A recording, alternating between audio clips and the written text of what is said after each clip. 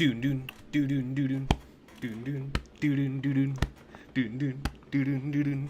Ladies and gentlemen, there is no chapter this week, but I can assure you, it's gonna feel like a chapter happened this week by the time we're finished here, man. Let's go. Hold on. Where's the camera? So that we can make sure things are rocking and rolling. Is that it? No. Oh, wait a minute. Is it not plugged in again? Come on, bro. Hold on. Dude, what is happening every time? Every single time. Who's messing with my stuff? It's gotta be Instant Messenger Sama. It's gotta be Instant Messenger Sama, man. Hold on. Yeah, my stuff's not plugged in. Okay. Hold on. Are we here now? Yes, look at your boy. Look at your boy. Oh, wait a minute. It's on the wrong tripod. It's on the tripod that's broken. Hold on. Let me a second.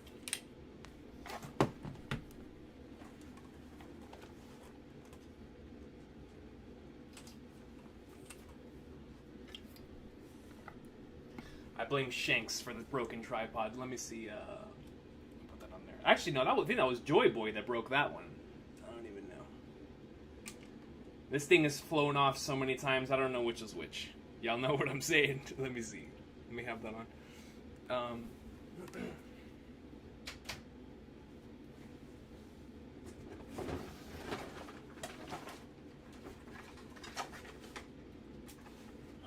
right. Let me see.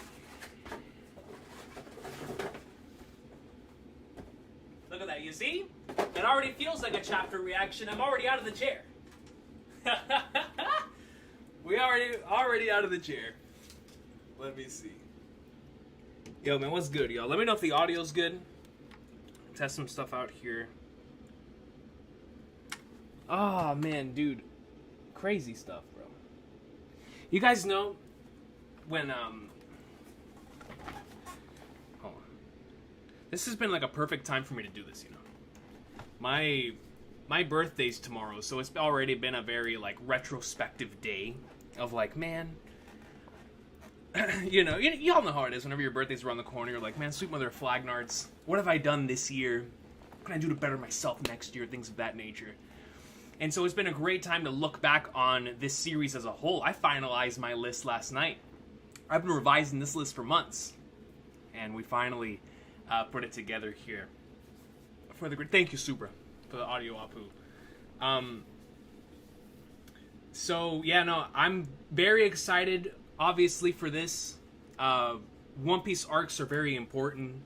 All love to you guys. Thank you for the love. Before we start this stream, actually, before we get into it, right before I went live, I was sent something that I knew I had to start the stream off with. So my boy, as y'all know, the good brother. The legend of legends, you know, the individual whom has caused so much joy for us in our community. I did not know what Uzumaki Khan had been going through, so I'm gonna let me post a link in the chat. The link that I was sent. Here's a link to the tweet that I was sent. And then I'm gonna share this message right here. Where is it? Open.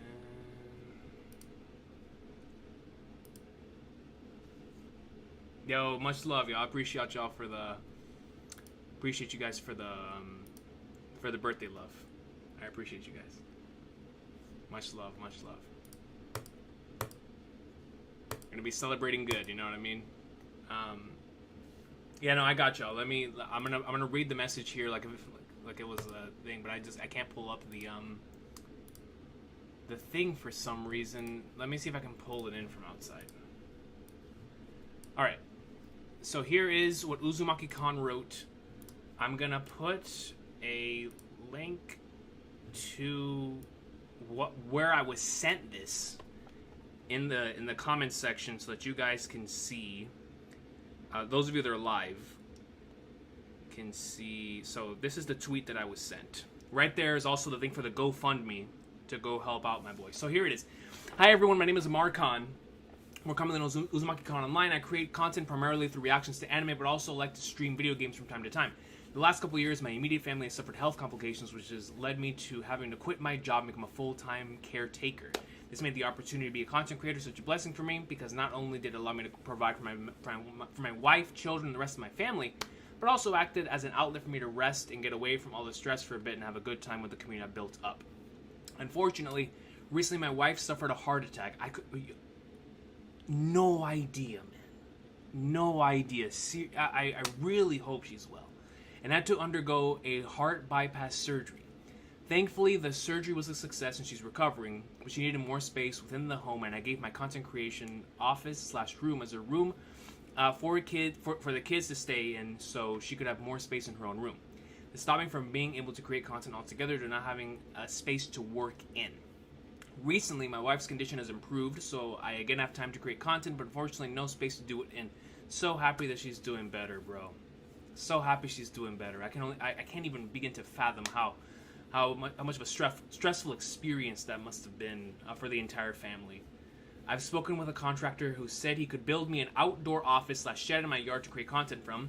It's allowed me to create even more content in the past, and as I would be able to react to or stream not only when I'm free during the day, but later in the evenings when everyone is asleep without worrying about disturbing them. Including labor costs, all materials to make a sturdy and safe shed, soundproofing, electrical wiring, and set up the shed. Contractor I spoke will give me a quote of 15,000 British pounds. Of course, I will make do with any money we are able to raise. Now, those of you who know me know I would never in my life ask for donations like this, and this man would never do something like this if he had no other choice. You know, knowing him personally as a good brother, I know he would never do this, and so that's why I was so caught off guard by the fact that this man. It's like you can tell this is a moment of a true, I wouldn't even say desperation, just an outcry. From a good brother in the community, which is why it hurts so much for me to read this. One of my mods showed me the response and support the community gave me, and it made me cave in.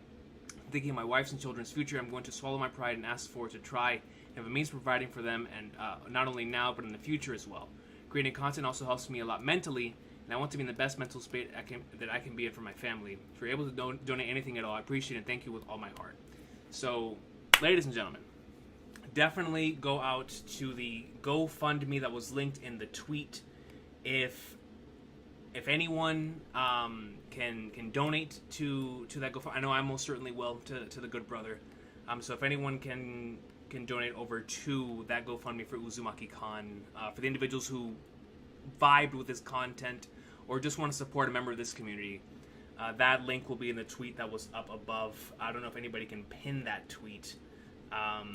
But that is most certainly a message from our guy Uzumaki-Con, and I truly hope that things are looking up for him in regards to the family. Of course, family first. That the health is improving across the board, but for him, for the opportunity to be able to get his mind off of things now that things are looking on the up. I really do hope that he can get an opportunity to come back to content creation, considering just how much joy the man brings to the community. It hurts seeing someone who brings so much joy have to go through so much. And so, Con Man, even though I highly doubt you got the opportunity to see this, but to the individuals who are associated with him, I just hope that you guys are able to get things up and running again for our boy. First and foremost, for his mental health, and then of course for what he can provide to so many individuals. And so nothing but the best to his family, his children, and to Con himself, man. It's a dude that I've known for so many years, like I said, and so to see that message, it hurts. It hurts a lot, and so all love to Con, man. I know he loves his community more than anyone, so to see him release this message must have taken a lot. And so all love to Uzumaki-Con. Really wanted to share that before the stream started. And to everyone who wants to donate to that cause, most certainly do so within the tweet that is above. But ladies and gentlemen, we are here today for a Ranking the Arcs stream. I have not ranked the arcs, I believe, since the old channel and or the beginning of this channel. So it's been a very long time. Obviously, many rereads and rewatches have gone by since then. And it's going to give us a good opportunity to truly look back on the series as we head into the next part of the final saga. And be like, man, this is where we stand right now. Now, as I just said, I've gone through this series, in particular multiple arcs, so many times that my tastes in the series have it's evolved and I've gone through the series so many times that I hold each arc in the highest regard. So you'll have no idea how difficult this list was for me. I can imagine how hard it was for you. But I'm talking about for me personally. This was one of the most difficult things I've ever had to do on the channel. Because from number 32 to number 1, I hold each arc in not just in high regard, but in my heart and soul. As like a true experience that I've gone through so many times. And so this hurt, man. This hurt to have to choose between them, which is why I wanted to do individual arcs and not sagas, to make it to where we would have to really think about the sections in the stories that mean so much. The sections and the stories within One Piece that mean so much to us. So that's why I split it up in the way that I did. In the 32 arc format. That will allow us to go through each individual section of the story. Looking at it, of course, we'll be able to talk about individual arcs and a part of greater sagas, why we either prefer, or rather than prefer, more so why certain arcs resonated with us on a personal level. This has nothing to do with objectivity or what is better. All I want to hear from not just y'all, but from the members that I asked from the panel, as well as from myself, all I wanted was, yo, what arcs resonated with you? What means something to you? You feel me? I don't care what you think about whether this is the best arc or what you think is the worst arc. All I want to know is what resonates with you. Because once you get into this series and how much this series means to me, and not just me, but to a lot of you as well, it really is choosing from least favorite to most favorite. Because I rock with all of these, man, so much. So much. And so it was incredibly difficult to go through this list. But just to lay some ground rules, so in each individual pick, I definitely want to hear from all of you. Exactly. It's like choosing which child you love the most. Exactly. So with each individual pick, we're going to talk about it. Of course, talk about our favorite moments from the arc, what makes it stand out, why that arc resonates. And I also want to go to the comment section to see if anyone has that arc either really high on the list, really low on the list, and why that is. So for each individual pick, I would love to get some commentary from all of y'all in the comment section, as well as I have some comments from the people that I asked to be a part of of like a little panel thing. So talking about the panel thing, it's not people that are coming on here, because I don't want to bring somebody on here for like 4 to 5 hours, which I'm sure is maybe going to be the length of the stream. So I was like, let me just gather their arc rankings and then we'll talk about it on here. You know what I mean? So I reached out to a few individuals that I know. Not only do I rock with them because I rock with them, you know what I'm saying? My brothers and sisters. Even though I have so many brothers and sisters, it would have been like a 30 list stream if I were to reach out to everyone. But I specifically picked out these individuals because some of them just recently caught up. Some of them caught up during like Wano. Some of them caught up during Whole Cake Island. Some of them caught up during Punk Hazard. Others have been caught up since they were kids. So I wanted to have like a range between individuals who've been experiencing the series since they were very, very young, and others who just recently caught up to One Piece. And so that, alongside my own list and the community rankings, is how I brought all of the results together. So the community rankings that all of you saw are going to be different from the list that we're having here. Even though that's the main basis, it's like 80% of the list.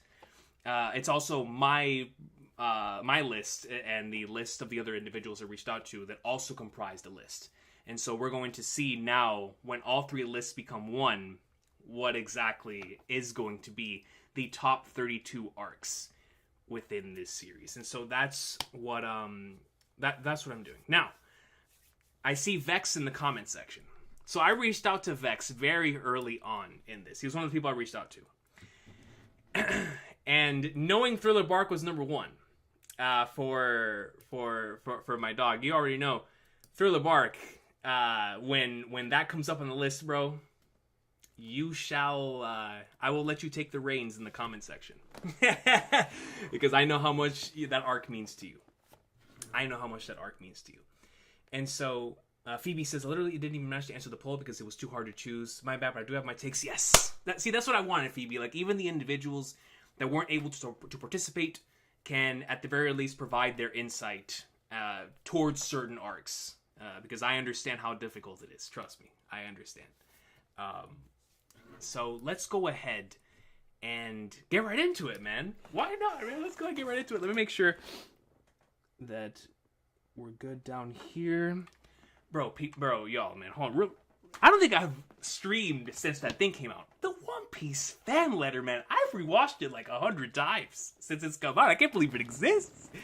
Like, bro, that is one of the greatest things the One Piece anime has ever produced. That One Piece as a series ever produced. Masterpiece, man. Masterpiece. You know what I mean? Like, bro, what a beautiful thing. And so I just wanted to see that. Yeah, exactly, Super. Like, for me, this is the best possible way to celebrate a birthday.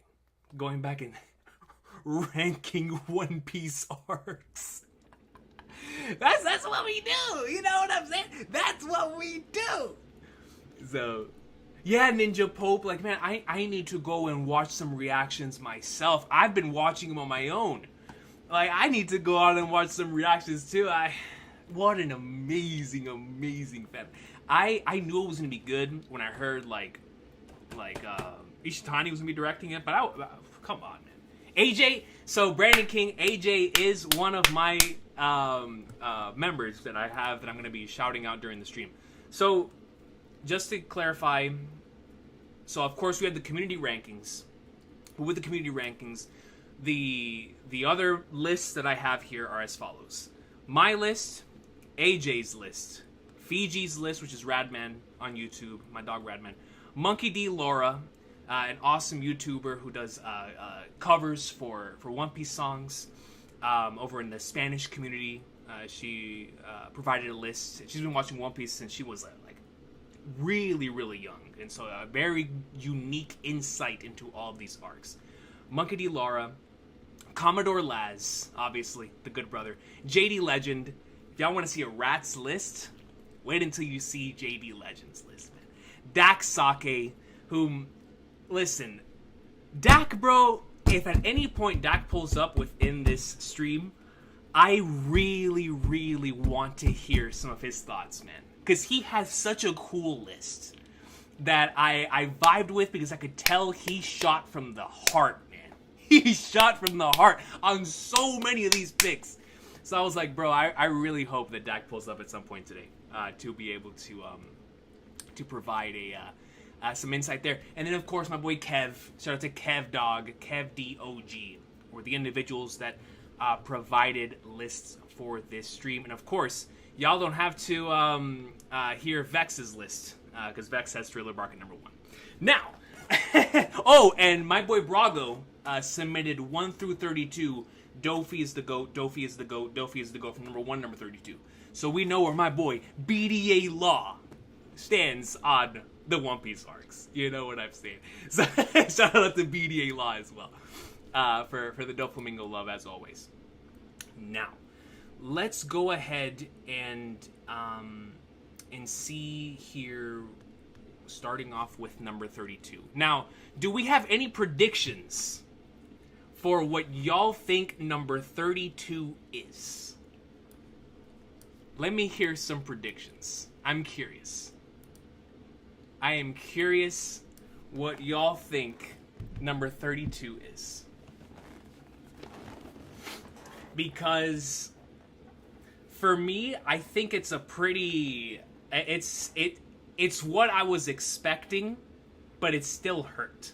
It still hurt. Josh Pointer says, I wish I could watch this live, but work has me right now. No, Josh Pointer, man.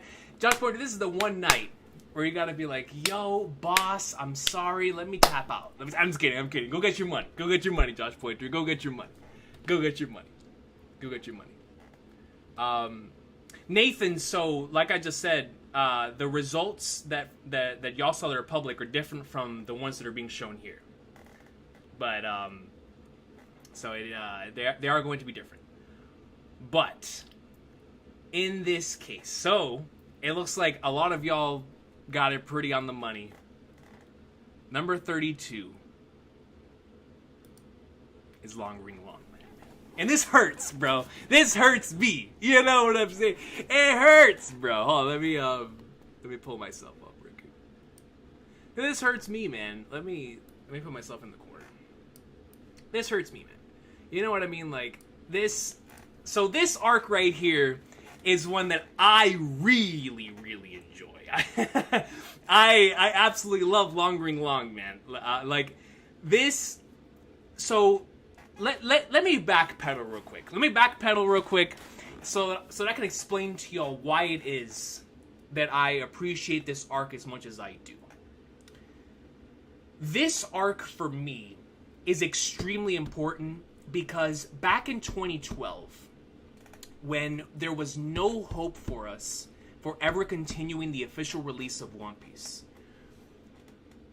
we were stuck with obviously the English dub being caught up in the end of Skypiea, or I don't even think we got to the end. It was like episode 167 or whatever it was, where it was stuck for years. Never got past that. We never got the releases. And as someone who collected the DVDs, even though I watched a lot of my stuff on Watch OP, but as somebody who collected the DVDs, I was like, man, I especially as a massive fan of like the stuff that comes after, like your Water 70s lobbies and the sabaody to Marinefords, I was like, bro, I really want to collect this stuff, but there's no way for me to do so because they're not releasing it. So I could only own the mangas, right? Because they were releasing the manga volumes really, really quick at the time. So when Toonami came back in early 2012, there was a little bit of hope for us. We were like, yo, One Piece could be on here, especially when they brought Naruto on. So early 2013, they announced that One Piece was coming to Toonami. And this was around the time that I started the channel, so I was covering a lot of this stuff on the old channel. And so covering all this, waiting to see where they would start, eventually they announced that they were going to be starting on episode 207. And I was like, 207? We're starting a Davy back? So the moment they announced it, I was like, let's go. We're finally starting the official releases for One Piece in English again. And so when they brought Long Ring Long out both on television and on DVD, I ended up rewatching it so many times because they kept showing it on TV and I was buying the DVDs as they released. So I became really attached to this arc where I was like, bro, obviously beforehand, it was a dope arc, but that made me really attached to the Long Ring Long experience to where I came to genuinely appreciate what Oda was going for here by dropping a palate cleanser in the middle of two extremely long sagas. And he just drops a masterclass in comedy. I love the Davy Back fight. I love Afro Luffy versus my boy Faye and Foxy. I rock heavily with the game's format, man. The way that each individual game progresses. We have Zoro and Sanji as a tag team. Me as a wrestling fan, bro, you give me Zoro and Sanji as a tag team, we're eating. We are eating, man. And so I really rock with the Davy Back fight. I always have. But like I said, because of that experience, with the English dub dropping when it did, and being able to experience One Piece in English for the first time in years again, I was like, no, bro, it was special, man. And the fact that the English dub is actually, like, really, really, really good for the Davy Back fight, it's hilarious, man. It's hilarious. It's hilarious in both versions, in both sub and dub. But it was a really special experience, and so because of the amount of times I've rewatched Water 7-enies Lobby, the fact that this comes before leads me to watch this too. So I've gone through this arc so many times over the course of my journey as a fan, and every time I watch it, it always brings a smile to my face. And I just love the interactions with the crew members. We obviously talk about pre-time skip vibes a lot within our community. You can't get any more pre-time skip vibes than Davy Back Fight, bro. It is comedy, adventure, piece, greatness. Greatness. All throughout, man. So, let me go ahead. Does anybody have any, like, thoughts on the Davy Back Fight in the comments section? People forget the Goat Kuzan appearance. Well, then, yes! I talked about all of that stuff. I forgot to talk about the fact that Kuzan appears in this arc at the very end, giving us a great cliffhanger, raising the stakes extremely high. It's like, man. Yeah, Kuzan's first appearance. So good. So good. Gone through this arc is also beautiful. It's what I also want to see in cartoons as a kid. Facts. I love those fake Cartoon Network Super Bowl specials. Dude, great point, Doran. Great point. That is what it feels like. It's always felt, so Phoebe says, it's always felt like a breather arc for me. It's very fun, but unfortunately expected to be at the bottom due to its nature. We're almost conditioned to expect ever-rising stakes, so yeah, exactly. So I get it. I get it as well. Brandon King says, I actually like Tanjit as the guy we have to help. Me too. I most certainly do. Shout out to Tanjit, man. Let me go ahead and read some of the things here. So let me see who had this the highest. Dak Sake had the long ring long Davy Back Fight at number 5. His 5th favorite arc in One Piece. And I would love to hear his thoughts on that, because that just screams personal connection. We're talking about the Afro One Piece dude. The Afro Piece guy. Hashtag Afro Piece. Dak, man, we need you to come on here and spit about the Davy Back Fight greatness. He's got it up at number 5. And so, I really want to hear his thoughts on that, man. That screams not just personal connection, but obviously, when you think of Afro Luffy, now you think of Dak. So it's so good. I love it. That is the beauty of One Piece, where somebody could have the Long Ring Long Land arc in their top 5. And then Good Brother Fiji has it the lowest at number 32. It seems that I think the rest of us, I actually had it not near the bottom. I had it at number 19 on my personal list. So it's 19 on my list. I like it, like I just talked to y'all about. It has a strong personal connection for me, so I definitely have it relatively high there. I mean, it's One Piece arc, so anything on the list is special to me, but I feel like that was an accurate placement for me, considering just how much I've gone through this arc and the time and place of it all. Like, I really appreciate it. So yeah, Long Ring Long is my number 19. For others on here, let me see. AJ had it at 31. Fiji had it at 32. Laura had it at 27. Laz had it at 30. JD had it at 29. Dak had it at 5. And Kev had it at 30. So it looks like Dak and I were the outliers that had it relatively high on the list. Suber says he had it number 28 here. If it didn't exist, I can imagine people yearning for an arc that does what Long Ring Long does. This funny side adventure isn't trying to take itself too seriously. Great point, Eric Reed. Great point. Vex, that's exactly why I have it where I have it. So Vex says, for comedy alone, I'd put it above a bunch of the shorter and less impactful arcs. That's exactly why my reasoning for it, over certain arcs that don't even feel like complete narratives, right? Like complete stories. Like I said, having reread the story so many times, obviously there are certain arcs that just feel. We'll talk about it when we get to it. But I definitely, yes, Dak. Thank you, Dak, bro. Talk to me, man. Dak. So Dak Sake here. I'm just reading off where you have it on your list, bro. You have it at number 5, brother. Let me know. Talk to me about why Long Ring Long is that gas, dog. I was just talking about why I love this arc. Why I genuinely love this arc. So, Dak, man, in the comment section, please let the boys and girls know about the peak, man. Frodo Baggage, this is the community rankings. But it's like a three-way thing. It's the community rankings, it's the panel rankings, and it's my rankings all put together. So, Dak, bro, when we see his thoughts, I'll read it. I bunched together certain arcs I consider Orange Town to also be a part of Romance Dawn. Me too, Quag 2, and that's the reason why I separated everything. Because if not, I wanted to take a different approach than I did last time. Last time I did this list, I did sagas, like Skypiea Saga, Water 70s Lobby, the Paramount War Saga, all that stuff. This time I wanted to look at each individual arc, so that we could look and give attention to each individual arc in the series. My boy Dak says Long Ring Long Glen is where everyone is free. How could it not be top 5?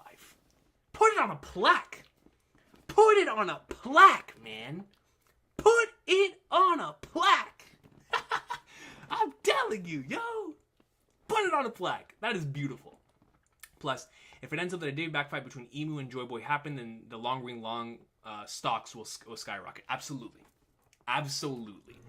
As well as I know Randy has the Dave back fight stocks happening for like Shanks and things of that nature, and the Cross Guild too. So I know there's a lot of stocks in a future Davey back fight. But I'm so glad we were able to have Dak here to speak on that, because man, dude, Davey back fight greatness, man. You and I were the outliers having it on the towards the top half of the list. But like I said at the beginning of the stream, I can't fault anyone for where they place anything, because I love every arc in the series. So you can have them in whatever order you want. I'll agree with the list. I just will. So here we go. Now, does anyone have thoughts on what comes after the Day Back fight? What do y'all think will be number 31, considering that we have Day Back fight at 32? What do y'all think is 31?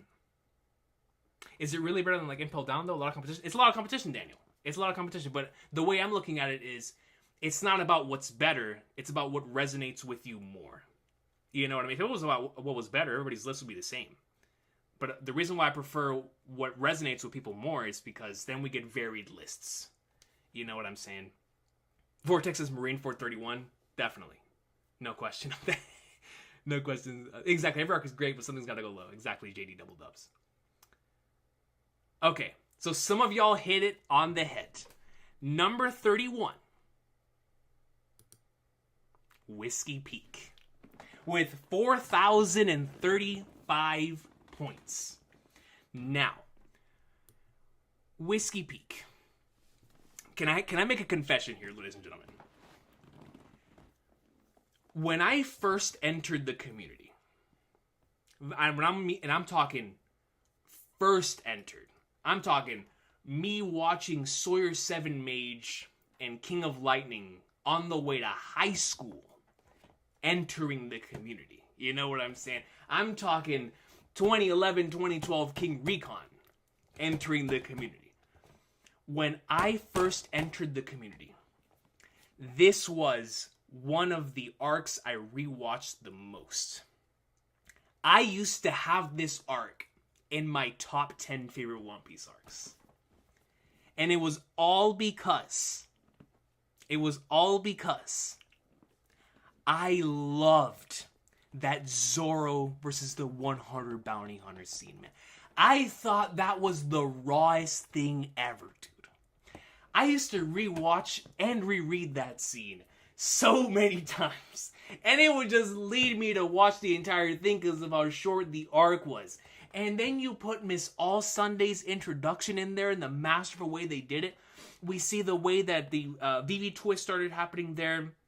And the way that this arc pushes everything into what would be the Baroque Works saga. I love the setting of this arc too, you know. It's one of those things where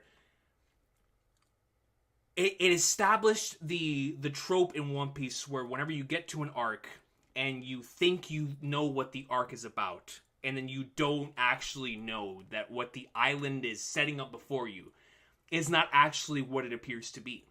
So you see the cactuses in the background. Those are cactuses. They're actually tombstones. And it started that whole island is not what it appears to be on the surface that we could expect from the Grand Line. And I thought coming off of our first official story arc, obviously we had Reverse Mountain before it, but our first official arc within the Grand Line, I thought it was a great way to keep things grounded for individuals who were used to the East Blue Saga, while also introducing really wacky abilities that could be like, oh, so this is what the Grand Line's about. While giving us Miss All Sunday, bro. Miss All Sunday. Miss All Sunday, man. Like, dude, I really, really used to rock with this arc. I still rock with the arc. But yeah, that tombstone reveal was crazy, dude. Like, I really loved that reveal. It was a brilliant way of showcasing what Oda can do with his islands. And it's super cool. It's super, super cool. So shout out to Nami with the alcohol tolerant Nami facts. So let's go ahead and see where everybody had it ranked here. If anybody has it high on the list, let me know. Let me see here. So JD had this the highest at number 23, and Kev and AJ had this the lowest at number 32, so they had it at dead last. And Jay had it at 23. Let me see. So Kev 32, Dak had it at 29. Jay 23, Laz had it at number 31. He got it right on the money. Laura had it at number 29. And I had it at number 30. No, Fiji had number 31. I had it at number 28. So I had it at number 28.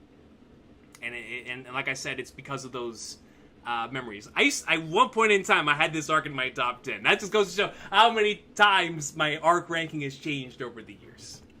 And so, all love to my boy JD for showing love to Whiskey Peak. But like I said, I really do appreciate this arc. I appreciate what it does for Baroque Works, and how important it was to have an arc like this at the beginning of the of the Baroque Works saga, at the beginning of the Grand Line. Seeing all these characters and how grounded the arc felt, also feeling so extraordinary. I rock with this arc, man. It's such a short arc, you can go through it multiple different times. So I appreciate it. I really, really appreciate it. So that is number 31. Now, let's get to number 30, ladies and gentlemen. Now, number 30 is an interesting one. I'm very much looking forward to seeing what all of you have to say about this one, considering its length. But number 30 is Reverse Mountain. It is so short, in fact, that it's the only arc on this list that doesn't have a volume picture for it, because a volume's worth of content does not cover Reverse Mountain. And so, with that being said, let me pull my camera up here. Reverse Mountain is number 30. Now, I can tell you, at the very least, that out of all of the individuals that submitted their lists, I had it the lowest. I have this arc the lowest. I'm sorry, Dak, and I'm sorry to everybody in chat, but I have this arc at the bottom of my list at number 32, and let me explain why. Like I said at the beginning of this video, something had to go down in the bottom few slots because of just how much greatness there is in this series. And I appreciate this arc, I truly do. Can't even tell y'all the amount of times I've gone through it because of the DVDs that I have. But the arc is so short that when I compare it to the other in the series. It doesn't even feel like it is a brilliant, similar to Gaimon. It's a brilliant way. Blasphemy, he lost a subscriber.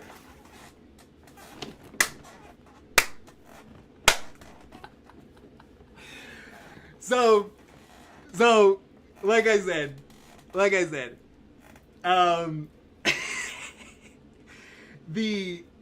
it feels like Gaimon, where it's Oda really flexing the fact that he could get you emotional in a really short amount of time. But because of how short it is, I often, in my mind, put Loguetown and Reverse Mountain together. And when you have to split them, Loguetown's already 5 chapters long. The anime is what extends it to be what it is at least in my memory, right? So, Reverse Mountain's even shorter than that. So, when I looked at it, I just said, man, I love Laboon.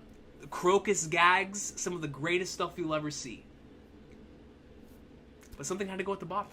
And I'm sorry. Luffy Blazing as number 12. Luffy Blazing, let me know what sticks out to you in regards to the greatness of Reverse Mountain. I agree, Yodozuya Light. It's a great arc for its length.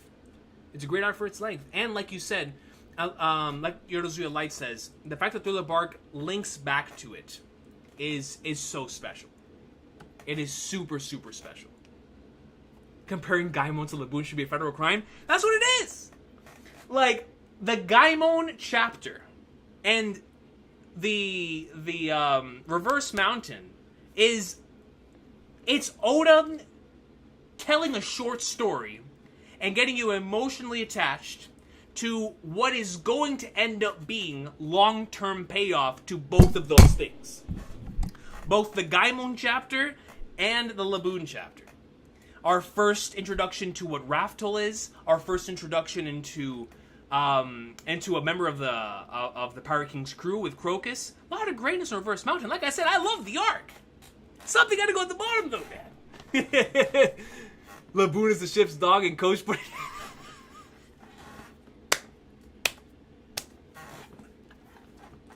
Listen, man, it wasn't easy for me to do this, bro. You know what I'm saying?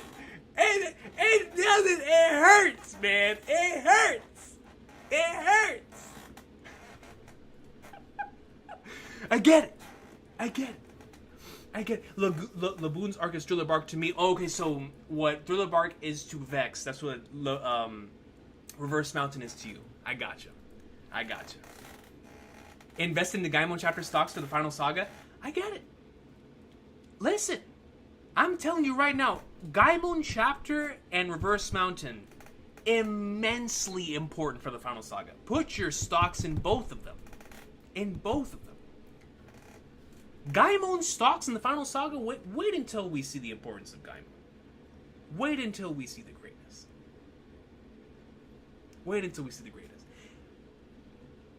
Yeah, no, you're right, Dex. Yeah, listen, I'm not denying anything that y'all are saying. Y'all are all spitting. And it's so short with the impact in those few chapters bigger than Laboon himself. 100%.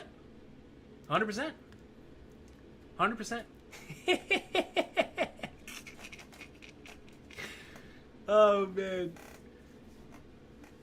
So let me see where everybody else had it on their lists. So I believe Dak had it the highest. But let me go ahead and go through the list here. Kev has Reverse Mountain number 29. Dak had number 19. So Dak is the voice of the people right now. Dak is the voice of the people with the David Back pick and the Reverse Mountain pick. JD has number 21. Laz at number 29. Laura has a number 18. Oh wait, Laura has the highest. At number 18. So, like I said at the beginning of the stream, Laura's been watching One Piece since she was a kid on TV. So, almost the entire series was weekly to her. Going all the way back to, like, Alabasta and the Baroque Works saga and all that. So I can most certainly see that. Kev! Kev, man, so glad to have you here, bro. So glad to have you here, brother. Appreciate you, man. Appreciate you. Thank you so much for stopping by, Kev, bro. So happy so that we can talk about some of the picks that you've had, man. We love to... I'm so glad to have you here, though, man. Thank you, Kev, for stopping by.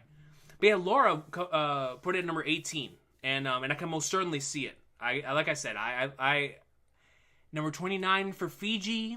AJ has number 27, and then Recon the Fraud has it at dead last. I'm sorry, Laboon, it wasn't me. It was Evil Recon, aka Parvision. It wasn't me. I didn't make this pick. It was Parvision. You know what I'm saying? Someone had to make this pick, and it wasn't me. It wasn't me. It wasn't me. So yeah, Laura and Dak had it at the highest at 19 and 18, respectively. So, King, you are not my top one anymore. Hey, it's okay. It's okay.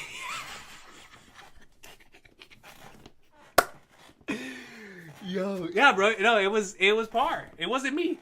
It wasn't me. You know, it was either Par or Morge. One of them is Evil Recon. You know what I mean? One of them submitted that pick. It wasn't me. It wasn't me. But on a serious note, love Reverse Mountain with every fiber of my being. But something had to go in last place. Now, let's go into the next. Let's go to the next pick. We are going to be heading into an interesting stretch here. The 20s, I think, for everyone on not just the panels list, but in the community list, were all very different. Very, very different. And so I'm so interested on seeing how y'all feel about the arcs that are here within the 20s. So starting us off here with number 29, we've got St. Recon Rodriguez's return indeed. That's right. That's right. Punk Hazard. Now, this one right here, I understand, but this one hurt when I was putting this together. This one really, really, really hurt. I love Punk Hazard. I love Punk Hazard, man. I know there's a lot of people that don't like Punk Hazard, because based on the list that I saw from the community rankings, there was a lot of people that had this arc at the very bottom. I don't know who had this the highest. I had this the highest. I had this the highest at number 20. Punk Hazard, for me, has so many memories that I could not put it any lower than number 20. I couldn't put it. I couldn't put it, man. Dude. I got you got your subscriber back. Here's my thing with Punk Hazard, man. When we were leaving Fishman Island and getting our first look into the New World, and it's so interesting that we got two arcs back to back, our first look into the Grand Line with Reverse Mountain, and our first look into the New World with Punk Hazard.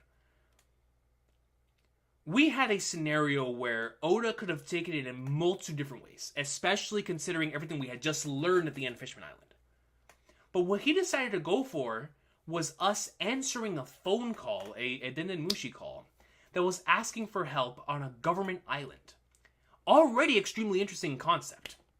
Really wanted to know what was happening with WG, especially after what happened with Kuzan and Sakazuki. So we were like, man, we gotta know more about what's happening with WG.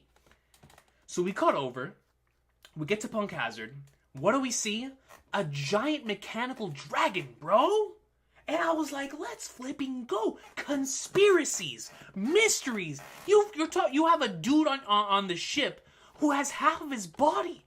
And it's like, yo, what's going on? You continue the arc. Trafalgar D. Water Law is here. Then you continue further. We see Smoker and Tashigi again for the first time since Marineford. And it was like, let's go! We're seeing the squad again! Then, we're like, yo, who in the world is Joker? I remember that being such an integral part of my weekly experience with Punk Hazard, man. Who's Joker? Who's Joker? Who's Joker? Who's Joker? Who's Joker? And when we got that reveal, oh, man.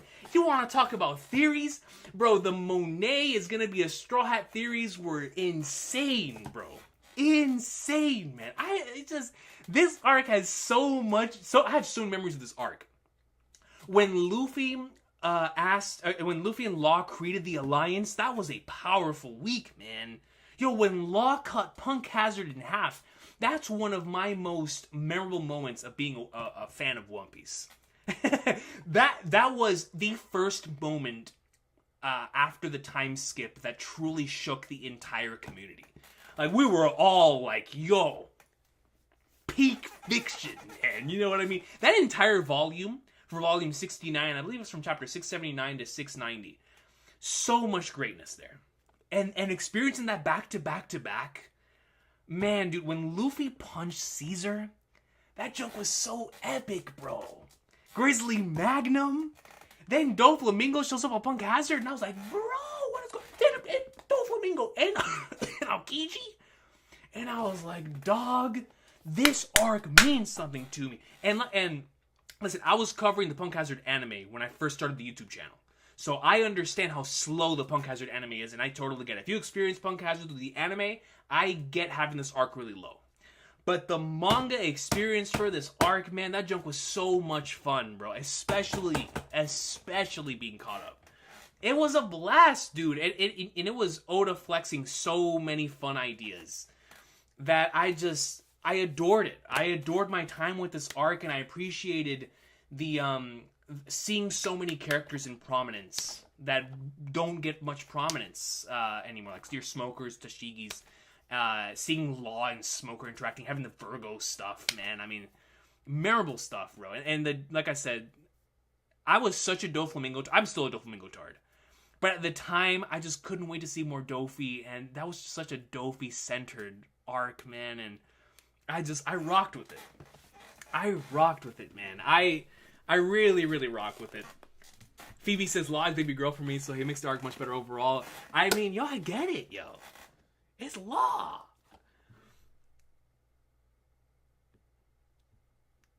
I miss Monet. Me too, JD. Me too.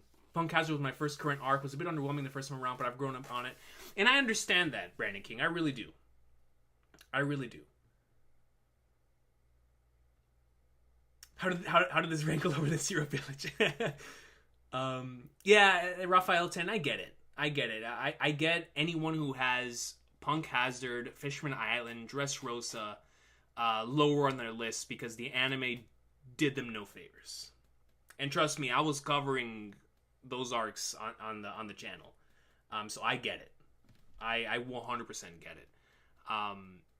But like I said, coming out from the manga experience, it was just so special, man. I appreciate it. So let me go ahead and see where everybody had this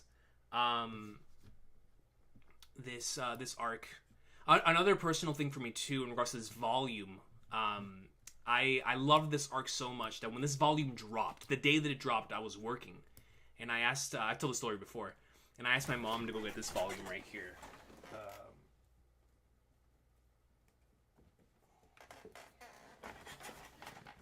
A working man tells his mother to go get a One Piece volume, and this is it. This is right here. I'll always have that memory of me being like, "Yo, Ma, could you go cop this volume?" I was just, bro, I needed it, man. You know what I'm saying, bro? I needed it. Like, it means something to me, man. I will always appreciate this arc for the memories that it gave me, and so that personal connection is where I have it. So let's go ahead and see what everybody had on their list. Punk Hazard. My boy Kev had it at number 23. So Kev and I were on the same wavelength. I had it number 20. Kev has it number 23. Dak also has it at 23. Yo, Dak and Kev with the connection there. Okay. Dak and Kev both having it at number 23. Beautiful stuff. JD had number 30. So he had even lower than the list had. Very interested in hearing his thoughts on that. Laz had number 21. Laura has a number 31. And Laura's been caught up for a really long time, so I'm going to assume there must have been a period where the coming off of what happened in Fishman, maybe she didn't rock with what was happening in Punk Hazard, which once again, like I said, I completely understand. But it's One Piece arcs. It's always least favorite to favorite. So Laura has a number 31. Fiji has a number 23, so that's another 23. A lot of 23s. And AJ had number 26. So AJ had number 26, and then I had it at number 20. So, much love to the Yo, Jacko, please. Absolutely, bro. Hey, if you could add some insight on that, I would really, really appreciate it, bro. Really, really appreciate it. Now, let me go ahead and see what is up next on the list while Jacko pulls up the comment there. 23 for Jordan. While we pull up the comment there from Jacko, let's go ahead and get number 28 rolling here. Number 28. I don't even remember what is number 28. You guys are about to find out the same time as me. We were just talking about this. Yo, we were just talking about this, bro. Okay. So let me go ahead and pull this into view. I don't even have to look at the list. I do not even have to look at the list to know who has this the highest. We already know who has this the highest. Every one of us that has watched a certain individual within our community knows who has this the highest. And that has to be AJ. It's got to be AJ. We all know how much AJ loves Syrup Village. Syrup Village is what sold AJ on One Piece. So I know for a fact that has to be somewhere on this list. So Syrup Village comes in with 4,700 points. I think AJ has to have the highest. So JD Double Dub says that's his number 32. Luffy Blazing says that's his number 31. So towards the lower part of the list. Jay got a 32. Let's see. Let's see if you're right. Okay, let's go ahead and take a look here. Kev put Syrup Village at number 27. Dak put Syrup Village at number 31. JD put it at number 31. Almost last.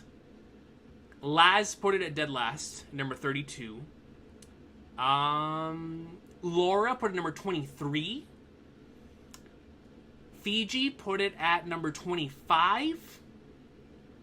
AJ put it at number 22. So he did put it the highest at number 22, as expected. We love that for my brother. And then I have it at number 31. So this is my number 31. Let me provide some thoughts in regards to... So Leo Dog says, I'm one of Syrup Village's strongest soldiers. I love that comment. I think that's great. Subra says dead last for him. BB says 30 for him. Now... Let's go ahead and see. So Jacko says from in regards to the same type of thought process as JD Legend, and says so basically it boils down to middle of the arc didn't hit with the swaps, like the gimmick was intriguing. The stuff with Sanji and Nami didn't help, like not one bit. Caesar doesn't really come up as, so I guess this will be a part of a longer comment later. Whoa! Chris D! Chris D! Coming in! Dude, I appreciate you, Chris D. Thank you. Coming in with a 50. 5-0. Chris D comes in with a $49.99 and says, Happy almost birthday, King. Appreciate you, Chris D. Thank you so much for that. Can you give a shout out to my mom, Luz Karime? She's a big fan of yours. Yo, Luz, much love to you. I appreciate you. I appreciate you and your baby boy. I appreciate the family. Seriously.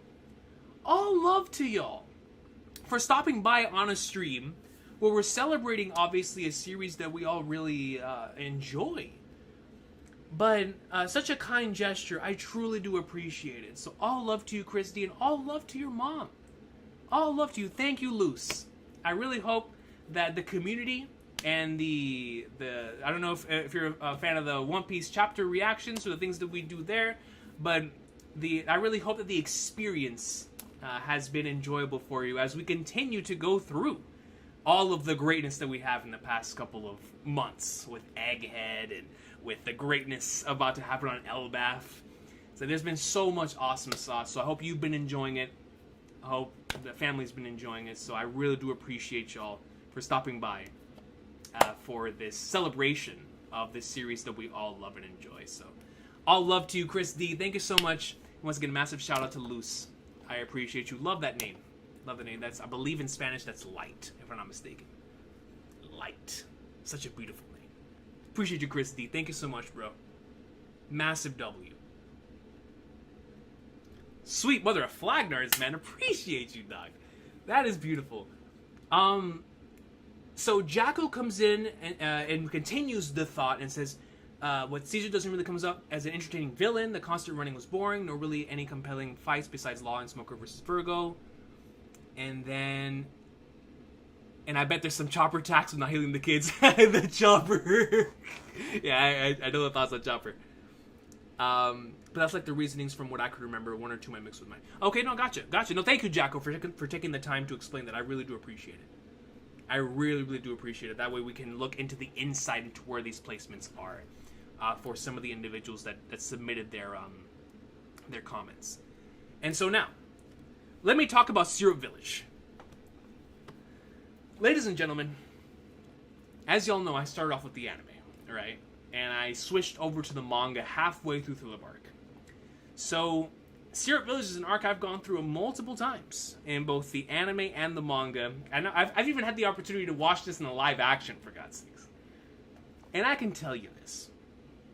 When I was first going through One Piece, this was, without question, I think it was my least favorite arc.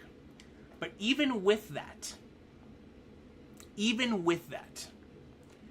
I love this arc. As I do all of them.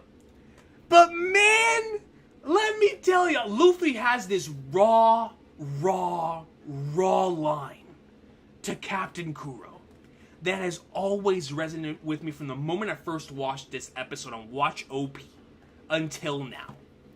When he's talking about what it means to be a pirate. Oh, man, bro.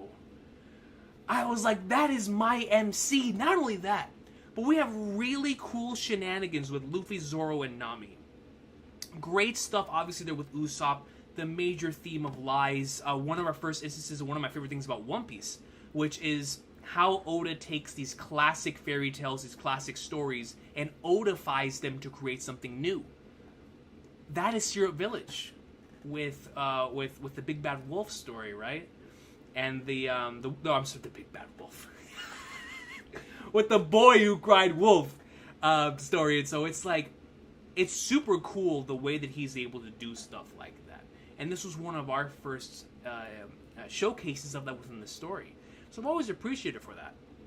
And I've always enjoyed Kuro for how goofy he is, as well as the rest of the crew.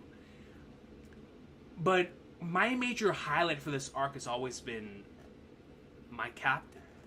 Like, Luffy really solidified himself as a favorite in this arc pretty early on. He's just so good. So good with, obviously, the major theme of the entire East Blue Saga is treasure and what everybody's treasure is. So you have one villain in Captain Kuro. I remember I heard the One Piece podcast say that he's like the 401k villain. He's just the villain who's trying to retire, and that's true. Captain Kuro is just trying to have a good retirement, you know what I'm saying? So you have a guy who's trying to have a good retirement, then you've got an up-and-comer who's trying to become the Pirate King. And so you have this natural foil that's going on here with someone who's trying to retire, keep his 401k, and get out of town. And then you got a dude who's stopping your plan that's been all these years in the making. I can't blame him for being mad. But Luffy had to put a stop to it. And I love the way that this arc portrays that, especially in the non-heroic way that it does. Luffy very much does this out of selfishness, and it leads to so many cool moments. Really love Django. Django's a really cool side character that gets introduced in this arc, and I thought that was a really nice addition to the overall story.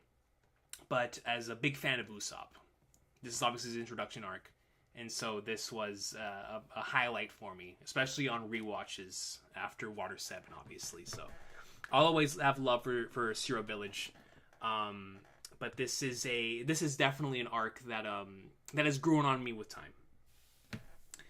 Yodozuya Light says, on reread, every arc has a lot of charm, even this one. I agree. That's exactly what I was talking about earlier in the thing. I really love the imagery of Usopp sitting on the tree reading Kaya's story. It's really beautiful to me. Kaya as well. Also think Kuro's a good villain. So in regards to the Kaya thing, we call back to that in the community so much, right? With Usopp's lies coming true, that it just always comes back to Zero Village and leads into that. And so let me see if oh yeah, I already read off the list. So let's go ahead and go into the next one. Let's go into the next one here with number 27, because now we're going to be here all night. You know what I'm saying? So let me go ahead and see here with number 27. What is number 27? I think I know what it is. I'm pretty sure. Number 27. Ah, yes, I was right. Okay. Number 27, ladies and gentlemen, is the arc that takes place right before it, and that is, of course, Orange Town. The arc that introduces us to the individual that now hosts the Buggy Bash. Ain't that right, Kev DOG? The individual behind the classic Buggy Bash. Now, as a massive fan of Buggy, y'all already know that I rock with this arc, man. I've always rocked with this arc, but I feel like with time, and especially after Impel Down, I've come to really, really love this arc. I don't remember where I put this arc. I'll check that in a second. But let me just talk about my memories with this arc, and then, of course, how that's evolved through the rereads and rewatches. My first experience with this arc, coming off of course, Kathleen Morgan and Romance Dawn, where I was already really enjoying it. The thing that really stood out to me the first go-around with this arc, to my recollection, was the Shushu stuff. Of course, before this, I'd experienced Naruto and Bleach and Dragon Ball, Yu Yu Hakusho, Sailor Moon. I've had my fair share of seeing emotional moments. But the end of Romance Dawn and the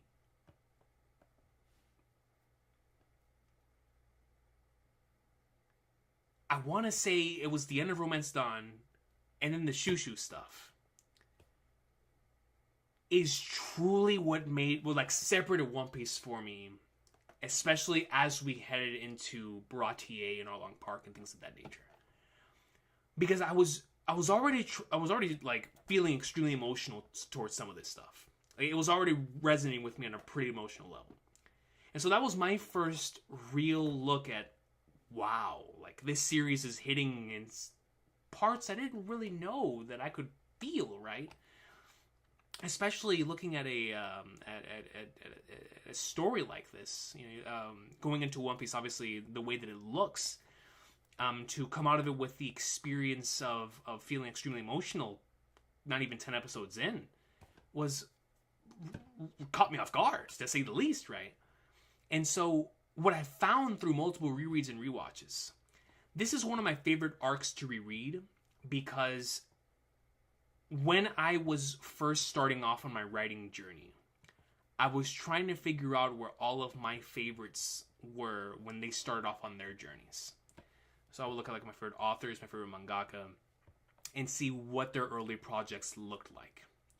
And I remembered really studying Oda's early work in regards to how he evolved what he created then to then become what would later become like his staples and the things that he became so good at. But early on, he created an Orange Town that is so thematically consistent, so much fun, great character dynamics, introduces an extremely lovable villain that still gets the job done, and then of course gets whacked in the most cartoony and incredible way possible. But it's those early moments of satisfying payoff, thematic consistency, and emotional thorough line that has always stood out to me in regards to Orangetown being one of those early, like, Oda's got it. He just has to capture and like what he's had, what he's like going for, and have it resonate on an even deeper level. And we would see that in later arcs. But one of the earliest it looks into that was Orangetown. And so every time I go through this arc, I always call it Toriyama piece, because it's very Akira Toriyama, especially with the way that the page layouts and ends up being in a lot of the chapters. Very, very early Dragon Ball. But I love it for that. I love it because you see that Oda wears his inspirations on his sleeve. All the Tom and Jerry stuff, all the Dragon Ball stuff, everything that he's consumed over the years, just coming off on the page. And I appreciate Orangetown more and more as I progress. And like I said, as a massive Buggy fan, I just really, really rock the Buggy. So let's go with the comments section here. Chuchu was the highlight of the arc. Agreed, Subra. Yeah, Chuchu, I'm telling you, Phoebe. I'm telling you. Absolute peak. Let me see. I like Orangetown for establishing that treasure can mean many different things. Me too, kind Bass.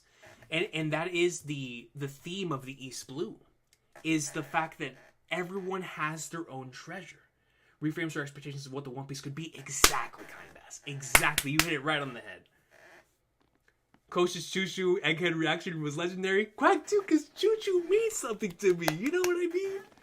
It means something to me. And let me tell you, the anime has some really, really nostalgic episodes. And those episodes still hit to this day. My most recent rewatch, Fiji and I were in a Discord call I think it was like 2 months ago, right before we recorded the video. No, it was like a month ago. When we recorded the character video, me, him, and AJ. Before the recording started, we were watching that Choo-Choo episode. And I was like, man, this thing still hits, dude. It still hits. It's big. So, Jacko has a number 26. So actually, Jacko, so you have a number 26. Let's see where we all had it. So, Jacko had number 26. You can see it's 90s One Piece. It really is 90s One Piece. That's what it feels like. Let me see where everybody had this. Starting from the bottom here. Kev had Orangetown number 28. Kev, the Buggy fan, at number 28. No, I'm just kidding. I get it. I get it, man.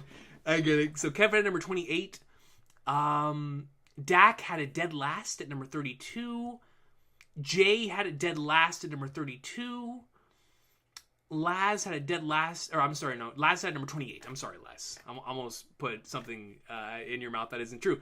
Laz had number 28. I apologize. 28. Laura has it at number 26. Right there with Jacko. Fiji has it number 30. AJ has it number 30. And then I have it at number 30. So it was around like the 30 to 26 range is where everyone had the thoughts for Orangetown. So all love to Orangetown and what it would establish for what would become, the One Piece that we know and love today. Now I know this one, man. This next one, I can tell y'all by far, I have this the highest out of anyone who submitted a list, and out of anyone, I guarantee you, out of everyone in this chat, and out of the individuals that are on planet Earth, I have the next arc the highest. Does anyone wanna?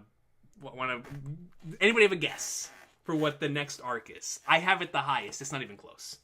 Everyone else has it towards the bottom of the list, and I have it the highest. Does anyone know? I talk about it all the time. It's an arc that means the world to me. It is my most reread arc. I'm very curious if anyone will be able to guess it. Let me see. No, trust me, it's not Skype. It's not Skypiea. It's definitely not Wano. If I saw Wano that low, I would have chopped the stream a long time ago. One of y'all got it, man. Coming in number 26. As much as it hurts me. Wait, is this really number 26? I might be trolling myself. Is it number 26? It is number 26, man. Ladies and gentlemen, my beloved Return to Sabaody. My beloved arc, man. My arc of legend. And I get it. Trust me, I completely understand why it's such a short arc. But I really, with every fiber in my being, love this arc, man. This is my arc. And oh, never mind. Luffy Blazing, you have it higher than me. Luffy Blazing is number 3. That's higher than me. That is higher than me. Let me tell y'all something, man. Let me actually, before I go into the results, this is an arc that means everything to me. This arc represents One Piece for me. This represents what I expect of the weekly experience from this series. This represents what I look for in an anime adaptation in regards to a One Piece episode. This represents my love for certain tropes within the medium of anime and manga, as well as any time that I think back to all of the times that I took this volume right here, that y'all used to see up here, but I now put down here because my room is set up different. But I put this volume right here in my backpack to reread over and over and over again. There's a reason why y'all see this here as the Return to Sabaody thing in the background. This is my arc, man. I joined the community because of this arc. First YouTube video I ever watched for a One Piece anything was Sawyer's chapter 598 review for that chapter. So this arc means the world to me. I love Return to Sabaody. I'm a big sucker for time skips, and when time skips are done right, they always land. And this was from 598 to 602. It is just exactly what I love about this series. And after being separated from the Straw Hats for so long, as someone who truly loves these Straw Hats, seeing them back together again, and the way that it was done, knowing that this is still the One Piece that I love, these are still the characters that I love, just beefed up now and all different designs, couldn't wait to see their designs. There was an AMV. I'm sorry, they're not called AMVs. There was a MAD. There were like MAD openings, like creative, like where people create their own openings based on like visuals from the anime, and then they create a brand new opening out of it. MADs. I don't know if they still do them, but they did them back in the day. Someone created a MAD opening for Return to Sabaody called Perfect Crime. It released in like early 2012 or late 2011, whatever it was. I rewatched that opening, that MAD opening, so many times because it represented exactly why I love this arc. There's a reason why the One Piece fan letter hit me as hard as I did, because it was me seeing an arc I love with every fiber of my being from a different perspective, right? So I was like, man,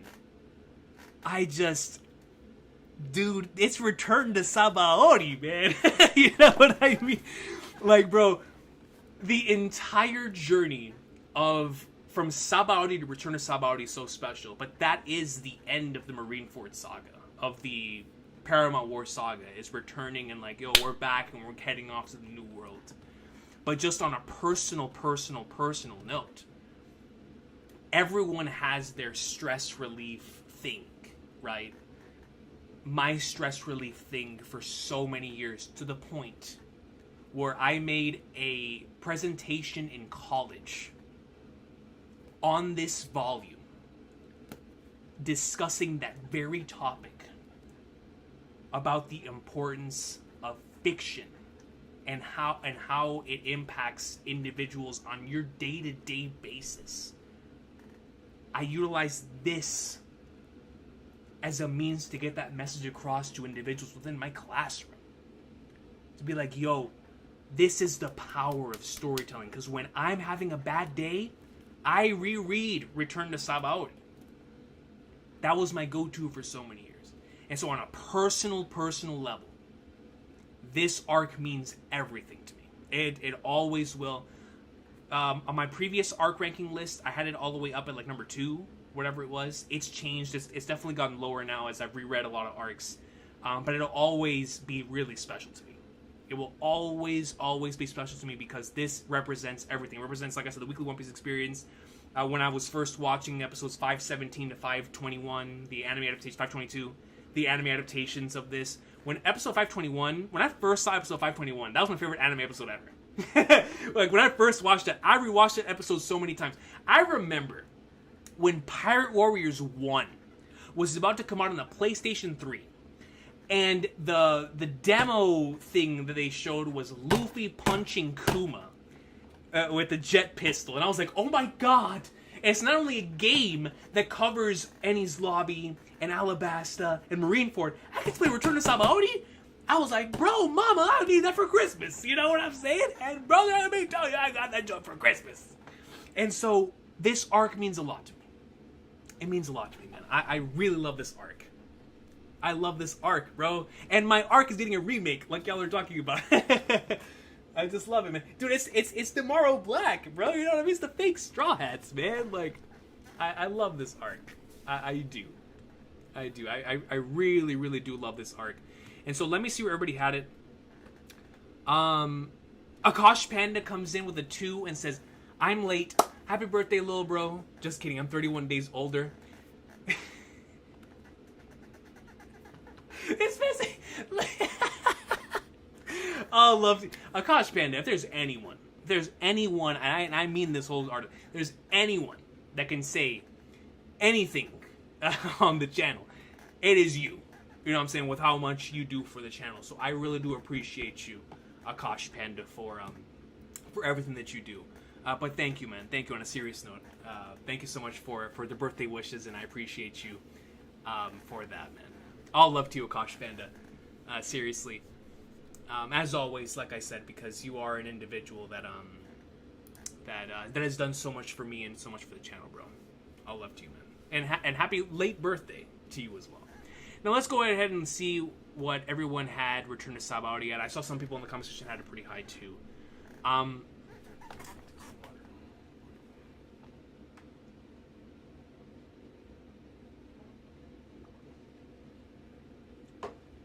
Tomorrow's my birthday. Well, it will be in like an hour and a half.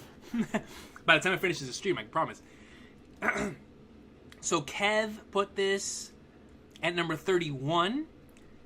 Kev, you and I got to talk about that. Kev put it as number 31. Dak put it at number 12. Dak, I flippin' love you, dude. Jay put this at number 28. Laz put it number 22. Laura put this at number 22. Fiji put it at number 28. AJ put it at number 29. And I have it at number 8. So I have it a little lower than some of you guys in the chat. But I have it at number 8. Like I said, it was in my top 5 for many years. And it's an arc I absolutely adore. But the last few rereads, I've placed a few arcs higher. Like I said, I only love arcs more. So, it is my number 8. I will always love this arc. Let me see. Phoebe comes in with a 10. Much love to you for that. Oh no, Super. AJ did not put it at number 9. Did I say that? AJ put it at number 29. I meant 29. Not number 9. 29. 29. So Phoebe comes in with a 10 and says, there's one thing I do have to admit. I'm a fraud. I've never reread One Piece since I started in 2020 until now. It's been one straight reading. So I barely remember some things. Do not trust my takes. Yo, Phoebe, no shame whatsoever. It is a long behind series. Long behind series. I always tell anyone that is catching up to One Piece now, or has caught up to One Piece recently. Dude, when I first got into One Piece, there was only like 300 episodes, 400 episodes, you know what I'm saying? So like, rereading and rewatching One Piece, especially certain arcs, knock those out quick, especially in high school, dude. I had all the time. I had all the time in the world. You know what I'm saying? So nowadays, obviously, can't reread it and rewatch as much as I once did, but it's one of those things where, trust me, I get it, and there's no shame in that. As a matter of fact, I think that's a very pure and beautiful experience to keep that initial adventure going all the way straight through. It would honestly provide a unique perspective, and so Phoebe, you having that straightforward perspective of having never gone back and reread the series, no shame in that, because you will offer a unique insight into the series that some of us can never provide, because we're all going off of like 20 rereads, you know what I mean, or 1 reread, or 5 rereads, whatever it is. So absolutely no shame on that, but appreciate you, Phoebe. Thank you so much for the 10. Do not trust my takes is hilarious. And like JD Double Dub says, absolutely no shame, right? Like, long series, tons of YouTube content it needs consuming, like, that's just the way it is. But now, let's go into the next one here. Now, what is the next one? Next one is number 25. Ooh, okay. Wait a minute. That was not what I was expecting. Okay, hold on. That was not what I was expecting. Listen, I should have remembered this, but I spent a good majority of the day playing Metaphor, and my brain melted. So we've got Amazon Lily at number 25. I'm actually curious as to who has this the highest.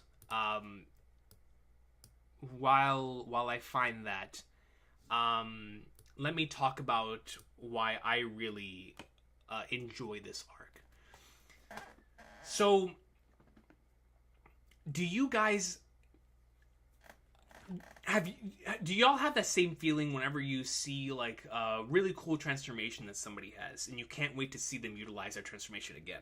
And so when you're going through the series again, you're like, anytime they use that transformation from that point forward, you're really excited. That was me with Gear 2nd, right? And obviously now with Gear 5, and before that with Gear 4.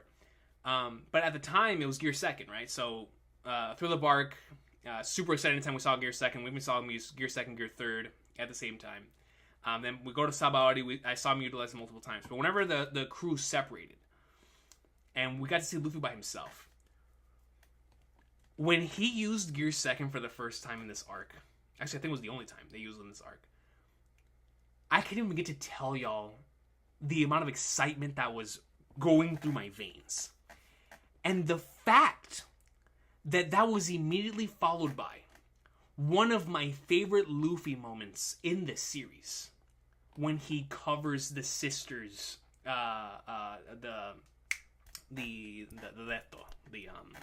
mark, the slave mark that's on their backs. That is one of the most powerful moments to me, because Luffy did not know what that represented. The only thing he knew was that meant something to them. And because that was important to them, it was important to him. He needed no context. And so it was really, really important. A really important Luffy moment. We're looking at a character who was just traumatized from having lost his entire crew. He goes over to Amazon Lily, trying to get back to his crew. Right? He doesn't know about the Ace stuff yet. Just trying to get back to his crew. But there are these individuals here that, of course, at that point in time, as Hancock is the main antagonist of the arc, it's like he believes has been wrongfully done here. And yeah, I'm telling you, it's so peak Akash Panda, so peak. Bro, let me read this comment by Akash Panda. Luffy bowing to Boa, choosing to save his new friends and reuniting with his crew will always be peak. That's exactly what I was about to get to. Luffy proceeds to do that. And then, when Hancock tries to double down and be like, nah, there's no way. Like, I gotta give him the thing. Would you rather do that or save your crew? No hesitations, like, I'm doing this. It's like, yo, that's my MC. That's my MC, man.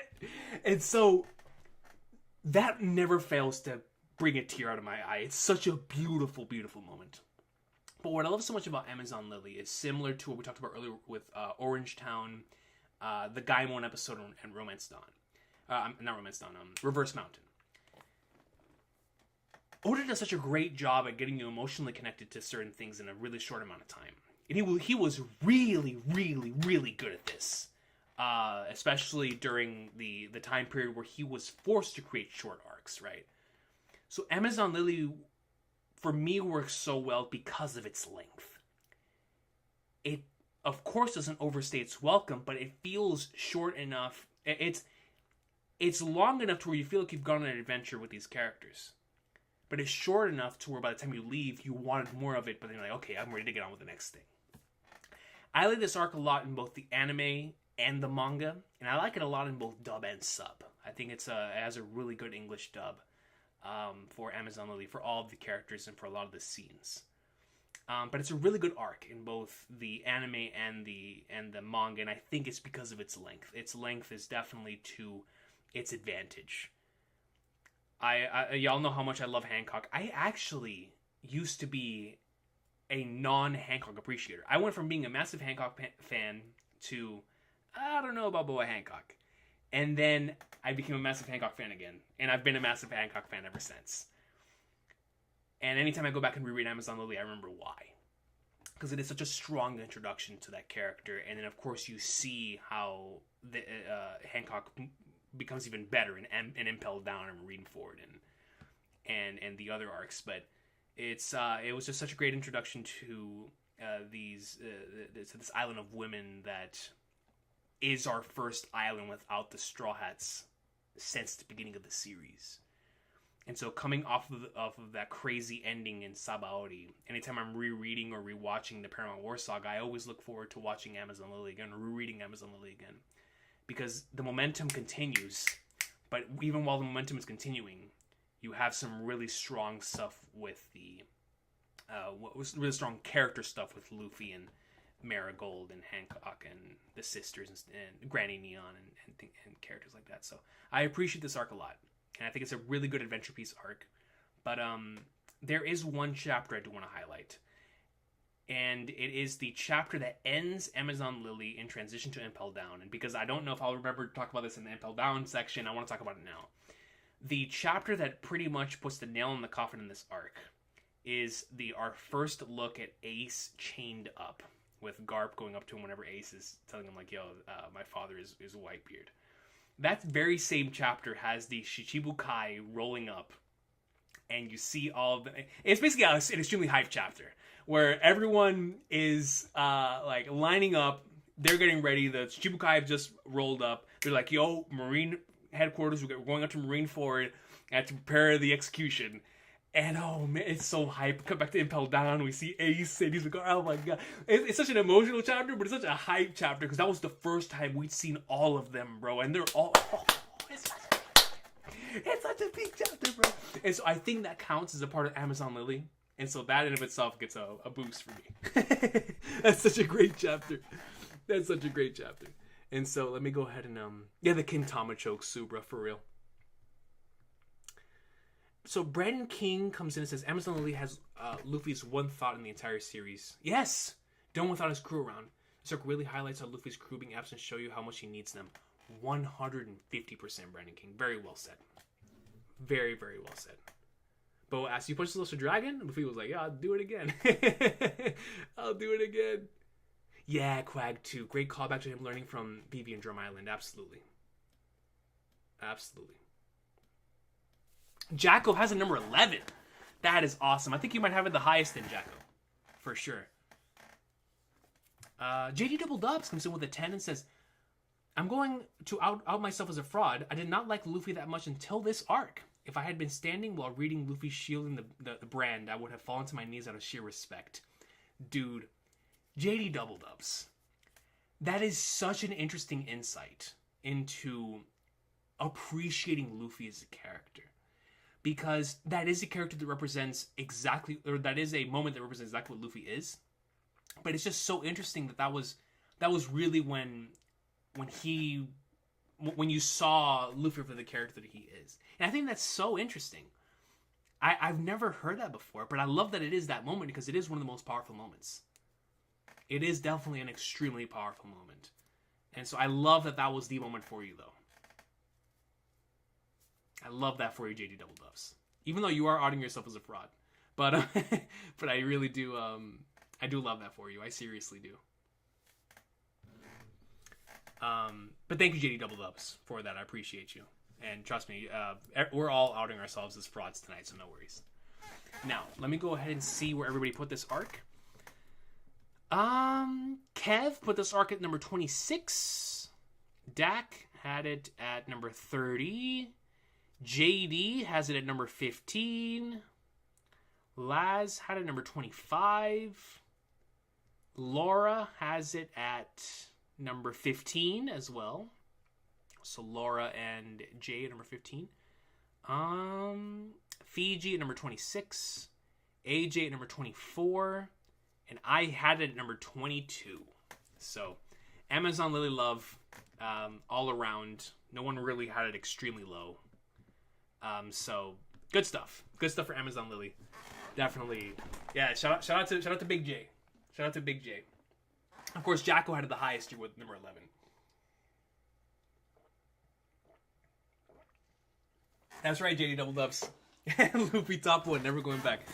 I can't wait to talk about what that moment was for me. Even though I've loved Luffy since. Actually, I think that might be coming up soon. Let me see, what's the next one? Ladies and gentlemen, the next one might actually be that. Number 24. No, it's not! This is not what I was expecting.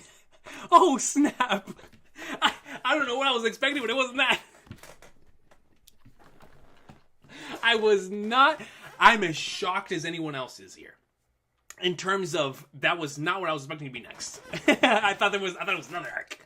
I was really thinking about another arc here. Wow, we're in the middle of Elbaf season, and we've got Little Garden to talk about. Ladies and gentlemen, I'm looking forward to seeing how y'all in the comments feel about this arc in particular. Obviously, this is the first one so number 24, in case anybody's listening to me from an audio standpoint, it is Little Garden. I actually have this lower than where it is number-wise. Let me see. Let me actually, before I go into my explanation, let me see if I did have this lowest. I think I did. Excuse me. I'm pretty sure I had this lowest. So I have this arc at number 29. AJ has it at number 28. Fiji has it at number 27. Laura has it at number 28. Laz has it at number 27. Jay has it at number 27. Dak has it at number 27. Kev has it at number 25. So we all had it around the same range. So it must have been the community rankings that really pushed this arc to number 24. So it looks like the community really loves Little Garden, and the YouTubers are the frauds. So let me talk about Little Garden and why I really enjoy this arc. I grew up with Dragon Tales. Dragon Tales. I'm sure a lot of y'all did too. I've always thought about this arc as the One Piece Dragon Tales arc. And what I mean by that is, this arc felt so magical. When you enter the Grand Line for the first time, you were expecting something like this. But because of how Whiskey Peak was so grounded, getting this arc to follow after it made it feel even grander. It made it feel even larger in scale. And so I really appreciated. Oh, Akash Panda's number 28. Yeah, no, for sure. So I had one lower than you. But it made it feel even grander, right? And I really did appreciate. Jacko has number 20, so Jacko actually has it the highest out of all of us here, I think. But yeah, so like it made it feel even grander in scale because of what came before it. There's a few things that always stood out to me from this arc. Obviously, Dory and Brogy, loved their story, loved the characters. Zoro's moment has always stood out to me in this arc. I just thought it was always so cool. But my biggest highlight from this arc has always been Mr. Prince. I thought that was the coolest thing ever. I still think it's one of the coolest things ever. That Mr. Prince moment from this arc, obviously, in retrospect, looking at it from Alabasta and looking back, is genius storytelling from Oda's perspective on setting something up there and then paying it off maybe like a year later in Alabasta. Brilliant stuff. I love that Mr. Prince moment with every fiber in my being. It is a moment that's always stood out to me as a favorite, and led to an even greater Mr. Prince moment down the line in Alabasta. So very much looking forward to talking about that. But Little Garden has always been an arc that I appreciate, have good memories of. But every time I go back and reread it or rewatch it, the slow parts of the arc don't really resonate with me as much. Simply due to how do I put this? I appreciate especially the comedic nature of this arc. I think it's a lot of fun, but there are certain sections of the arc where it doesn't resonate with me as strongly as some of the other arcs within this series. But even then, the highs in this arc is what propelled it up to number 29 for me. And so I appreciate exactly, bro. It's like, yo, that bro, when Sanji comes in and delivers it, bro. Vortex comes in and says, when I first watched this arc and heard about Elbaf from the Giants, and also heard Usopp talking about him going there one day, it was like me as a spectator promising I will go there too. Vortex, that's exactly it.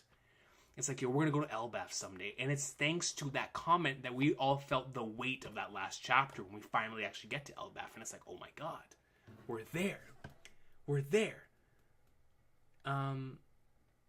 This arc always makes me think of Jurassic Rhythm and the dinosaur part of Chrono Trigger. Dude, Quag 2, that's such a good point. It really is. I didn't even think about that. Yeah, you're right. The dinosaur part of Chrono Trigger. Absolutely. Also, I guess this is my woman brain talking, but I've always pretty much agreed with Nami in her positions against Usopp and the Giants. That is interesting. Looking at it from that perspective. Because I can tell you, I was definitely on the Usopp side of things. The first time I was going through the arc, for sure. I was like, yo, I get you, my boy. Yeah, I would say so, Jacko. For sure. And what you said earlier with Punk Hazard. Especially with what you said about Caesar. Because I love Caesar. But in regards to the cast of villains that we had in here, they're pretty underwhelming. But I appreciate the abilities, though. I think the abilities are really cool. But regardless, we're now getting the payoff to this fun arc in the present time with the Elbaf greatness. So let's go ahead and see what's number 23. What it is, the Michael Jordan number on our list. Bro, we're only number 23, dude. Okay, let's try to... Well, who cares? Who cares? Tomorrow's my birthday. We'll be all right. Number 23. Oh, snap! I was not expecting that, bro.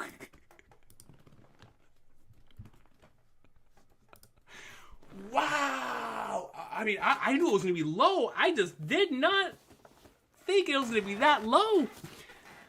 That caught me off guard. Like I said, I completely forgot, considering I've been playing Metaphor all day.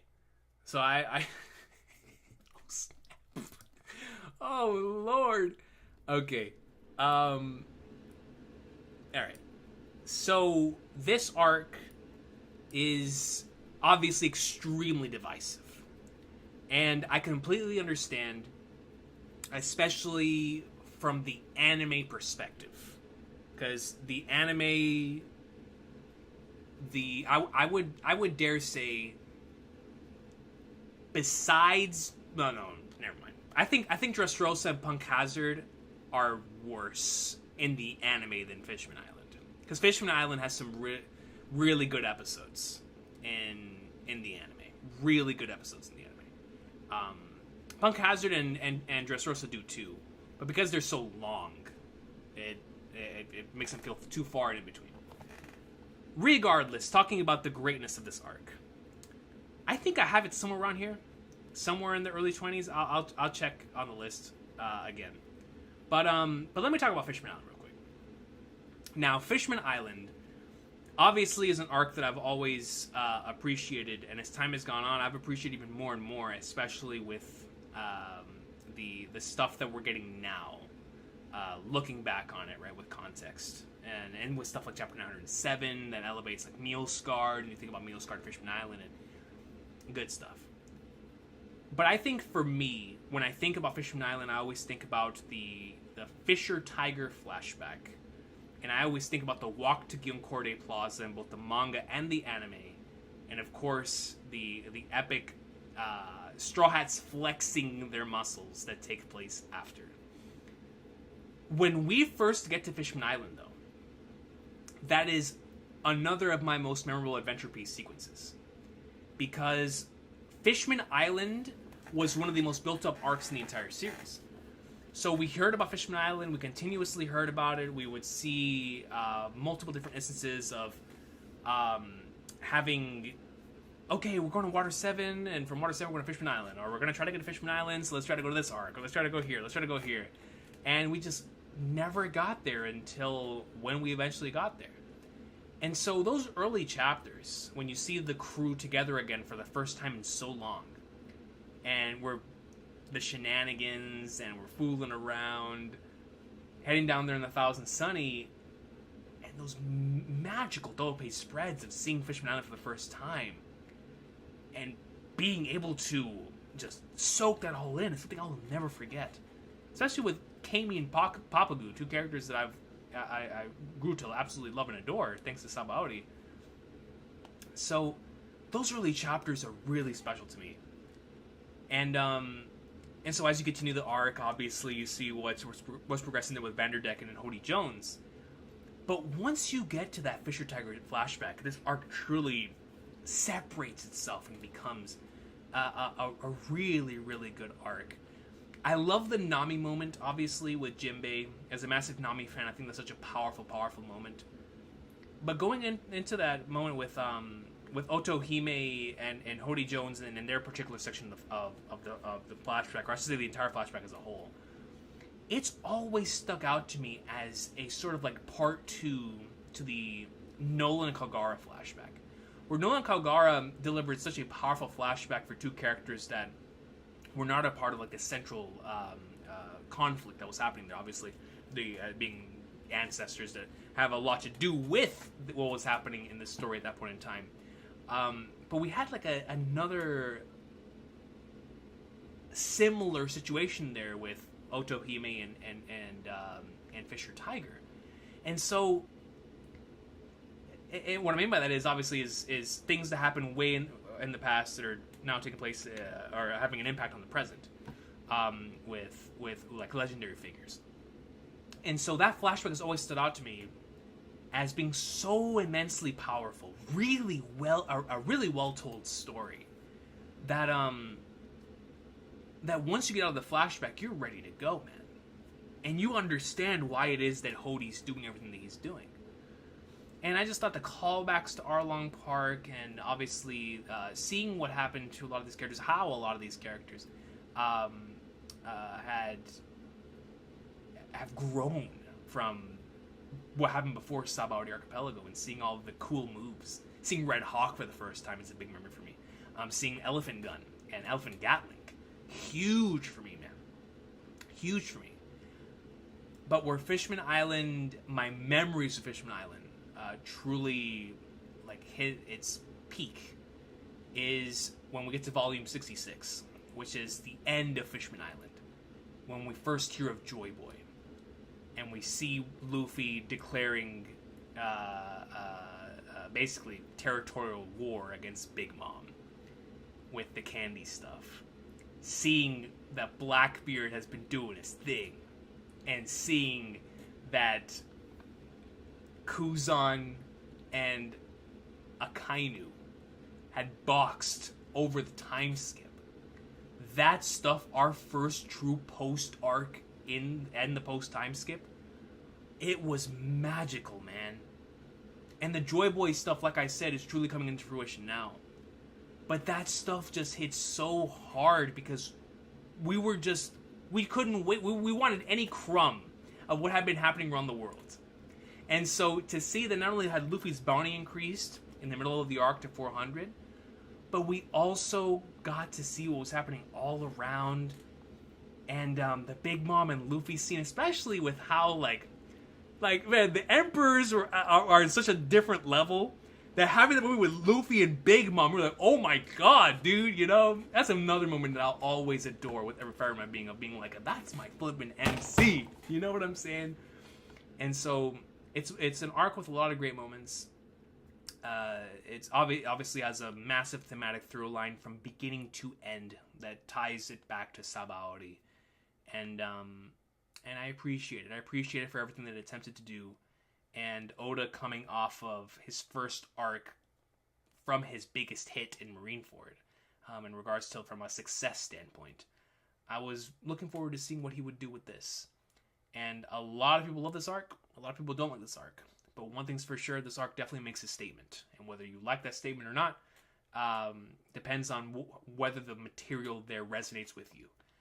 And whether it's entertaining for you, right?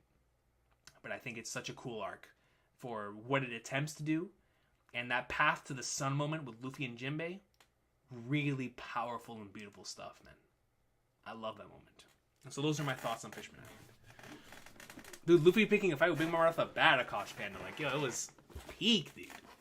Peak. Yeah, Kev DOG, like, yo, 2 great changes that you need to know, man. Insane. Yeah, Red Hawk. Dude, Red Hawk is so peak, bro. Volume 62 is one of the most beautiful covers. Agreed. Fishman Island is my favorite cover in the series. Volume 62 with the colorful underwater scenery. Fun fact, the mermaid quintuplet named Nika is positioned directly above Luffy. I do remember we were talking about that in the 1044 thing. For sure. Dude, the Conqueror's hockey scene. You know what I'm saying? Like, I think about the Luffy versus the 100,000 Fishman when he just knocks out half of them with Conqueror's hockey. It was so peak, you know? And the walk to Gilcordia Plaza in the anime was done so well. And seeing them unleash their attacks, Hell's Memories. I mean, good stuff, bro. Good stuff, man. So Fishman Island comes in number 23. Let me see where everybody has it. Let me start off with me. I don't remember where I had it. I had number 21. So I have it right next to Punk Hazard because the memories associated with both of them are pretty similar to each other. So I had 21 Fishman Island, 20 Punk Hazard on my list. AJ has Fishman Island at number 15. I remember he really enjoyed Fishman Island, so that makes sense. AJ, Fishman Island 15. Fiji has Fishman Island number 12. So I think Fiji might have it the highest out of everyone here. Fiji, Fishman Island 12. Laura, Fishman Island 21. Laz, Fishman Island 24. Jay, Fishman Island 18. Dak, Fishman Island 22. And Kev, Fishman Island 18. So most of us had it in that 22 to 15 range. So good stuff for Fishman Island, man. Happy for Fishman Island. Yo, Akash Panda has Fishman Island number 10. So Akash Panda has Fishman Island at the highest. We love to see it.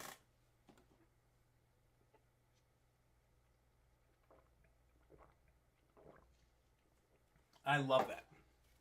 I love that for you, Akash Panda. I really, really love that for you. So Jacko is number 27. Luffy Blazing number 17. O-Dog Kills number 16. Kind Bass also at number 16. Dope stuff, man. So definitely, like we talked about earlier, an arc that most certainly is different for everyone. Subra number 16, right in the middle. And I can most certainly see why. Like I said, it's an arc with a lot of great things going for it. Always appreciate it. What's number 22? Let me see. Number 22, ladies and gentlemen. Ooh, we haven't gone through this arc yet. That's kind of nuts. Number 22 is the first arc in One Piece. Romance Dawn. Covering from the Shanks and Luffy flashback up until the end of the Captain Morgan stuff. So, coming in number 22, the beginning of the story. So very, very, actually quite high considering the material here, but it's such a classic arc that it represents everything that we love about the series. You know what I'm saying? Jacko says number 18. this is One Piece. You know what I'm saying? It's the Luffy Shanks flashback. It's I can tell y'all, at the very least for me, everybody has a different hook point. Everybody has the moments, that stick out to them and made them fans. My first, I rock with this, like really rock with it, was in this arc. Obviously, I watched the anime first. So, watching the first episode, I was like, yo, I really rock with Luffy, man. I really do. Watching the second episode, I was like, yo, I would like this Zoro guy. You know what I'm saying? I like Zoro a lot. But watching episode 3, with the first ending of an arc, when Luffy goes up to Kobe and makes him hit him, I've never seen anything like that in anime, man. And I was so early in my anime journey, obviously, that I didn't even know that like how brilliant that was until years later. But that's such a cool moment. When Luffy makes Kobe hit him so that Kobe won't get in trouble. I love it, man. Inject it. And dude, anytime I watch that episode, it brings a tear to my eye now. When Luffy and Zoro are setting sail and all the Marines salute him. Oh, man. To the Grand Line is playing. Adventure Off. It's such a beautiful moment, bro. Such a great scene. Exactly. Wealth, fame, power, bro. Let me see. Luffy Blazing is number 8. Like, beautiful stuff, man. Beautiful stuff. Cobalt says Romance Dawn goes until Nami's introduction in the manga. True that. And so, yeah, I always think about it in my head as it goes all the way up to the end of the Captain Morgan arc. For me, Romance Dawn is like chapter 1 through 22. I got you, Quack 2. I got you. Makes sense. Kian YT. So I was just about to bring that up. Because there's a reason I didn't bring up Shanks. Because y'all know once I get started on Shanks, we don't stop. I think that is my favorite first chapter ever. And like I said, I didn't start with the manga. So that for me was episode 4. But Luffy's flashback is the self-contained story. It just contains everything I love about this series in a chapter. Powerful stuff. Powerful stuff. Love, obviously, Shanks as a character, but I think what it does for Luffy is so integral, too. And what it does for the themes of the story really feels like a pirate manga. And obviously delivers the iconic moment of the passing of the torch of the Straw Hat. And gives you a goal to look forward to. And a meeting that we still don't have to this day. Such a beautiful arc, man. Such a beautiful arc. Let me actually see where we all rank this. Kev put this arc... where is Romance Dawn? Number 24. Dak, 25. Jay, 22. Laz, number 26. Laura, number 19. Fiji, number 24. AJ, number 25. I had this the lowest? What was I thinking? Can I change my list?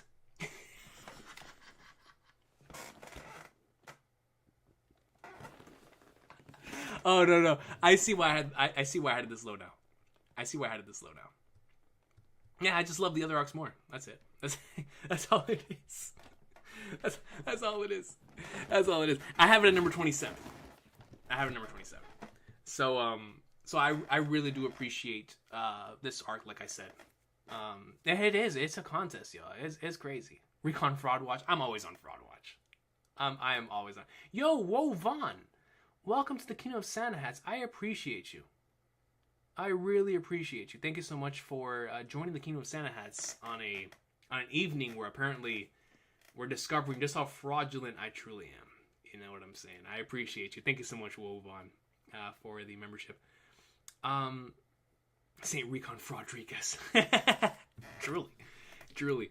But yeah, Romance Dawn is such a great arc, man, and such a great introduction to the series and showed the potential of what it could be. But I really love that Luffy Kobe moment.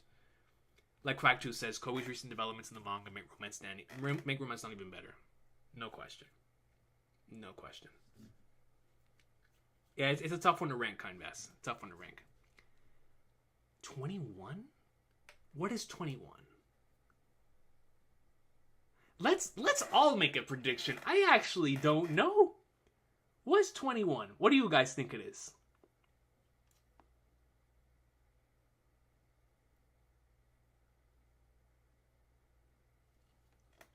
What is an arc that we haven't done yet? That is pretty early on or later? Because Fishman Island is a divisive one. It was in this one. 21 gotta be Thriller Bark? It could be, actually. Let me see. Yeah, we have seen Whiskey Peak. Post Marineford was a choice. It could be Post Marineford. Let's see. Zoe's a good pick, actually. Zoe, Thriller Bark. Okay, let's see. What is number 21?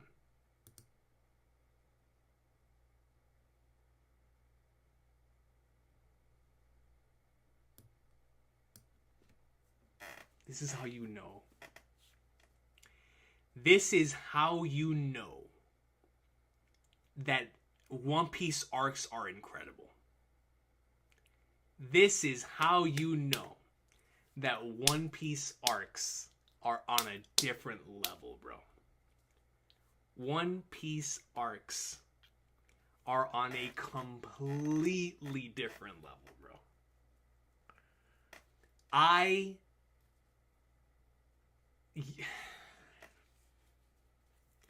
It's like, I get it. I get it because I love all these arcs. I really do. So number 21 is the Reverie. And I have to say that I get it. I get it because I have a lot of the post arcs low because of the way that I look at One Piece arcs when I was ranking them, which is the stories that told complete stories were much higher, and the ones that were just like the post arcs, as much, y'all know how much I love post arcs, man. Those are always the chapters we have the most fun on. Those are on the towards the bottom of my list just because of the fact that they aren't completed stories. So let me talk about why I love this arc so much. We experienced this arc together, so y'all should know why we all love this arc. But just to put it out there for anyone who was not experiencing this arc on a weekly basis. In the Reverie chapters, we had chapter 903, which declared Luffy as the 5th Emperor of the Sea in one of the coolest reveals ever. Ever, man. I will never forget I was in this room, obviously, but where I was and the way that we all read and responded to that chapter hit different coming off of Whole Cake Island. Hit different, man. Hit different. We come off of that chapter to a 904 that finally showed us the Revolutionary Army commanders. Something that I'd been wanting to see for so long. Then a 905 that captures the beauty of, talking about Fishman Island, what we take for granted on a daily basis, which is just being able to see the sunrise with Shirahoshi. Being able to look at the sunrise the way that she called back to in Fishman Island. Beautiful chapter. We see Sabo solid snaking around there at the end. Reverie's about to start. Beautiful stuff. But once you hit that 906, 907, 908 stretch is really when it gets toxic. It's really when it gets crazy. I would have had this arc higher if I could have combined the stuff here with the stuff that we got in Egghead. Because if I could have combined those two, it would have been in the top half of my list. Because man, oh man. Some of my favorite weekly memories with One Piece were 906, 907, 908. At chapter 906, it introduces us to the legendary Instant Messenger Sama and the Giant Straw Hat, which we are still theorizing, talking about every single day. A 907 that had Shanks or Stabs pulling up to the Reverie talking to the flipping Gorosei, bro. Within that very same chapter, we had that incredible Mio scarred moment. And Robalucci. Oh, man. 907. 907 is such a peak chapter, bro. And then in 908, it officially starts the Reverie. We have that extremely emotional section with Kuma. And then we end the chapter with Instant Messenger Sama's official sitting on the throne. It's peak fiction, man. It's peak fiction, bro. The Reverie on a weekly basis was some of the most fun I've ever had in the community. Ever had in the community, man. Ever. I love this arc. It was so much fun, bro. So much fun, man. So peak. Like, it just stabs, bro. Stabs. I saw the spoilers for chapter 907 and went, that's gotta be fake spoilers. I can only imagine how they must have been for all of you guys at Kosh Panda. I can only imagine how it must have been for everyone who read the spoilers and saw Shanks, whatever. Like, just seeing, like, Shanks' Reverie or Shanks pulls up on the Gorosei. I can only imagine what y'all... y'all must have been going crazy, bro. I remember reading that chapter before I went to work. And the entire day at work, I was like, oh my god, bro, is Shanks the villain? Like, I was just... We did a really long afterthoughts that night. Whenever I got back home. What a special arc, man. What a special... That is Hanks. Dude, see, the post arcs are always the hardest for me to rank. So let me see where everybody had this. I know from our side there were people that had this high. So let's see. AJ had this at 19. Fiji had it at 22. Laura had it at 25. Laz had it at 14. Jay had it at 11.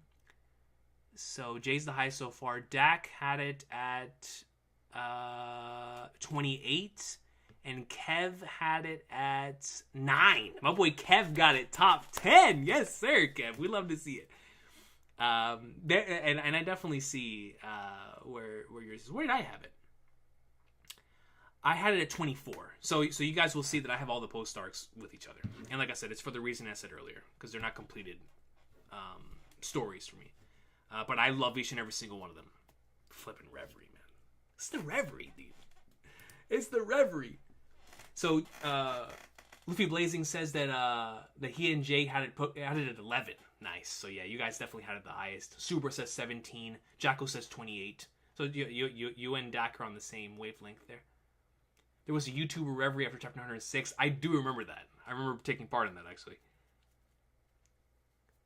Anthony's crew comes in with a 5 and a Green Bull pick and says, Crazy Thought Coach, do you think it's possible to get a Hito fruit mythical model god Usopp?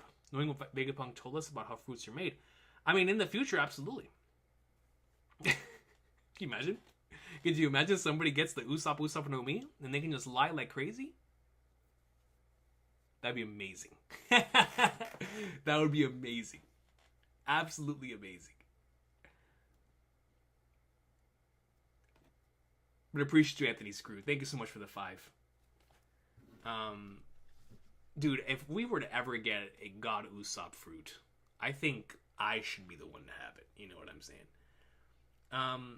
Akash Panda says he's number 16. Do we consider the Egghead chapters to retroactively be part of the Reverie arc? No, Quack 2. They're a part of the Egghead arc. And trust me, that's why I said if this is a part of the Reverie arc, I would have it higher. Because that's one of the reasons why I have Egghead as high as I do, and I have it high. Spoiler alert. I have Egghead high. Quite a bit of it has to do with those chapters. So Kev DOG, obviously the person who had this the highest, says, I hold this arc in such high regard because it's the ultimate flex of world-building skill and a great way of reincorporating the pre- and post-time skip characters into the main narrative. Constant new stuff and a reincorporation of old stuff without it feeling like fan service, even though it is. Kev DOG, I love it and I couldn't agree more. Absolutely. And like I said, it was just a flex of world building and a great way to have all these characters interact and be able to see so many characters that we've met throughout the course of the entire journey. Like seeing Dalton and Kureha and Rebecca and Shirahoshi, and it was just like these characters, Cobra, and we'll talk about that. But number 21 is the Reverie with the awesome sauce, coming at 7,550 points. Number 20, last one in the 20s. Let's see what we have here. Number 20. Ooh, Loguetown. Okay, so let's see where everyone has this one. So Loguetown. Kev has this arc at number 21. Dak has this arc at number 26. Jay at number 20. Laz at number 23. Laura has it at number 11. Fiji at number 17. AJ at number 21. And then I have it at number 26. Now, let me actually give a funny story.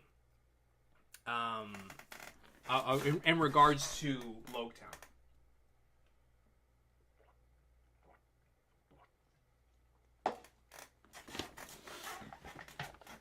Similar to Whiskey Peak, when I first entered the community all the way back in the day, I had this also in my top 10, and it was all thanks to the anime.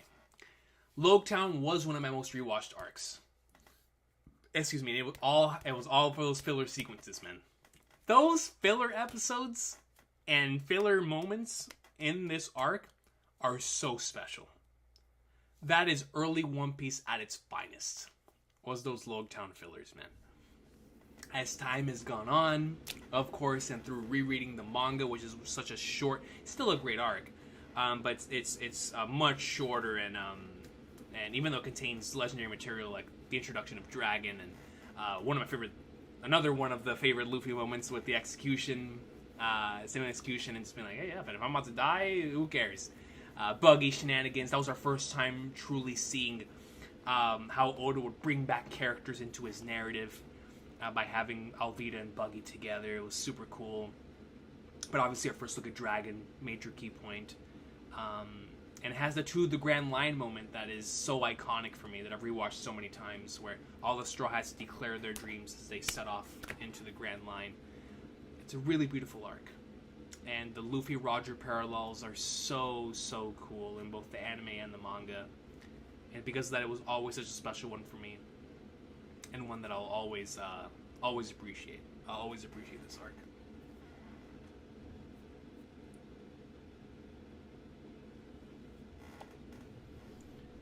Dragon will return, chapter 1100.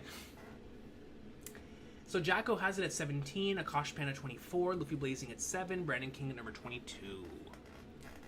What was one of my first animes? I did not know the concept of filler. Dude, me, same! I was like, yo, Daddy the Father is a One Piece character. You know what I'm saying? That was my guy. Super had it number 23. Yo, I forgot about the Smoker. Oh, how could I forget about Smoker? Smoker gets introduced in this arc, man. With the ice cream scene, like Riddles Via Light says, like, great stuff.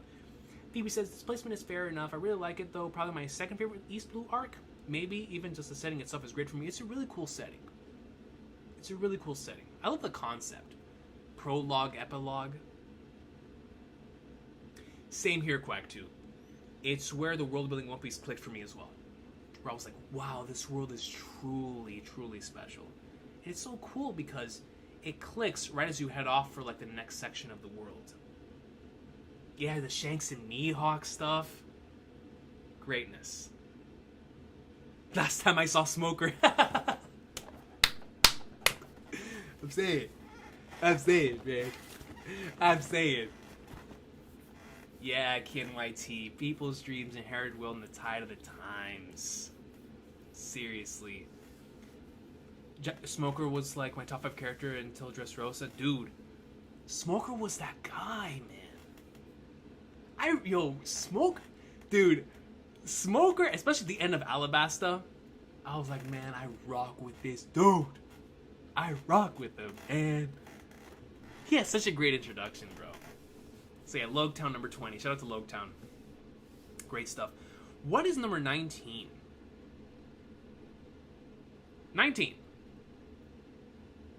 Predictions, ladies and gentlemen? What's number 19? Before I click on it, what do y'all think it is? I think I have a good idea.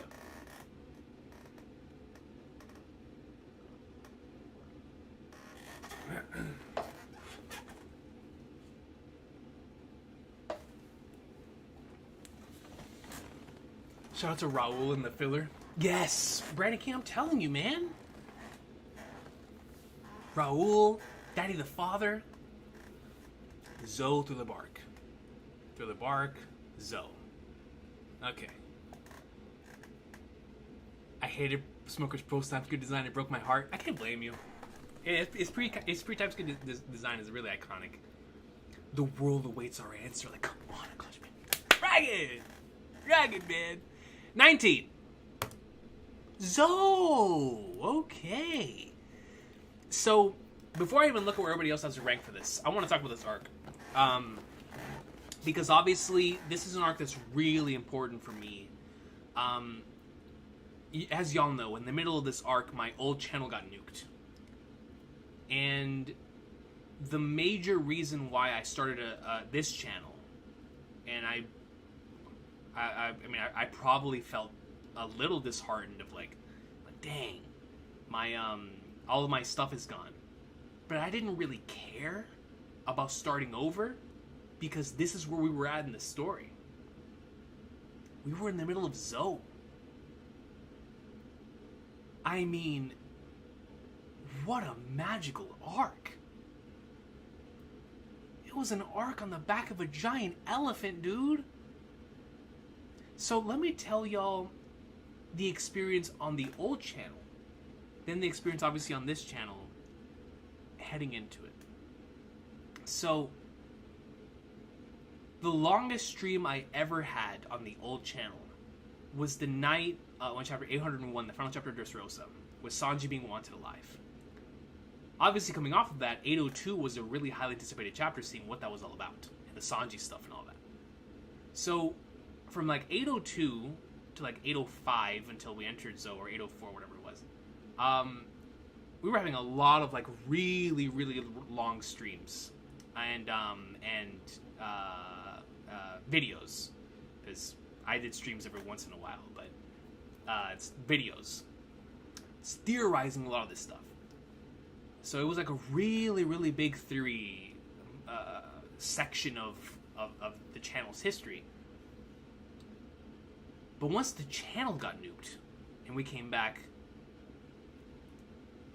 I just fell in love with the characters in Zoe that like the theories were second for me.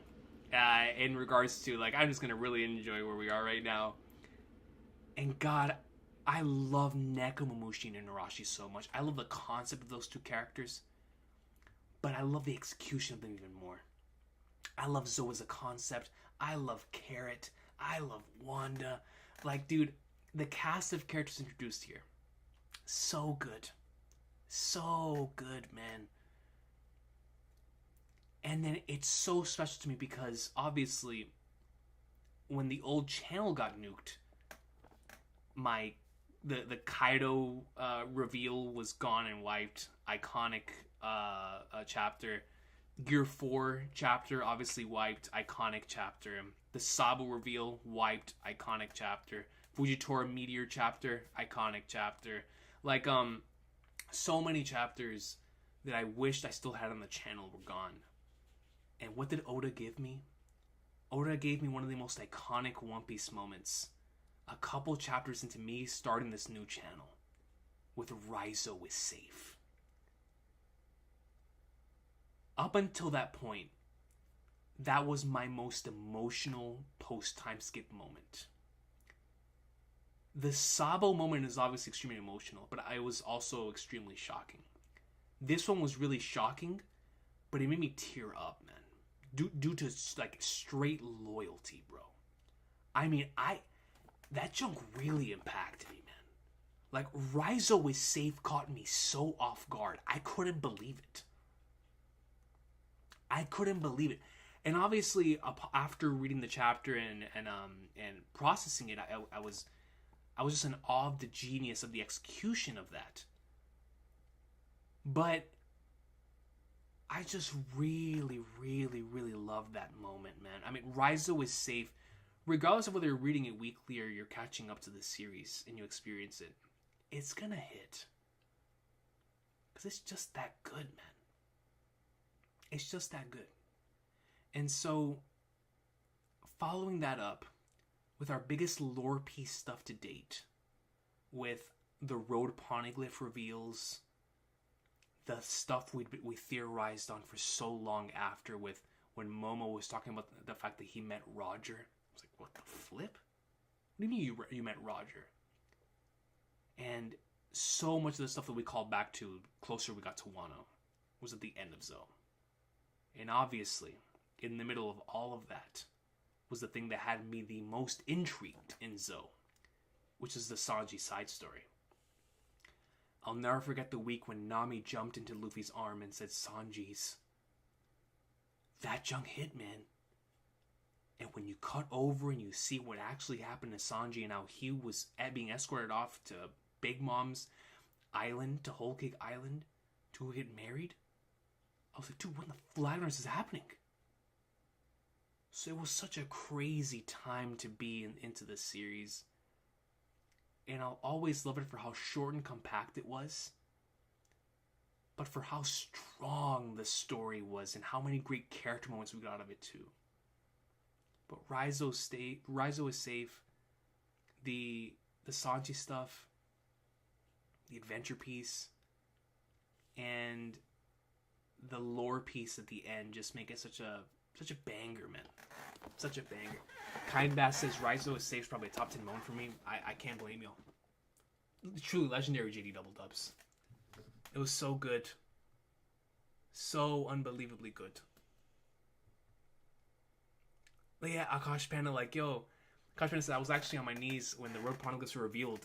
Some of the crazy stuff ever. I remember we were losing our minds, man. Losing our minds. Like, so Phoebe says, there it is. I really liked Zoe, but I think the fact that I never thought too much about it afterwards shows that it's not among my favorites, but also so amazing. So that's just my fault. Don't worry. It's just the greatness of One Piece. You know what I mean? On to the next thing. The Momo scene. Yes, Twilly. The Momo scene. Those reactions are the only lost media I want. If there were 3 videos that I could pull from the old channel to show you guys, seriously, the first one is the Sabo reveal. That I really wish that I still had that. The second one is the theory video I recorded with my little brother for what we thought Gear 4 was. I really, really wish I still had that. As well as the Gear 4 chapter itself. But the Kaido reveal chapter, oh man, do I wish I still had that one. That was a special one, bro. That was a special one. We'll talk about that when we get to Dressrosa. Yeah, Drip's so crazy in this arc too, Luffy blazing. Greatness.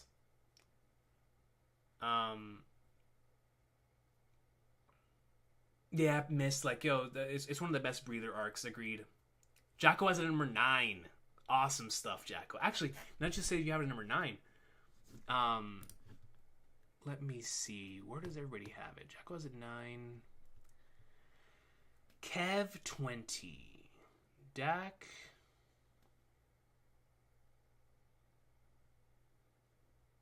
Dak has it at number 4. I was looking at the bottom. I was like, where is it? Dak has it at number 4. Shout out to Big Dak Sake. Zoe number 4. JD Legend has it at number 9. Okay, dude. Dak 4. JD Legend number 9. Similar to Jacko, I believe, who had it also at number 9. Glow top 5. LAJ 11. Luffy Blazing 12. Commodore Laz has a number 13. Laura has a number 24. Fiji has it at number 16. AJ has it at 20. And I have it at 17. So, as I already explained, absolutely love Zoe. Phenomenal arc. I love this arc with every fiber of my being. It was a precious video, Phoebe. I wish I had it because my little brother was only like 4 years old at the time, and it was the cutest thing ever. He was like, so I asked him, I was like, yo, so what do you think about the next chapter? He was like, yeah, Luffy's gonna go pew pew pew pew. Oh man, I really wish we still had that thing. Oh yeah, gosh, Pena, the disappointed Luffy face. I do remember when you had that as your profile picture, bro. I definitely remember that. Greatness, man. Oh gosh, Panda, you and I got a 17. Nice.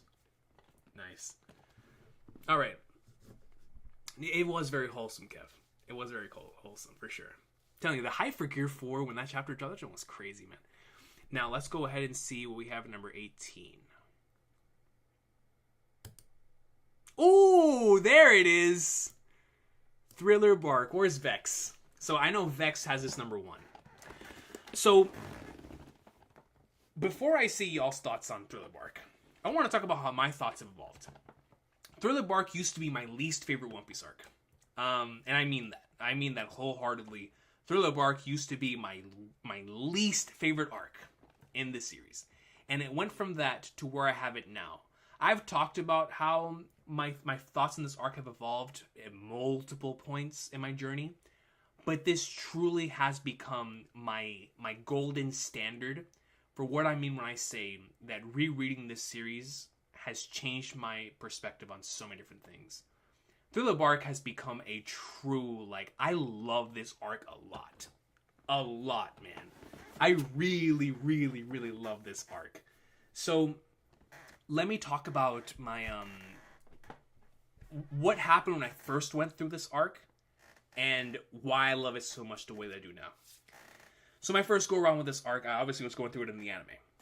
And, when I had to switch from the anime to the manga, the scans that were out at the time for One Piece were horrendous.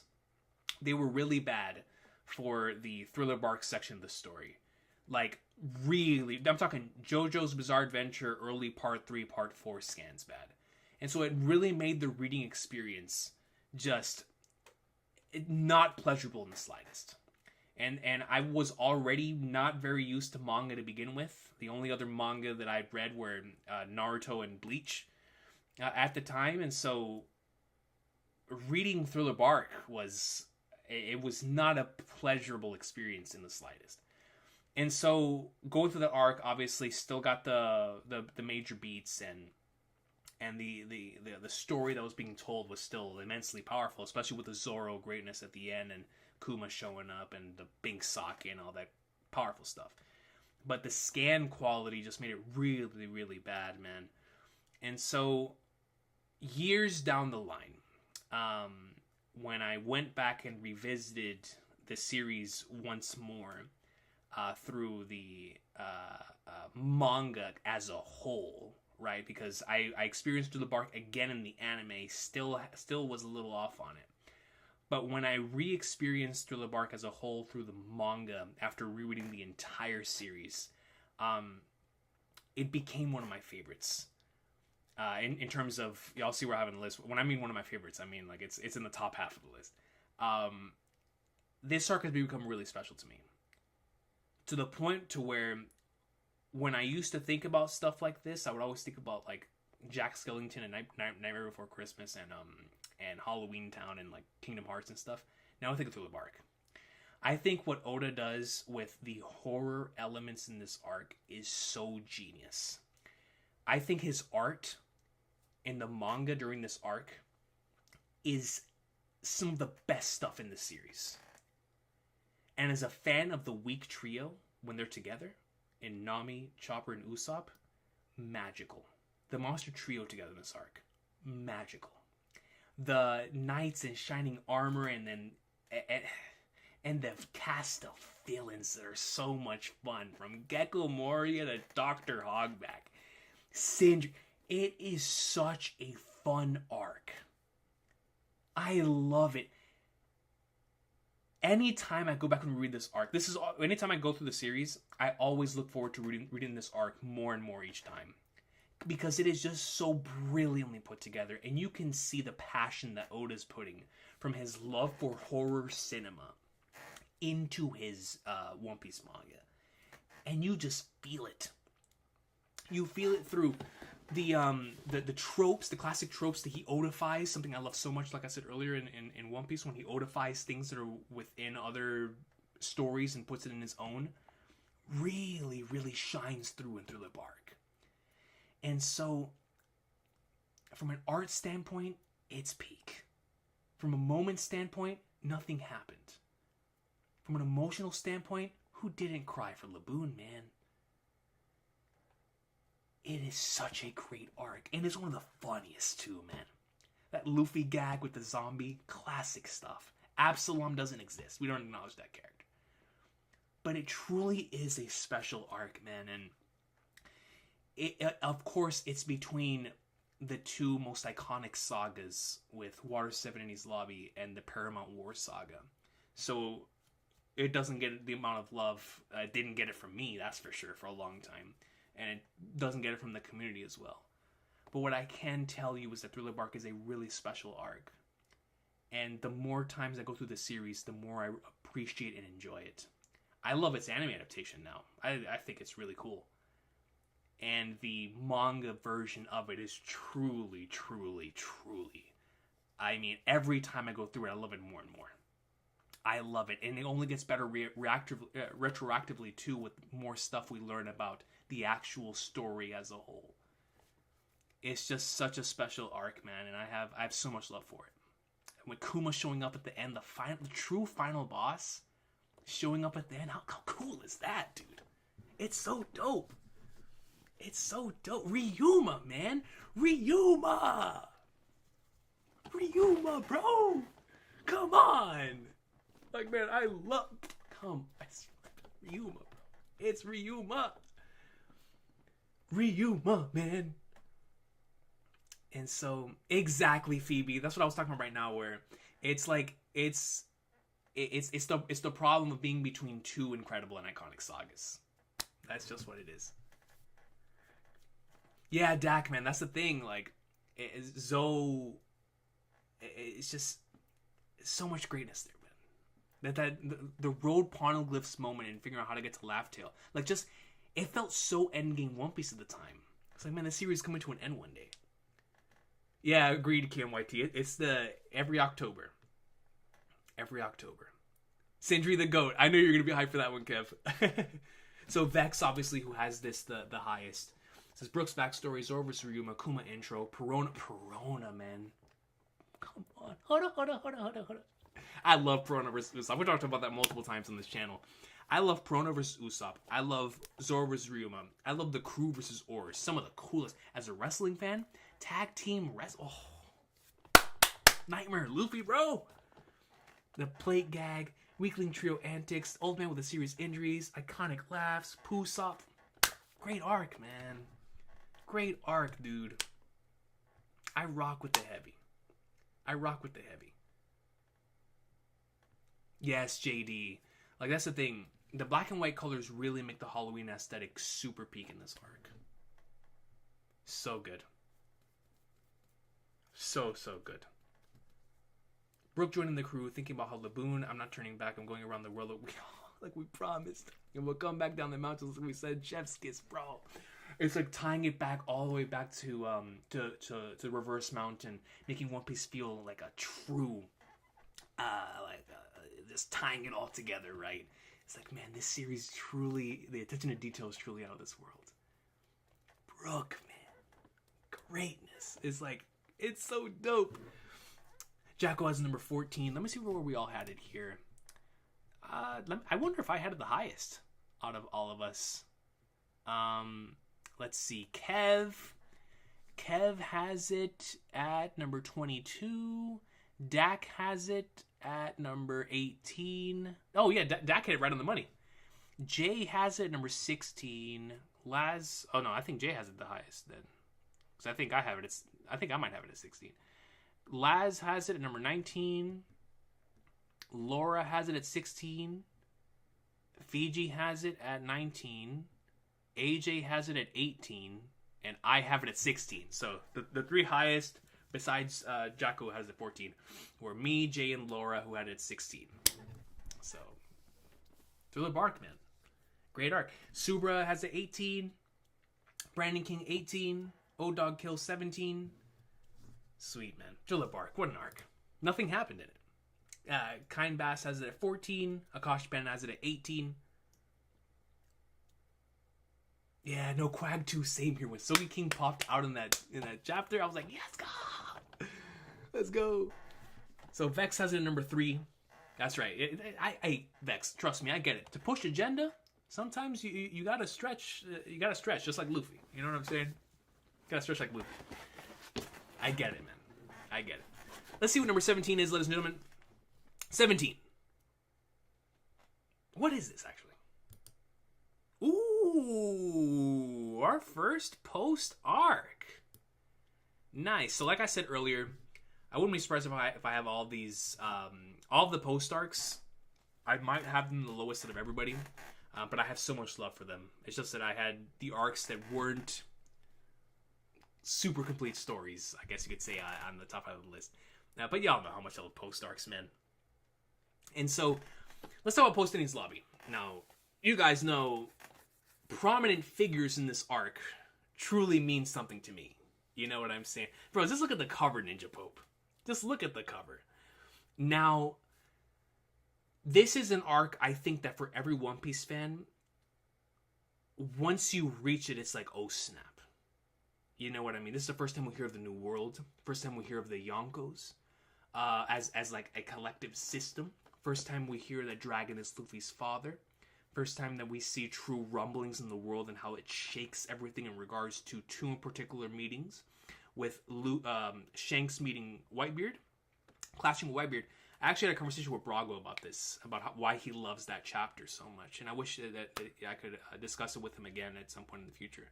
About why that chapter is so powerful. The Shanks and Whitebeard chapter. It was a really cool conversation that we had. Shout out to Brago. But that Shanks Whitebeard confrontation and how One Piece it is. And of course Ace versus Blackbeard, the other incredibly powerful thing that would lead us into the next saga of legend, right? So it's an immensely powerful arc that set up so much for the future. The bounties here were such a hype moment, man.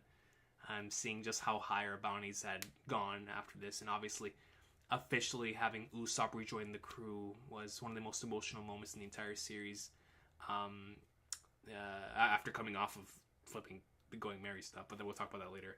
But yeah, the Usopp coming back and Frankie joining the crew. It's just Post-enies lobbies filled with not just really cool moments, but also really emotional moments too. But the Shanks Whitebeard stuff, man, and Ace versus Blackbeard, just iconic, man. Usopp's apology at Kosh Panda, bro, like, that junk hits. That junk really, really hits, man. Yeah, miss. That's what I feel about them too. Like, all the post arcs are so peak, but it's so hard to rank them.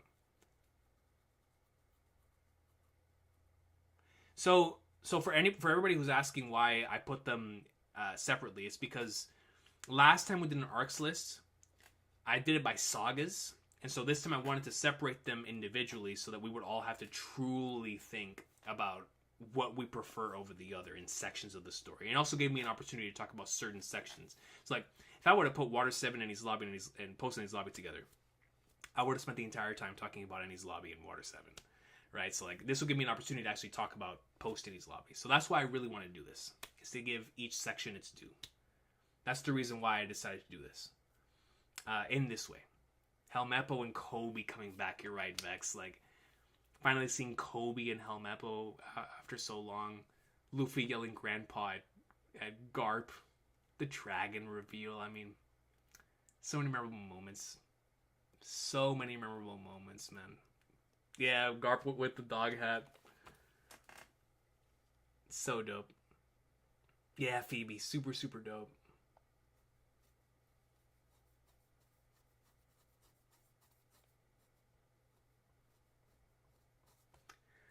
So, Post-enies Lobby, let me actually see where we all had this ranked here. So like I said, I probably have this lowest. I have this at 25, but I had Reverie at 24. So like I said, I put all the post arcs right next to each other. I had Loguetown at 26. I put all of them there. AJ has Post-enies lobby. Oh, AJ has the highest. AJ has Post-enies lobby number 6. So AJ has Post-enies lobby number 6. Fiji has Post-enies lobby number 14. Laura has Post-enies lobby 17. Laz has Post-enies lobby 18. JD has Post-enies lobby 24. I think we have the same one. Dak has it at number 20. And Kev has it at number 15. So, definitely a good variety of things there. 25 for Brandon King, 20 for Subra, 14 for Akash Panda, 22 for Jacko. So, all love Kobe learned to shave, dude. Crazy stuff, man. Luffy Blazing 25. Ultraman 3425 with a 19. Sweet, sweet. Sweet, sweet. So, I wonder, is the other post arc after? Let me see. Dude, I'm so glad I played Metaphor all day. I genuinely forgot where all these are. What's next? It is! It is! Okay. Let me see. Alright, guys.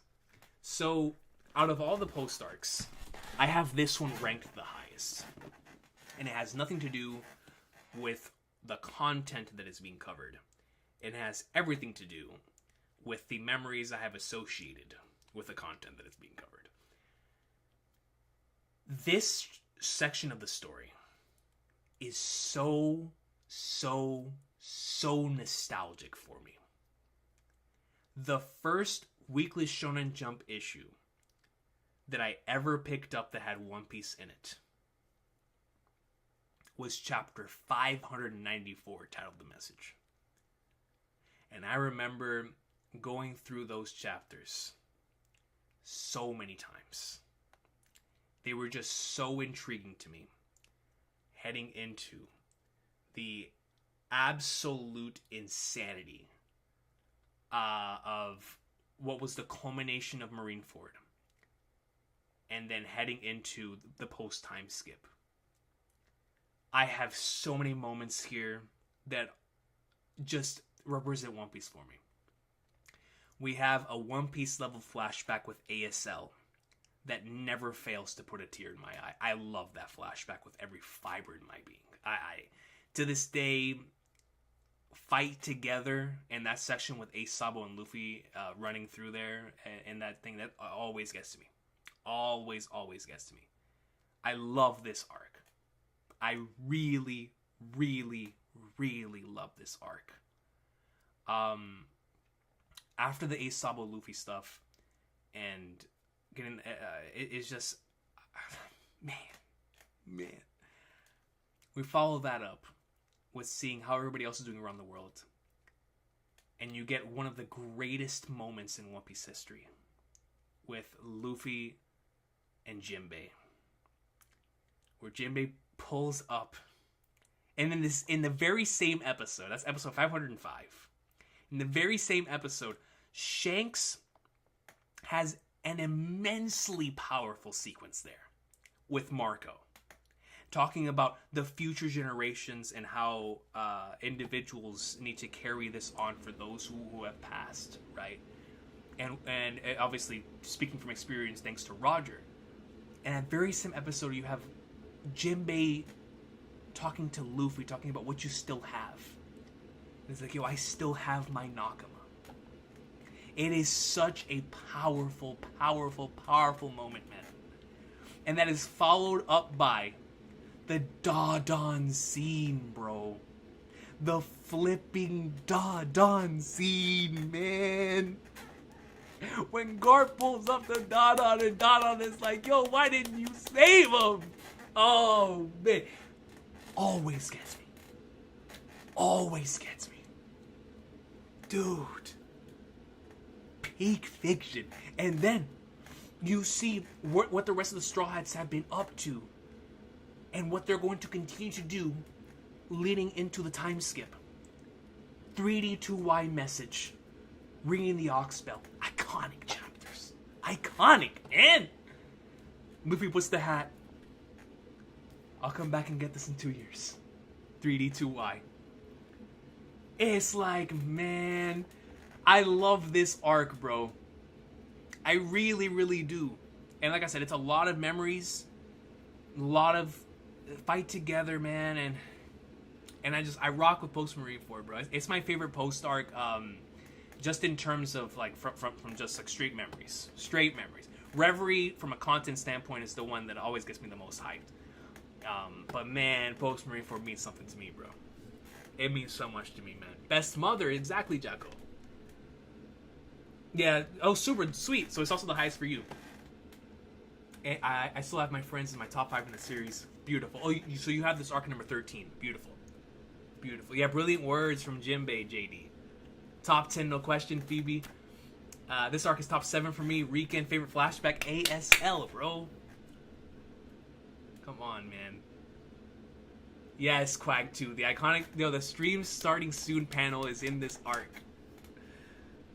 Yodozia Light says this arc is top 4 for Yodozia Light. The ASL flashback is generational, and the scene when Jinbei tells Luffy to remember what he still has. Woman alone has helped me so much in my own life, man. Like, it's such a beautiful, beautiful, beautiful thing, bro. Wow. Peak. Akash Pan has a number 8. Like, if Daron has a... Yeah, now we got the VV3D2Y. Facts, Quack 2. Post Marineford changed lives. It really did miss. It really did. Yeah, Shadow, you're right. It does a lot of recontextualization. That's facts. Dax says, if Daron has a million fans, then I'm one. If Daron has one fan, then I am that fan. If Daron has no fans, then I am dead. Straight up, Dak. Me too. Dax mom nukes, bro. Akash Bennett says, you need to watch the fictional scholar's review of post-war arc. It changed my perspective of Luffy's character and his motivation to me appreciate Luffy and his arc so much more. Yo, link it. I'd definitely love to watch it. I'll watch it tomorrow. Whenever, like, I'm on the way to get breakfast. Brandon King says, underrated the moment where Dragon meets Sabo. Look what you've done. You've driven a child to hate his own heritage. Yes, I know exactly what you're talking about, bro. That's also a super powerful moment, man. Brandon King says 17 for him. I still have my Nakamas, the only scene to make me cry during my first watch. Yo, Akash Panda, that is such a powerful scene, bro. Like, I think no matter who you are, we've all had those moments, right? But to see Luffy and knowing how hard it was for him to try to save Ace, and he did. And to have that taken away from him, and he doesn't even have his crew anymore. It's like, yo, Jinbei was so real for that, bro. So real, man. Exactly, Kev. Like, think about what you still have. Think about what you still have. So back in the day, the last time I did of this list, because we were doing sagas, I had Marineford, Post Marineford, Return to Sabaody as my number 1, for the reasons I'm mentioning, because of just how much I loved that particular stretch in the story. And so it's just powerful stuff, man, and I'll always love Post Marineford. My love for it is unbound, you know.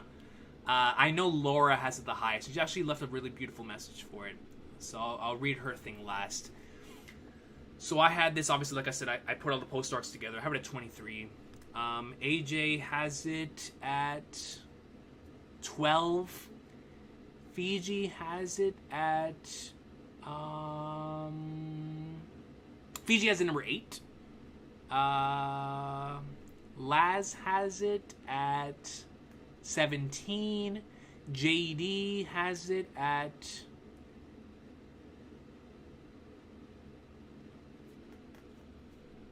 25. Dak has it at 24. And Kev has it at 16. So Laura has this at number 5. And she says this. I know it's weird to see this here, but Ace, Luffy, and Sabo's arc meant a lot to me. It's a purely subjective thing that I don't know how to explain very well. It made me feel a lot of emotions. I wanted to be with them and train in the forest. The moment of Dragon saving Sabo is a scene I'll never forget. And also, Ace is one of my favorite characters, and I tried understanding him better. So to put more context into into why this arc means so much to Laura, Laura watched a lot of this stuff when she was a kid. So you can imagine how powerful and impactful that stuff must have been to somebody who's coming of age. You know what I'm saying? And so I completely understand, because I experienced it as a teenager, and it impacted me on an extremely personal level. So I can only imagine how it must have been experiencing it as a child. You know, like it's powerful stuff. It's powerful stuff. And so all love to Laura for leaving that message there for post Marineford. And I'll love to all of you for understanding what makes this arc so good. Let me see. Where did you put it, Akash Panda? Here is the link.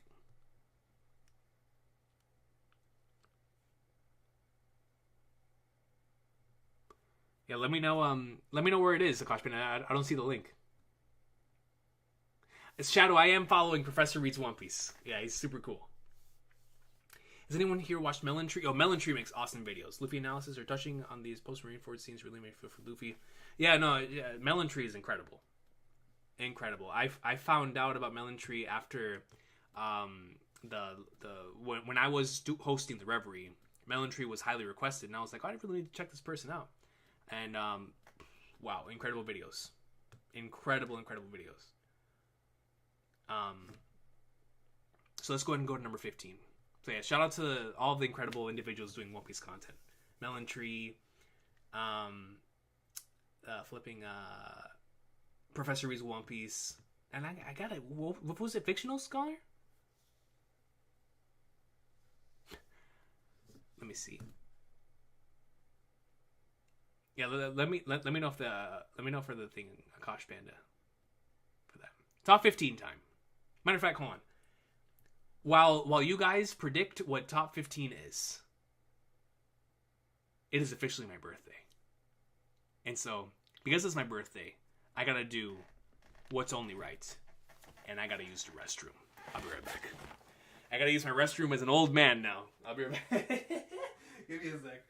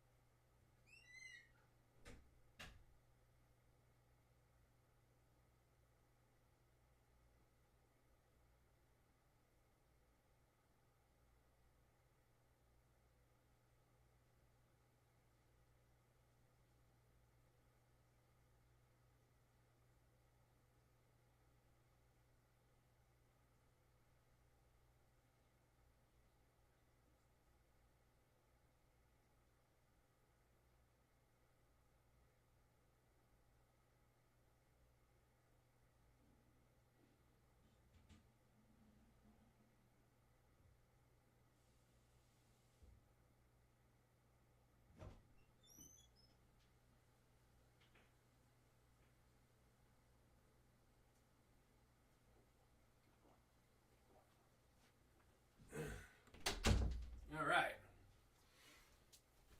I've gone to the bathroom. Listen, man. You guys know what it is. Look, I work with a lot of old dudes. All they do is use the restroom. You know what I mean? So like I had to. It's like the older I get, the more you have to go to the restroom. That's just the way it is. Recon comes in with a 20. It says, Recon, seriously, happy birthday. You appreciate you, Recon. Thank you so much for that. It means the world to me. And thank you to everybody else in the chat. I see all the happy birthday messages here. I appreciate y'all. Thank you guys so much. It says, you're one of my favorite content creators, and I always look forward to your streams every week. So first and foremost, I appreciate you for being one of the individuals that has brought so many of my favorite crazy and thought-provoking theories that we've ever discussed in the post-stream thoughts sections of the streams, as well as the afterthoughts, dude. So Recon, thank you. Thank you for all the wonderful greatness that you've brought to us throughout all these years, man. I appreciate you. But your words, they resonate, and I appreciate you so much for your kind words and for thinking of me in such a way. So all love to you and of course to all the kind people that are in the chat as well. So all love to you guys, man. But thank you, Recon. I truly do appreciate you. Thank you so much. Trust me, there's nothing I'd rather be doing at this point in time than discussing One Piece with all of you. So seriously, I truly do appreciate you and look forward to plenty more with all of y'all here discussing the greatness. But with that in mind, let's get on number 15. So now, what is number 15 actually? Let's see. We're all about to find out together. 15. Oh, now this one I can talk about. Y'all know how much I love this arc. Oh, man. This one I can talk about right here, baby. Okay. So, I've always talked about the fact that on my One Piece journey, I fell in love, or I should say, I rocked with it at Romance Dawn. Really rocked with it at Baratier. I fell in love at Arlong Park. But Drum Island is when I was like, bro, this is my jam. Like, this is my series. I'll actually never forget.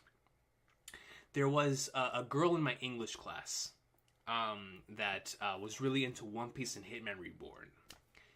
And I would always, she was like the original chat, I guess you could say, because I would just come into class every single day and update her on where I was in One Piece.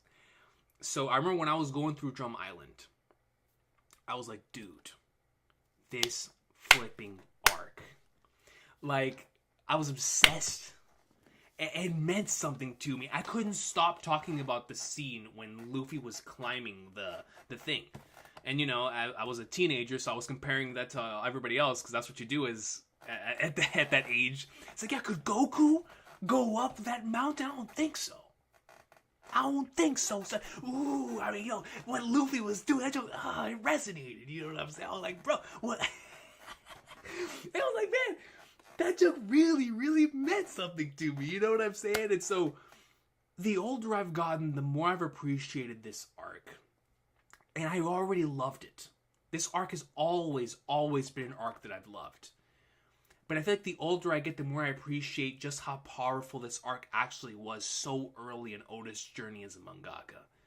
It's my Christmas arc, man. It's like, it's just the Chopper and Helix story meshed together with the brilliance of Dalton, the dastardliness of Walpole, the world building with Blackbeard and the D, and building what would become powerful pillars in the future. But on top of all of that, you have some of the most emotionally resonant moments, back to back to back to back to back. Luffy with the law pin, tears. Inside of the castle, tears. Climbing up to go save Nami and Sanji, tears. The Hiruluk and Chopper flashback, endless tears. Luffy grabbing the flag, be like, yo, you're not gonna destroy this junk down on my watch. Tears. Him declaring him a monster, be like, yo, no, that's my monster. Shut up and join my crew. Tears. The cherry blossoms going up into the air. Tears. It is such a powerful short arc.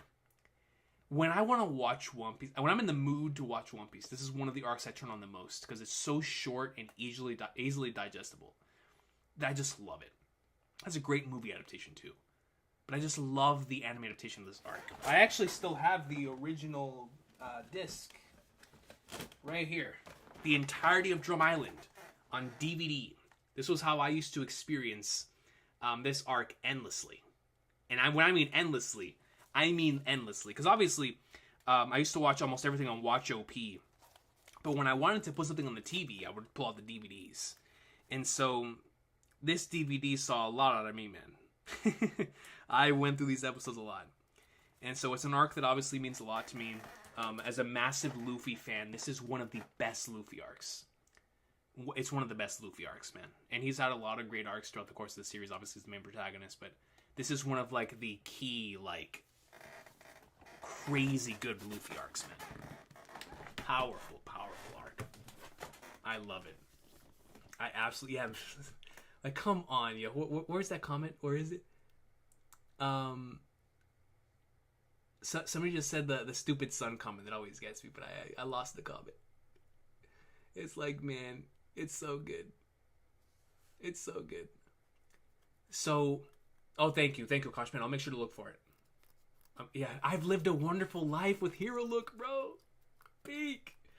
Lolo puts maybe 6. O-Dog Kills says number 4. 13 for Akash Panda. Let me see. Jacko says 13. Brandon King says 11. Just powerful stuff. Yoda's Your Light, yo. That's Cherry Blossoms, man. The only anime DVD I have is Dark Tournament from Hakusho. I also have that on DVD. Let me see where we all have it. So for this one was actually one that really hurt me because I've had Drum Island in my top 10 for like a very long time. I've always had it in my top 10. And this was the first time it was not in my top 10 ever. And it's not because of the fact that I like this arc less. If not, I love it even more than ever. It's just the last time I did Drum Island, certain arcs that are in my top 10 were not in my top 10. Just to let you know, I have a few arcs from recent memory in my top 10, and so some of that caked out some of the other arcs that I really love. But that's nothing against Drum Island. Like I said, I really love this arc. I will always love this arc. It's just I love other arcs a little tiny bit more. That's all it is. So let's go ahead and go through everybody's thing here. Let's see. Kev has Drum Island at 19. Dak has Drum Island at 8. JD has Drum Island at 17. Laz has Drum Island at 20. Laura has Drum Island at 12. Fiji has Drum Island at 11. AJ has Drum Island at 17. And I have Drum Island at 13. I can't believe I'm saying that. I'm so used to saying I have Drum Island number 6, number 8, number 9. You know, somewhere in the top 10. I can't believe it's not at number 13, bro. That doesn't feel right, but I look at the stuff above it and I'm like, well, I mean, I don't know, man. You know what I'm saying? I don't know, man. I don't know. So yeah, I got it at number 13, but it's an arc that means a lot to me. Always will. Always will. Just come on, man. It's flipping. It's Dr. Hero Luke, bro. It's Dr. Hero Luke, man. Super says at 12. Everest says at 5. Luffy Blazing says 21. Lolo says 7. Luffy reaching the castle is one of my favorite panels of the series. Yes, same here, actually. Same here, as well as the Cherry Blossoms panel. I also love Dalton a lot, Phoebe. Actually, there's a character, Phoebe, in Metaphor Refantasio that's very Dalton, and I've just been thinking about Dalton. Like, Dalton greatness, man. What a character. Akash Panda, we're on the same wavelength, 13. Phoebe, I think the last time I did an arc ranking, So officially, I think it was either at the end of the old channel or the beginning of this channel. I just don't remember if I did it here or with somebody else. But I know on that one, it was Sagas. So I still had Drum Island really high. And then every time before that, I remember putting my list together. I always put it high. So it must have been... So let's just say, it was like either 2015 or 2016. So 8 years ago? 9 years ago? Whatever it was. So it was a long time ago. Jack Hall says it's 13. So we all got it at the good organization 13. Yeah, like Dax says, can't wait for Drum Island in live action. That's going to be a lot of fun. That's going to be a lot of fun. Yeah, Phoebe, it's like, that was a while ago, and a lot of things have changed. Love for, like, look at that, right? From 2015 on, this is why I'm saying Drum Island was always in my top 10 until just recently. 2015 was the end of Dressrosa. Then we got Zoe, Whole Cake, Reverie, Wano, Egghead, Elbaf. Been a long time. Long time. Number 14, ladies and gentlemen. What is number 14? Any guesses, actually? What in the world is 14? What do y'all think number 14 is? I'm curious. Actually, what is 14?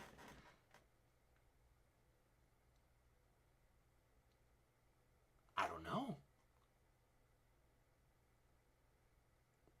What a run of arcs. It's just absolute... You know what I mean, Glow? What a run of arcs. Some of my favorite arcs of all time. Oh, we already did Punk Hazard, O-Dog. It was like down to like 29. Jaya, that's actually a good guess. Dressrosa, that's also a good guess. Skypea, Alabasta, Baratier, Impel Down. Dang, that's actually, that's actually, I don't know. What is, it's got to be one of those though, for sure. 14. It is Baratier. Yo, much love to Baratier for making it this high. Much love to Baratier with 9,800 points. Coming in, the Sanji greatness. I have a lot of memories of this arc in regards to the first time I experienced it and every time I've experienced it since. I think that my first go around, like I said before, this was really like when I was like, yo, I rock with this arc, man. Like, I rock with this series. Obviously love Sanji. And this arc is such a great monster trio arc. Where Sanji obviously got great stuff. One of the most powerful and insane flashbacks in terms of just what's happening within the flashback with the Zeph and Sanji stuff. And I remember when I first read that in the manga upon buying the volumes, I couldn't believe what I was reading. I was like, oh my god, this wasn't in the anime. And just being blown away. And Luffy versus Don Krieg was just so real shonen. Like, I love that fight. And it set the standard for what would come. I feel like Baratier set... That's really when Oda found his formula. Because this arc really does, like, start off the classic One Piece formula. The shocking twist happens, and at that point in time, it was the Mihawk showing up, which no one on the planet Earth thought that was going to happen. So Mihawk and Zoro obviously have one of the most iconic moments in the entire series there. So good, so emotional, yet so exciting and promising for future events. Mihawk and Zoro greatness. Absolute greatness. Then obviously Sanji gets some really good stuff there. That all blue scene is super iconic for me, and I'll have a love for it. The scene at the end of the arc with Luffy, with Sanji and Zeph, never fails to put a tear in my eye. It's one of the most powerful farewells for me, where it hits everything. Like, don't catch a cold. Like, come on, bro. It's those, like, when the dudes are extremely hard on their children and they gotta let them go. It's the same thing with Kureha. Like, don't catch a cold out there. Oh man, that just hits. Really, Sanji turns around. It's like, all these years I've been under your crap roof. Thank you. It's like, man, come on, dude. And as somebody that, especially after years down the line, I worked in a restaurant for 6 years upon graduating. And so I really started feeling Baratier heavy in those, and whenever I was working at that restaurant, and forming the bonds that I did with those people. And I left that restaurant because the place was closing down. So I had my own Sanji thank you moment for all these years, you know? So that has an even more personal connection to it. But I rock with this arc, man. And the Oda formula was firing on all cylinders, and he was truly coming into his own here. And Sanji, man, that's Sanji, Zoro, and Luffy all killing it in this arc. And of course, the setup for the Nami greatness heading into Arlong Park was just incredible stuff. So I have so much love, so much love for this arc, man. I have no idea. So, Bratier, let's see who actually has this the highest. So let's look at chat here. Luffy Blazing says number 10. Yeah, same here, Jacko. This definitely was the first like true hook arc for me. Yeah, the lore drop too, Kev. That's a good point. Yeah, shortly. I feel like for me too. That and the Zoro stuff. Zoro Mihawk. Super says 11. Let me look at the panel here. Jacko says 8. Luffy Blazing says 10. O-Dog Kills is at 11. Yeah, lol, like you get it, yo. When you work in a restaurant and you rock with this, like, man, it hits 16 for Brandon King, 9 for Evra. So Kev had this arc at number 17. Dak had this arc at 21. Jay has to have this high, 8. Jay has it at 8. Laz has it at 16. Laura has it at 20. Fiji has it at 15. AJ has it at 23. And I have it at 18. So, Baratier Greatness coming in at number 14 with 9,800 points. Lowell says between 17 and 15. Akash Panda says 21. I think some people had it lower than you, Akash. I think I saw some 23s over here. It's inevitable, Lowell. You know what I mean? It's inevitable. So, yeah, shortly, 20. I adore my number 32. You know what I'm saying? Like, it's One Piece. It's One Piece. It's just from least favorite to favorite. Declan Von Heel says number 18. So, let's see what number 13 is. I think it might be one of the ones that y'all said earlier. Let me see. Number 13. Oh! Okay. This might be the first one second one on the list that's in my top 10. Y'all know how much I love this arc. I don't even got to talk about this one. I love... Oh, man. I forgot I would have the opportunity to talk about this so soon. We're going to be here all night, Evra. We're going to be here all night. Y'all know how much this arc means to me. So you know I talked about earlier about Return to Sabaody, doing my whole class presentation on Volume 61? Blackbeard's speech is something that I've done so many things for I've lost count. I love this arc, man. Dude, Jaya means so much to me. Kev says number 13. Brandon King says number 9. Akash Panda says 15.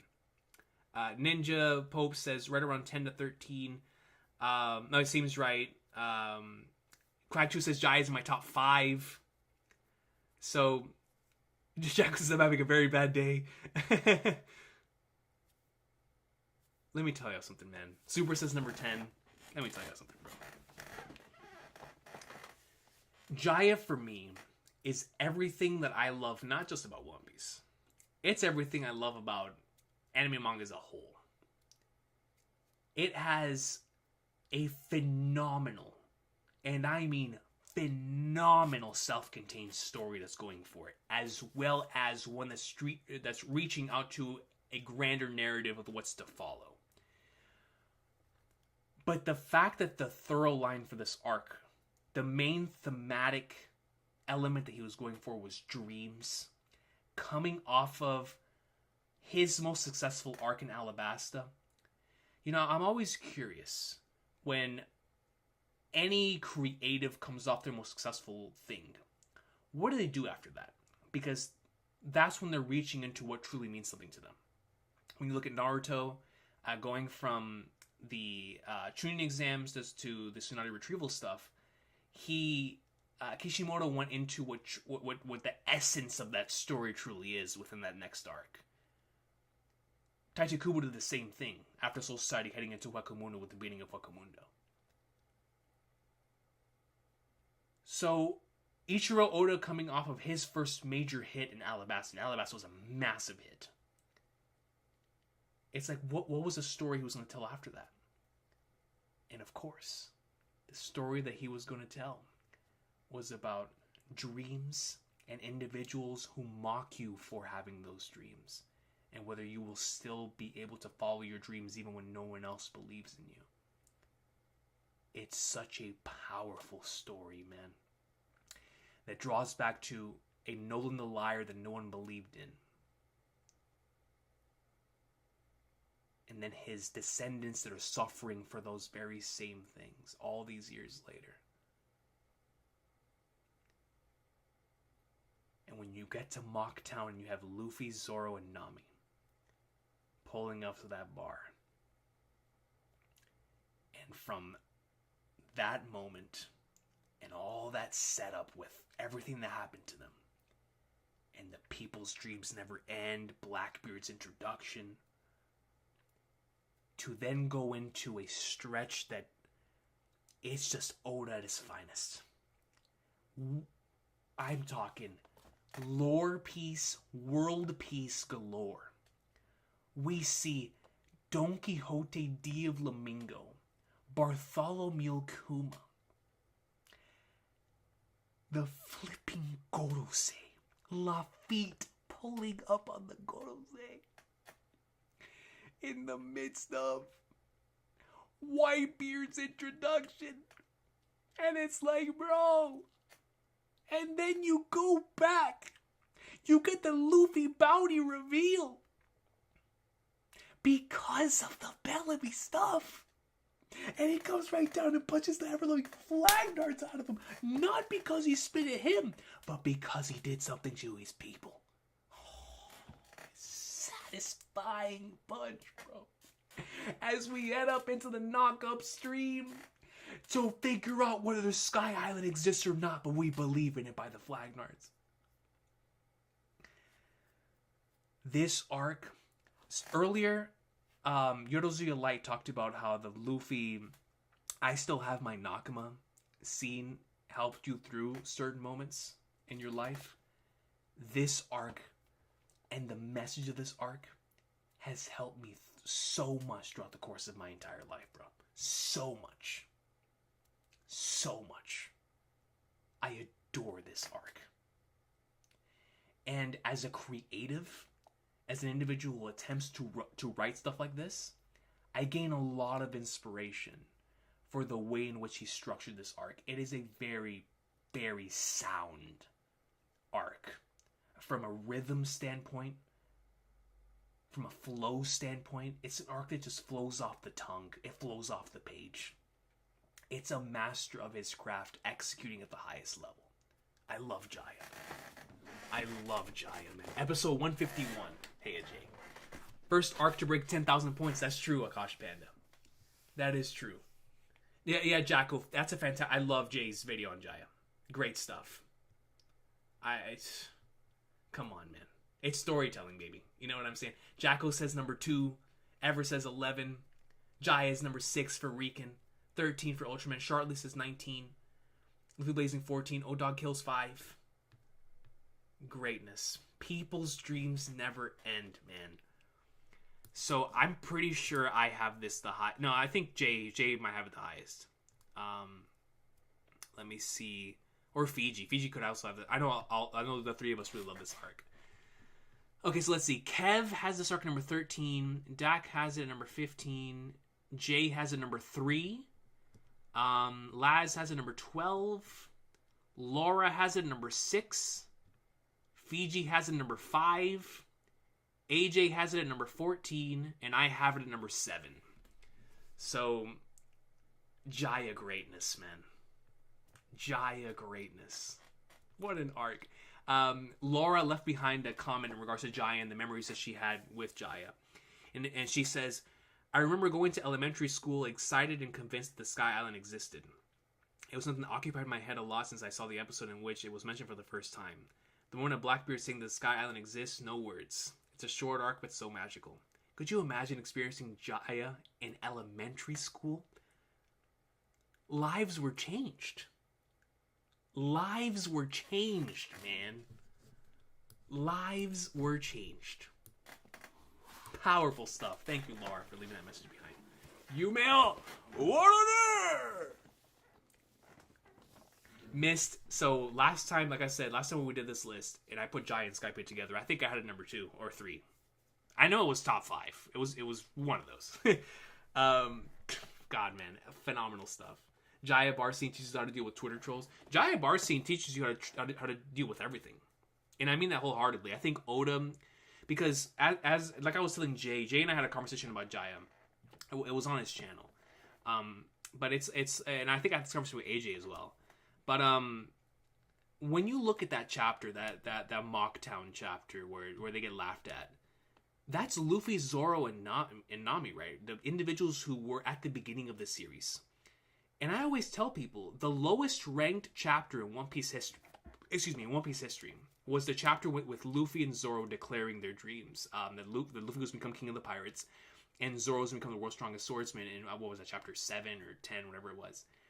And I feel like Oda really always remembered that. Similar to how Kobe Bryant or these individuals with that mentality just remember stuff that keeps them going and motivated. Because Oda then took those very same characters from the beginning of the series and said, "Yeah, look at us now. Look at us now. I didn't have to say a word. I proved it with my storytelling. I proved it with my writing that I can make something of myself. I can make something of these characters. Y'all wanted to laugh at me and vote me super low on the list. I'll show y'all." Came back with the very same characters at the beginning of the story, brought them into Mocktown, and proved it to everyone that he is running the show right now. And so that adds like a completely different layer of like, wow, you're reaching a really personal thing with Jaya. Like, this is what Oda truly felt at that point in time, coming off of his most successful arc to that point in time. So I rock with this arc, man. Well, Finn, I appreciate you. Jay and I had so much fun talking about that. It's an arc that means a lot to both of us. You know what I'm saying? It's beautiful. It's beautiful. Elementary school Jai experience, like, imagine that, Subra. Yeah, it's also crazy, JD. Like, yo, Arlong Park in elementary school would have, God, can't even imagine. I don't even know if I'll be able to appreciate it. Brandon King says, Jai so fascinating to me is one of the first arcs to broaden the perspective of the series beyond the Straw Hats. For the first time, a dream is said and everyone laughs at them, and then their defiance. Exactly, Brandon King. Great way of stating that. It's their defiance, man. And I love, the other day during one of the Elbath chapters, it was when Nami pulled out the map, and was going through like all the insanity that was happening there. And I remember a person in the chat, it might have been Quag too, that said like, yo, look at how far Nami's come, like from not believing Sky Island exists to now believing like any of this is a possibility. And it just goes to show like the journey that we as a crew have gone. And I'll tell you what, that anime episode with the knock-up stream, generational, man. When We Are is playing as you're heading up, peak fiction.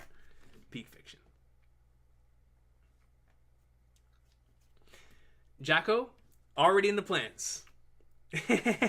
Already in the plans. Yeah, you already know. You already know. You already know. Oh, Gosh Panda said that. Thank you, Gosh Panda. Yeah, see, sometimes, you know, when you're in the middle of experiencing greatness, some things get mixed up. So I appreciate you for clarifying that. I appreciate you. Now then, let's get into top 12. I think I know what this next one is. Number 12?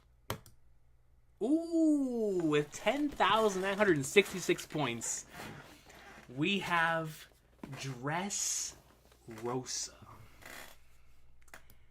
Now, I alluded to some of this earlier, but I think this arc, when the series ends, and I look back on this arc, it'll probably be one of the arcs that I have the most nostalgia for, because this is when I started the YouTube channel. I've told the story before, but just in case you guys are hearing this for the first time, when I graduated high school, I got my first smartphone, and like I said, I've been in the community for a while, and I loved watching Sawyer and King of Lightning and everybody who was doing stuff at the time, and I was like, you know what, man, I'm really loving this arc right now. It was the ending of Punk Hazard, and all that stuff was really popping off, and so I was like, yo, when I get this smartphone, I'm gonna start recording videos for the series. And so when I got the smartphone, even before that, I'd already started like pre-recording stuff. Like the first video I ever did I never uploaded it, but it was like chapter 705. It was the Burgess chapter. Whenever Jesus Burgess first showed up on the scene, and I was just doing them on my own on the computer at school, and then eventually the first real review I ever did on the channel was chapter 710, and that was the first thing I ever uploaded. And so from 710 until now, we have been doing this YouTube thing. But Dressrosa was my first ever experience as a YouTuber, and I'll tell you what, bro, because of that, I have so much nostalgia for this arc, especially the early chapters in this arc. Like, it is really, really nostalgic for me. Dude, it's crazy, Kev. it's crazy how stuff works out. But it's such a nostalgic arc for me, and so many of those moments early on, like the first 31 chapters of this arc, from like chapter 700 to 731. It is so peak. It is so unbelievably peak, man. I mean, as a massive wrestling fan, the G1 Climax stuff with the tournament, loved it. I loved it. I couldn't get enough of it, man. And you're building the mysteries with the toys, and just brilliant stuff there. Obviously, it's the Doflamingo arc, so it's already super exciting. You got the Sanji Dofi clash. That is all going crazy. The Law stuff with Dofi and Fujitora when he dropped the meteor peak. But dude, my most memorable stretch early in that arc was when Oda dropped 729, 730, 731 back to back. And this was end of November going into December, because he dropped Sabo around Christmas time. So it was 729 when Dofi lit Law up full of lead. I was like, bro, what is happening? This is crazy. This is coming off of, I believe it was 728 that had the incredible Dofi and King Riku flashback stuff, where I was like, dude, this guy's a menace to society, bro. Like, he's a villain. And I was really rocking with it. And so 729 drops, and it's like, dude, what's going on? Then 730 drops. So 730 dropped when I was in my college library. So I'm doing a video from my college library, dude. This is how serious it was. You know what I'm saying? Because heading into this chapter, I really wanted to know what happened to Law. And instead of knowing what happened to Law, I got Big Mom showing up on Dressrosa. I was like, bro, what the flyverse is going on? And so we were losing our minds. I couldn't wait to get home. I got home, bro, and yo, we went straight on. Like, oh man, I couldn't wait to watch everybody else's videos. It was a crazy time. Big Mom showing up on Dressrosa. Well, we thought was Big Mom showing up on Dressrosa, right? I was like, what the flip is going on? And so that was such a powerful chapter. Luffy's like, yo, Sanji, Frankie, y'all got my blessings. Let's cut it. Let's get it. Let's run it. And it's like, man, so hype. So unbelievably hype. But then you get 731. And I'll never forget when the chapter dropped, I was at my boy Josh's house. Shout out to Josh. And I was like, yo, One Piece dropped. And I came home, and it was one of the most magical experiences that I had early on in my YouTube journey. And that was the first afterthoughts we ever did in the history of our YouTube channel. Because that's just how powerful that chapter was for me. course, we headed into the long 3-week break after that. So coming off of it and seeing what would happen with the tournament after that, and it's a lot of memories, man. And of course, the Corazon and Law flashback, experiencing that weekly was super special for me, especially Naruto was ending at that time. So as Naruto ended and I had to say goodbye to Naruto, Corazon and Law were breaking my heart on this side too. So it was a really emotional time. And then of course we had the incredible Luffy and Law versus Doflamingo stuff, which will always be real for me. The Gear 4 2-week break will remain like a top 5 weekly experience for me forever. And then post Dressrosa with all of the really cool stuff that happened there with Kaido's introduction and the Kainu scene and Sanji wanted alive. It's just so many memories that I will always, always love.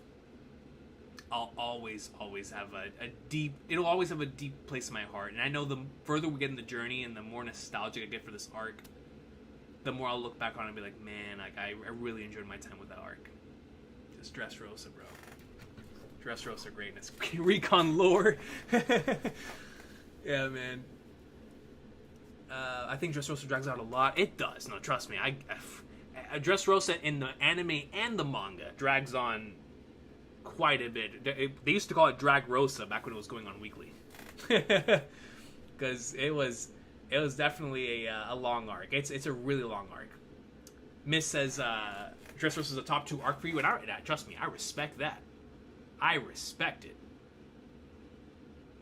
Yeah, the political aspect of Dressrosa is super cool. But going back to Phoebe's comment, I think Dressrosa drags out a lot, but Doflamingo's so great. Sabo showing up, Law, my beloved, the Grand Fleet. The Grand Fleet! Right? You guys got talking about the Grand Fleet. Bartolomeo's in this arc. A lot of stuff happens, so it's really dense, but it's great. Around 10 for me. And I really respect that, Phoebe. Jonathan Arcade says, my first son was born while reading Dressrosa Weekly. Let me tell you that Kairos, Rebecca stuff, and the Law Quota stuff hit with all the new dad emotions flowing. I can't even imagine that, Jonathan Arcade. That's actually a really cool perspective to have on that. With both of those things. Aaron Epsh, what's good, yo? What's good? Yeah, Quag 2, that's a good point. There was a lot of One Piece games come out in that era. Power Warriors 2, Fire Warriors 3, Burning Blood dropped at the end of it, One Piece World Red, a lot of games. Senor Pink, how could we forget? Brandon King comes in with a story and says, story wasn't in the community yet, read on my own. In college, I remember reading the chapter that ends with the G4 text bubble at the end of the class on manga stream. Really jumped out of my seat. Bro. Jumped out of my seat in pure hype. Such a good moment. That 783 reveal, generational. Chapter 783, bro. Dude, those chapters leading into each other, 784 and 781, 782, because I think it was either 781 or 782 that ended with Luffy and Doflamingo doing the Conqueror Saki kick clash. That was like, oh my god, peak fiction. But then you get into the Gear 4 stuff, and it's like, man, peak, dude. But thank you for sharing that, Brandon King. Vortex says, Shakespeare once said, there will those one day that will come searching this new world, and they will take this world by storm. They were Toriyama, Kubo, Oda, Kishimoto, Togashi, the big 5. Hey, I can't deny that. You know what I mean? I can't deny that. Akash Bennett says, there used to be a compilation of reactions, including yours, chapter 731 on YouTube. I remember that. I remember the compilation to, I believe it was Jorishay, right? They put that together for 731, 783, and 785. I wish those were still around, man. Especially 795, bro. Dude, Kaido's reveal really got me, man. I was so hyped that week. Like, God, man. I was hyped, dude. Hyped, man. Jacko says, yeah, 15 for me. Gear 4 was one of One Piece's best shonen moments. Agreed, Quag 2.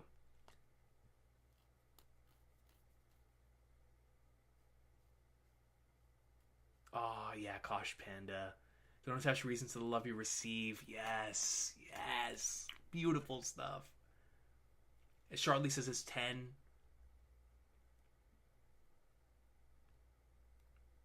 Ufu Blazing says 2. Greatness. Super says top 12. Alright. So we continue on with Dressrosa, great arc. Let me see where everybody ranked it. And my ranking. Where did I rank this? Kev put Dressrosa at 10. Dak put Dressrosa at 6. Jay put Dressrosa at 14. Laz put Dressrosa at 10. Laura put Dressrosa at 30. Fiji put Dressrosa at 9. AJ put Dressrosa at 9. Did I already say that? Fiji put Dressrosa at 9. AJ also put Dressrosa at 9. That's why I said Fiji. AJ also put Dressrosa at 9. And I put Dressrosa at 14. Okay. Oh, I had it a little lower than this. So, Dressrosa, that is where everybody is at. Akash Ben says Dressrosa 11 for me. Let me see.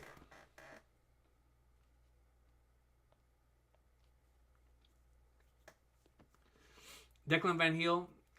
So like Phoebe said, we were definitely predicting a Gear 4 for a while. Hold on, let me see what Akash Panda sent me. Oh, there it is! The Legend of 731! Hold on, bro. There's no way. There's no way, bro. We're about to see a young Recon. Can I pull this video up on the stream?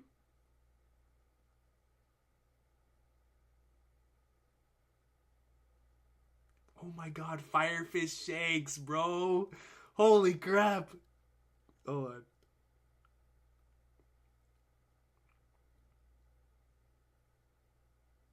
Phone 999. That's crazy. Hold on, dude. This is nuts. For Neverworld, Double 4, Jorishay. Dang, man, this is memories, bro.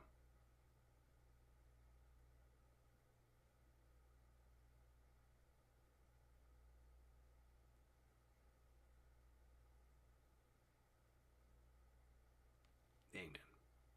That's nuts. That is actually nuts. Holy crap. Yeah, that was when I was Prince Recon. Dang, man. That just brought...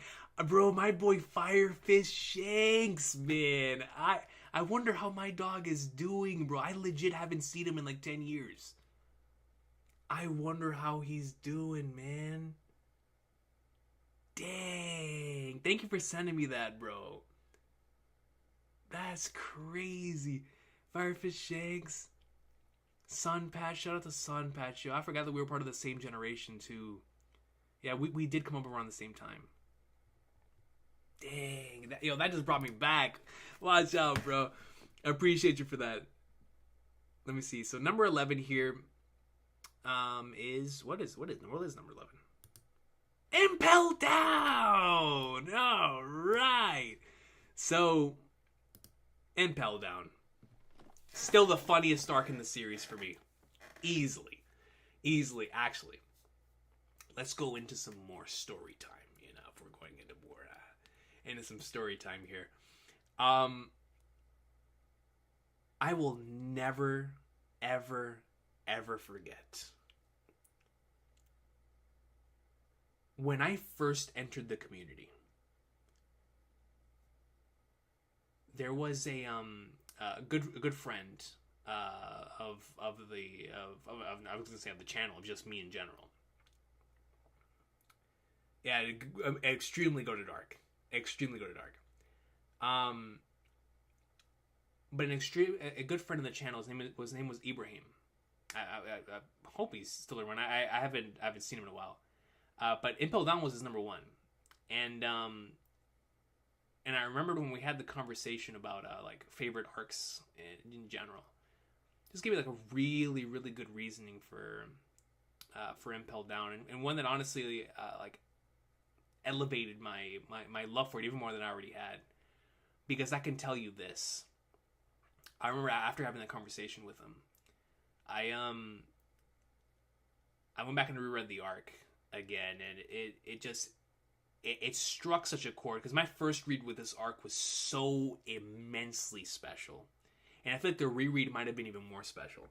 And so I have the first arc experience, which I'll talk about the first arc experience whenever we get to another arc later, because they go hand in hand. But the reread that I had with Impel Down was really special because I should say the first reread. I've read this arc multiple times, but the first reread with this arc was really special because I had the context of everything that followed after, and so seeing how well paced, and when I mean well paced, I'm talking page turning nature of wanting to find out what happens next. This arc is really, really insane. I used to have major problems with this arc in the anime whenever I saw the way they were adapting it.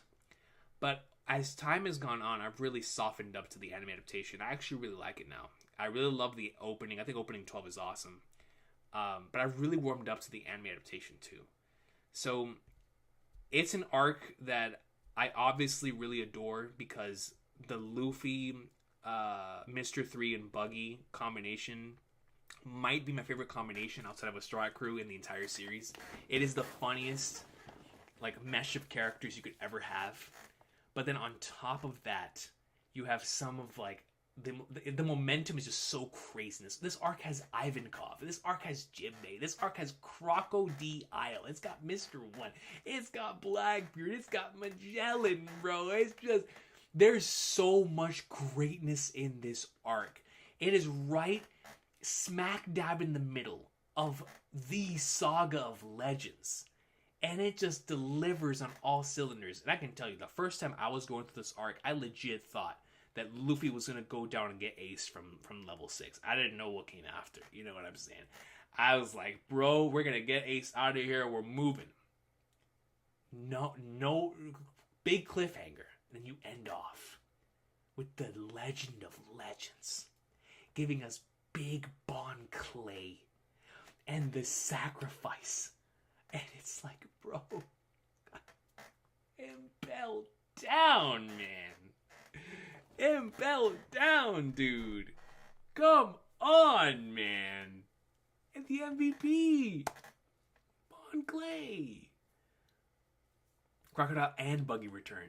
Seeing that makes this arc top 5. It's so beautiful. It's such a beautiful arc. Like, exactly, Jonathan Arcade. Like, whether you're experiencing this arc weekly or monthly, or in a binge, it's such a great arc. The momentum is crazy. It's a ticking time arc. Exactly, Kosh Panda. Charlie has it at 13. Like, yo, it's... Dude, oh, it's just Buggy. It's so insanely hilarious. Ultraman says it's number 12. The scene... Super says number 9. Jacko says 12. The scene that really sticks out to me... And Vortex is number 4. Brandon King is number 15. The thing that really sticks out to me with Impel Down is the way that Oda was able to create a surrogate crew. We just lost the Straw Hats. And he was like, okay. Luffy's not going to be by himself, though. He's going to storm Impel Down to Marineford. With a collection of previous villains and or newly associated characters. And it just leads to a ragtag group of what makes One Piece so special. And it is insane. I will never forget the first time I saw the hormone scene when they injected Luffy and he was screaming. I read that the first time. If I would have watched it, I would have been scarred. I would have been like, man, this is crazy, because the anime really brought that scene to life. But I read that and I was like, oh my god. When Luffy's fighting Magellan for the first time, I was trying to put the puzzle pieces together like, yo, how is he going to beat this dude? Ah, man, it was so good. The gear second for Magellan. When Luffy and Blackbeard meet up again, I mean, there's so much greatness there. There is so much greatness. Quack 2 says, you don't understand, Jinbei might be the reason I started One Piece. I used to not care about anime or manga, but one day I saw his design online. He just resonated me for some reason. That is so cool, Quack 2. Jinbei was the reason why you started. Declan says, Impel Down's number 14 for me. One thing I absolutely love about this arc is the setting. Yes, same here. Love different levels and how different they all are. The place is massive and it has such a unique vibe too. Number 1 for Lololol. Number 12 for Mist. Yeah, the Illusions of Dante's Inferno is just so cool. So cool. I love it. But yo, Quack 2, that is so dope. Like, of course, we hear all the time of like how certain people get into anime or manga, or how people get into One Piece, whatever the case may be. But to hear that somebody got into the series through Jinbei, I've never heard that before. You honestly have the most unique perspective on that. That's actually super dope. That is really, really dope. Before we get in the top 10, of course, let me see where everybody ranked this arc. Curious. Kev has this arc number 7. Dak has Impel down at number 16. Jay has Impel down at number 6. Laz at number 15. Laura at number 7. She says, the best joke of my life, the funniest arc of One Piece. I agree. Whenever I watch it, I enjoy it so much. As a viewer, I feel like I experienced escape with them in such a real way. Facts. Making the journey there and back, and there's Buggy. There's Buggy. Yo, Buggy and Impel Down is like pre Impel Down, he's still like a cool character, but post Impel Down, he became one of the best characters in the series. He's just so good. Thank you, Laura, for that. Fiji has a number 13. AJ has a number 13, and I have it at number 15. So Impel Down, absolute greatness. Adore this arc with every fiber of my being, and it will always be one of those like you'll never forget where you were the first time you read this. I'll come back to this whenever we talk about Sabaody later, because Sabaody and Impel Down they go hand in hand with my experience with the two of them. But with that first initial read through, because it's something I'll never forget. But we'll talk about that at a later point. Now, so Quag 2 says, so Arlong Park, Impel Down, and Fishman Island were very special for me. And I can imagine, finally seeing the character that made you want to check the series out. Vortex says, when I was 30 episodes into the series, I remember searching up arc names for One Piece. When I saw Impel Down, I thought Luffy's ship went down, and it was a crisis like White House Dawn. Dude, that is so cool. It was funny about that, Vortex, is I remember when the Shonen Jump issue for Impel Down came out over here, and it was like 3 steps down and Impel Down, or whatever they said for it. It was one of the funniest things I'd ever seen. And I don't know why that White House Down comment just reminded me of that. It's the birth of Captain Buggy, Kev D. Like, come on. Peak fiction. Peak flipping fiction. Like, yo, absolute greatness. I'll tell you what. I think that what Impel Down did for Buggy, what I feel like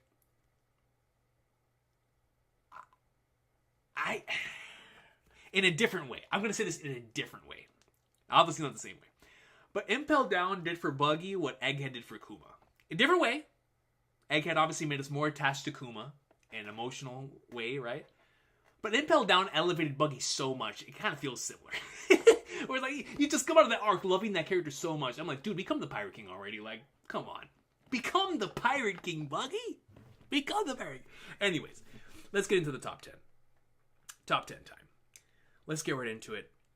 What in the world is in this top 10, actually? Holy flag nerds. Number 10.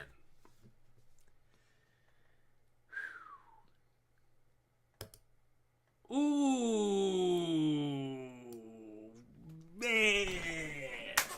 Here we go. Here we go, bro.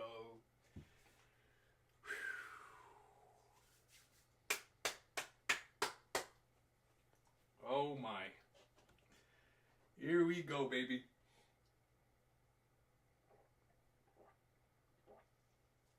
Here we go.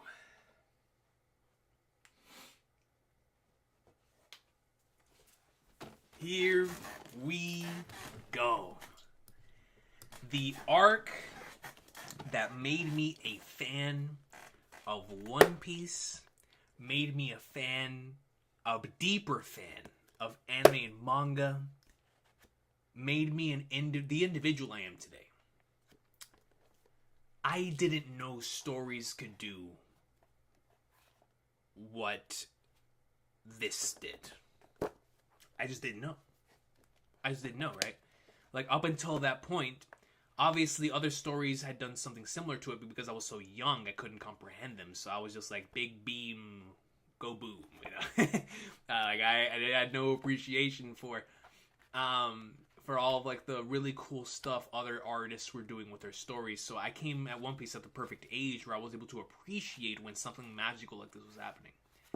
And so when I got to Arlong Park and I saw what they were setting up there, and I saw what was happening with Nami's story, Nami as a character, similar to a Quag 2 said about Jinbei, Nami's always been that for me, where as somebody who's always loved the Fujiko Mine characters in a lot of different pieces of fiction, the thief character that always there's always a lot of thematic brilliance happening with the thief character when they're executed correctly.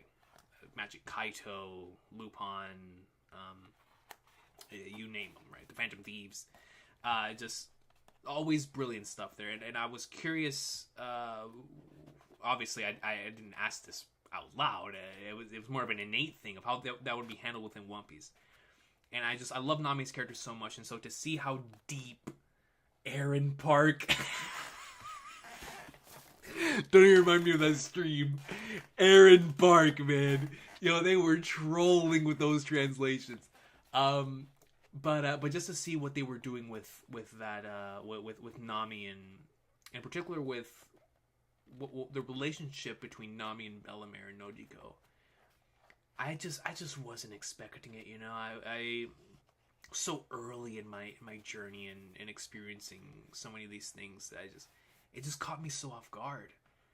And so when you get to episode 37, which to me is still one of the greatest episodes ever, from top to bottom, with the end of the flashback stuff heading into, or more flashback stuff, and getting into the stuff with Nami going back to the village, and the really powerful sequences that follow. Then Mother C starts playing, and then Luffy shows up. And you get the walk to Arlong Park after he puts the hat on her head, and it's just, man, when they all start boxing for her and her freedom, and Luffy destroys the map room, which I think is still one of the coolest scenes ever, then truly destroys the entire building that's keeping her shackled. And that moment I was like, yo, this series is built different, and it just really, really stood out to me. And I didn't know it at the time, but it would lead into what we're going to talk about a little bit later in the career choice that I ended up making.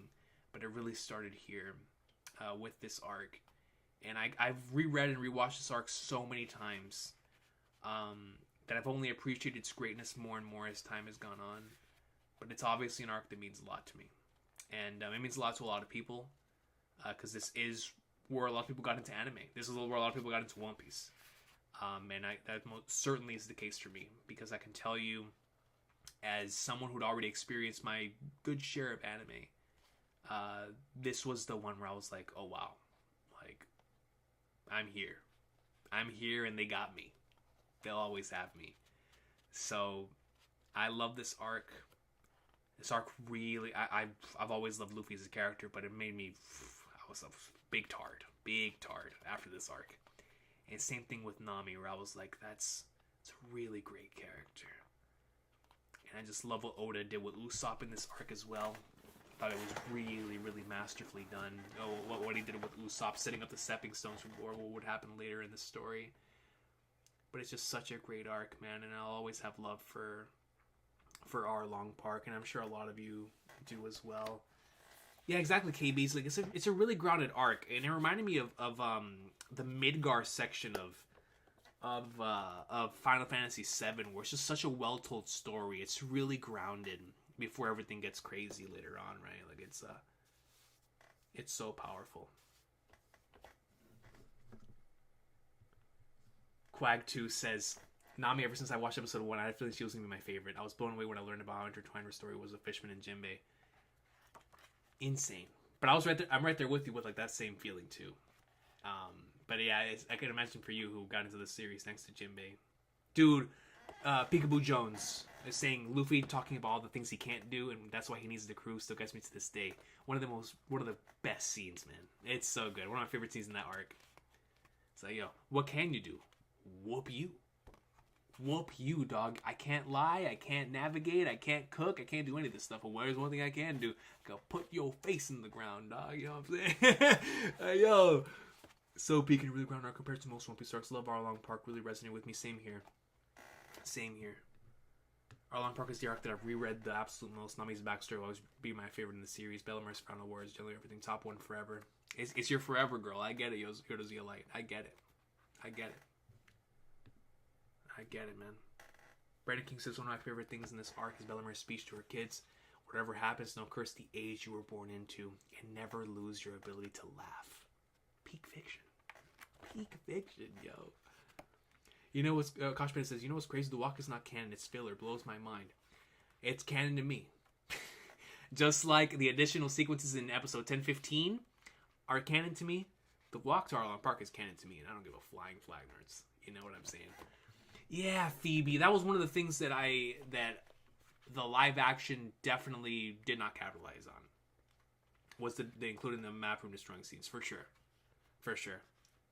It's such an impactful moment in that arc, and to not have it in there is like, man. No, Mist, I get it. So Mist says, Arlong is legendary hook arc that made me instantly sold on One Piece. I know it's going to be top one after this arc, but like One Piece keeps on one-upping itself, so it's 19 for me. And I get it, trust me, I understand. There's so much greatness in the series. Yo, Ninja Pope coming with a Trails reference. I made that exact same Trails reference. And in the Trails ranking the Trails moments with Laz. That exact same thing. Luffy Blazing says 5, Jacko says 7.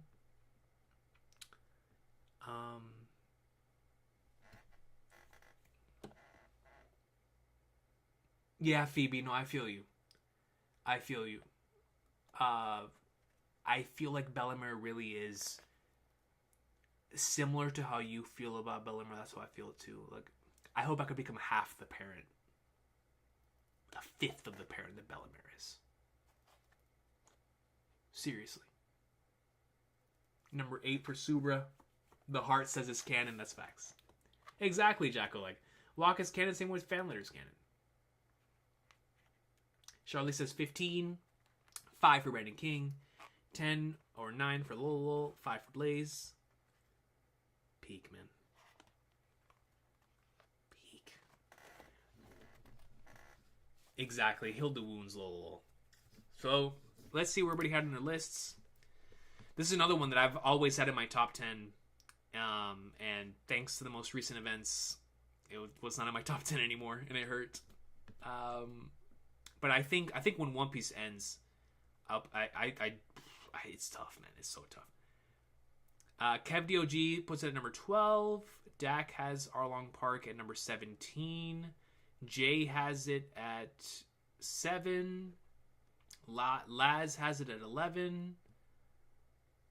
Laura has it at 3. So let me read Laura's message for Arlong Park at 3. It says, Arlong Park is like my comfort arc, the one I see when I'm bad.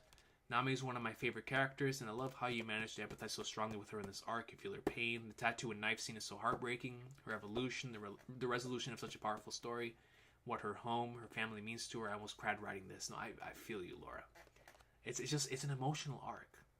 I'm glad that it resonated with you. And you actually, saying this your comfort arc, I really resonate with that, because it is mine too.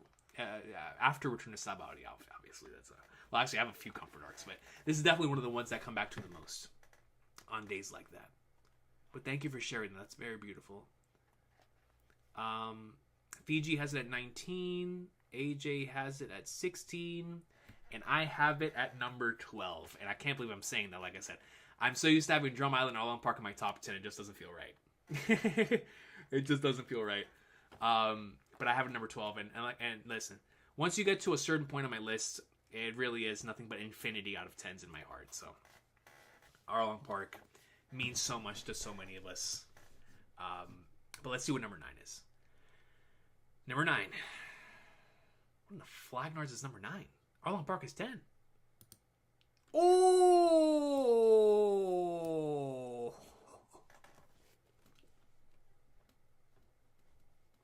Alright, I've got a lot to say here too, man. I've got a lot to say here too, and I'm looking forward to seeing all of your thoughts on this arc in the comments section down below. What a jump! What was Arlong Park again? Arlong Park was 12,446. Oh, 496. Only 50 points. Wow. Okay.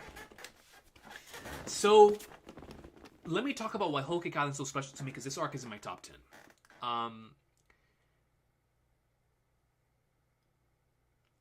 So, in the middle of Dressrosa, when Oda was going on break for his tonsil, for what was going on with his tonsil at the time, I got into a series called Gintama. And Gintama sort of took over my life for a very long time, but it really started at that point. And towards the end of Dressrosa, Gintama was releasing what was my favorite arc of all time on a weekly basis. And so I was really obsessed with Gintama at the time. And so, obviously, I was still enjoying One Piece. But Gintama became, for the first time ever, something that dethroned One Piece for me. And it was my favorite for a little while. So, like, while Gintama was in its stretch of legend, that was the thing I looked forward to the most every single week. While still, obviously, like I said, enjoying One Piece, enjoying Bleach, Toriko, and everything that was happening. But I was just really, really on the Gintama greatness, because it was just, those arcs were killing it. And so, coming off of Dressrosa and Zoe, as much as I was still enjoying the series, I was like, man, it's most certainly still hitting, and I'm very, very invested. But Whole Cake Island, man. From the moment this arc started until chapter 902, I was so immensely in love with this arc, man. So much to the point to where One Piece grabbed that favorite series of all time spot right back to it, man. I don't even know where to begin. Man. This arc introduces three of my favorite characters that y'all know are Recon core to the max. Charlotte Pudding, Charlotte Katakuri, and Big News Morgans. Could you imagine a Recon channel without Pudding, Katakuri, and Big News Morgans? It's like, bro, man.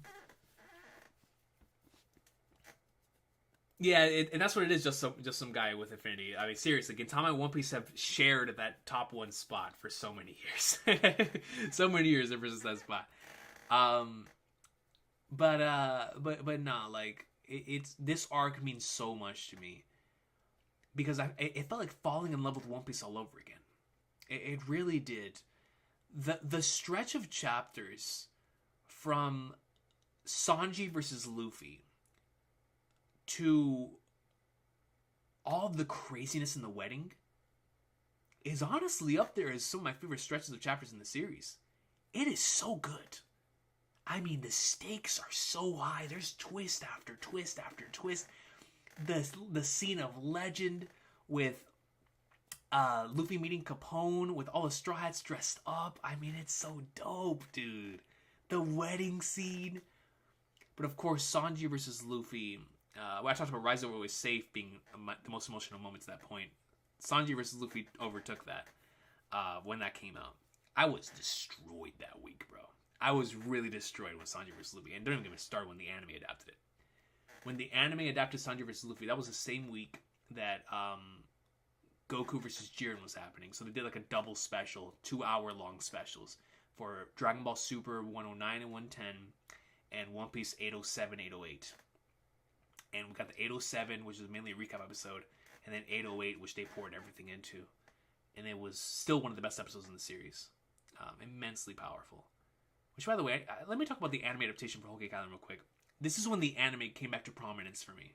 Because even though I enjoyed Zoe in the anime, I still was like, yeah, it still has a lot of like the punk hazard Dressrosa stuff flowing through his veins. But Whole Cake Island truly felt like the anime was in prominence, and it was just killing it. The anime was so good for Whole Cake Island, and even though it was long, it was so enjoyable, especially on a weekly basis. I really enjoyed Whole Cake Island. 877 is still one of my favorite episodes in the entire series, with the Chapter 902 adaptation. And the Soul Pocus sequence, peak fiction, man. That's one of my favorite soundtracks. But Luffy vs. Katakuri, obviously one of the best fights. Absolute rawness. Flipping Katakuri, bro.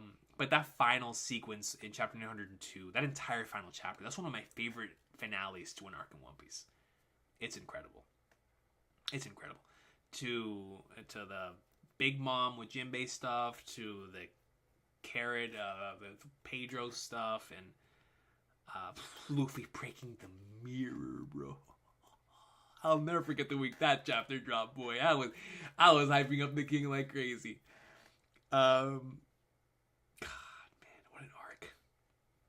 What an arc, bro. Bad End Musical in the anime was peak fiction. Recon, always #1 pudding fan. I will always be her #1 fan. You gotta understand. So I know I was gonna save this for like whenever I do a favorite characters list, but you gotta understand the reason why I like Pudding is not even in regards to like her as from a character writing standpoint in terms of like development and things of that nature. I love Pudding as a character because she reminds me of a classic cartoon character and how well written those characters are. So like she reminded me of like a character from like the Ed and Eddies of the world, or the Courage the Cowardly Dogs of the world, of like that type of well written, a character that obviously has a lot of love and care put into them, but she was just immensely entertaining as both a villain and then as a sympathetic character, to the point to where on a weekly basis she was the most interesting thing in the manga for me. I just couldn't wait to see what she was going to do next. Whether it was, because from the very beginning, I was like, oh no, I can see where this is going. I can see where this is going. But when Oda started executing at the highest level, I was like, wow, this is really hitting different. And so I really appreciated what he was going for, but he always kept her written the same way someone would write one of those classic cartoon villains. And I thought it was just so cool the way he was able to balance the complexity of what she was going through in her situation with that classic cartoon villain nature, and then slide into the sympathetic redemption stuff as she falls in love with Sanji. And so much of that stuff just hit different. And one of the funniest gags in One Piece for me was with Pudding and Sanji. Y'all remember it, man. I love that junk, bro.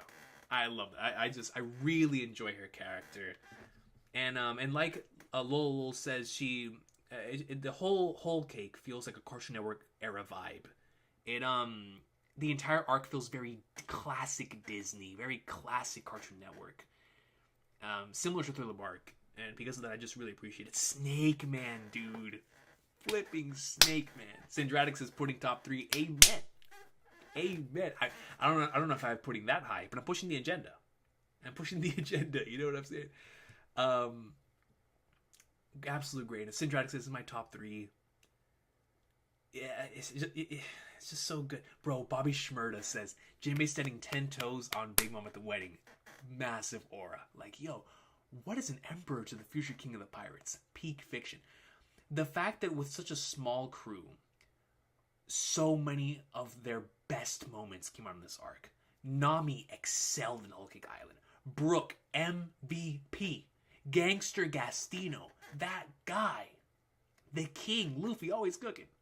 Carrot had a great arc. I mean, dude, Big Mom was such a terrifying villain in this arc. Whole Cake flipping island, man. I rock with it, bro. You know what I'm saying? I rock with it.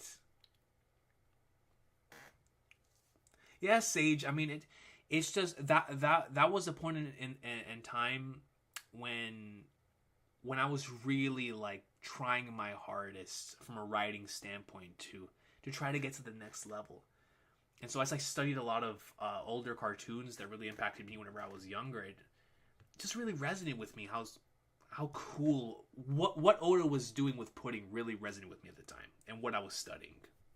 It was just so dope. I'm late. Vortex says, I'm late, but let me tell you my Arlong Park experience. When I was first about to watch it, I initially thought the stars would go to Water Park and have fun. Boy, was I wrong. So Vortex thought they were going to go to Aquatica or something. Big Mom's backstory, bro. The whole Mafia meeting mist is so cool, especially in the anime. Especially in the anime. Brooke calling Big Mom young lady. Peak fiction. Peak fiction, yo. Come on. Yeah, Quag 2. That was a crazy dope spread. Like you said, it had like 50 panels in it. It was nuts. Oda was like, I gotta put everything in this page. Wait, that's Whole Cake Island, man. Absolute greatest. Let me see where everybody ranked this. I think I had this. I definitely didn't have this the highest. I know Dak had this the highest. I remember that. I have this arc at number 9. So, Whole Cake Island, number 9. Absolutely adore this arc. AJ has it number 8. Fiji has it at 20. Laura has it at dead last at 32. Commodore Laz has it at 7. JD has it at 13. Dak has it number 1. I remember that. So Dak is the outlier in regards to the number 1 being Whole Cake Island. Super awesome stuff there. And then Kev has Whole Cake Island at number 3. So Kev has it number 3, and Dak has it number 1. So a lot of love for Whole Cake Island in regards to the individuals here. Oh, absolutely, Phoebe. Let me see. Let me see if I can scroll up here. What you've written.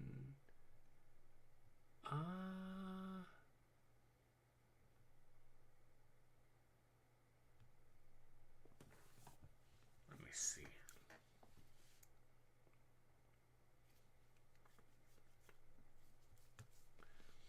Okay, so I see something right here. God, what an arc this is. I don't like what's become of Sanji post time skip, but this arc ensured that he remains a beloved character for me. Honestly, Zoe and this truly, I was like, yo, Sanji, like this is the Sanji I love. You know what I'm saying? This is Carter versus Luffy's the best fight. It's so good, Phoebe. It's so good. I know you wrote something else. Oh, I need to watch / read Gintama. Apparently, yo, you definitely need to. It is a phenomenal series. Goat-tama. Brandon King talking about the Umbrella episode, yo. That's episode 111. One of the greatest episodes ever, yo.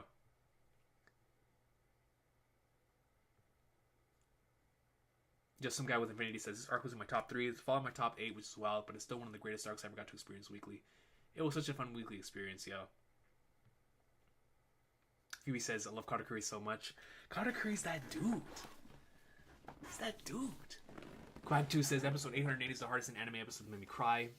On the other hand, fan letter is the hardest. I cried tears of joy from an episode. Fan letter, man.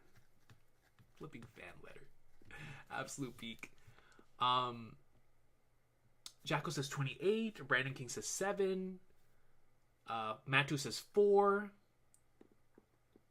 Matthew says... talking about the 32. 24. Melon T has it number 1. Super has it 14. Absolute greatness. Absolute greatness. All right. So now let's go ahead and go on to the next one as we head into top 8. Where is my stream? Oh, here it is. All right, number 8. What is number 8? About to find out. Oh.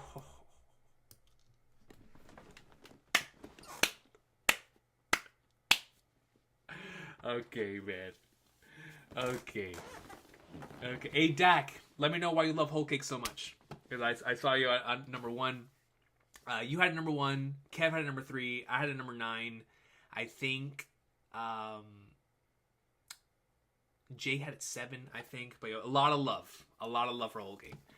but Skypiea, y'all. Now, y'all know this is in my top 10. Y'all know how much I love Skypiea.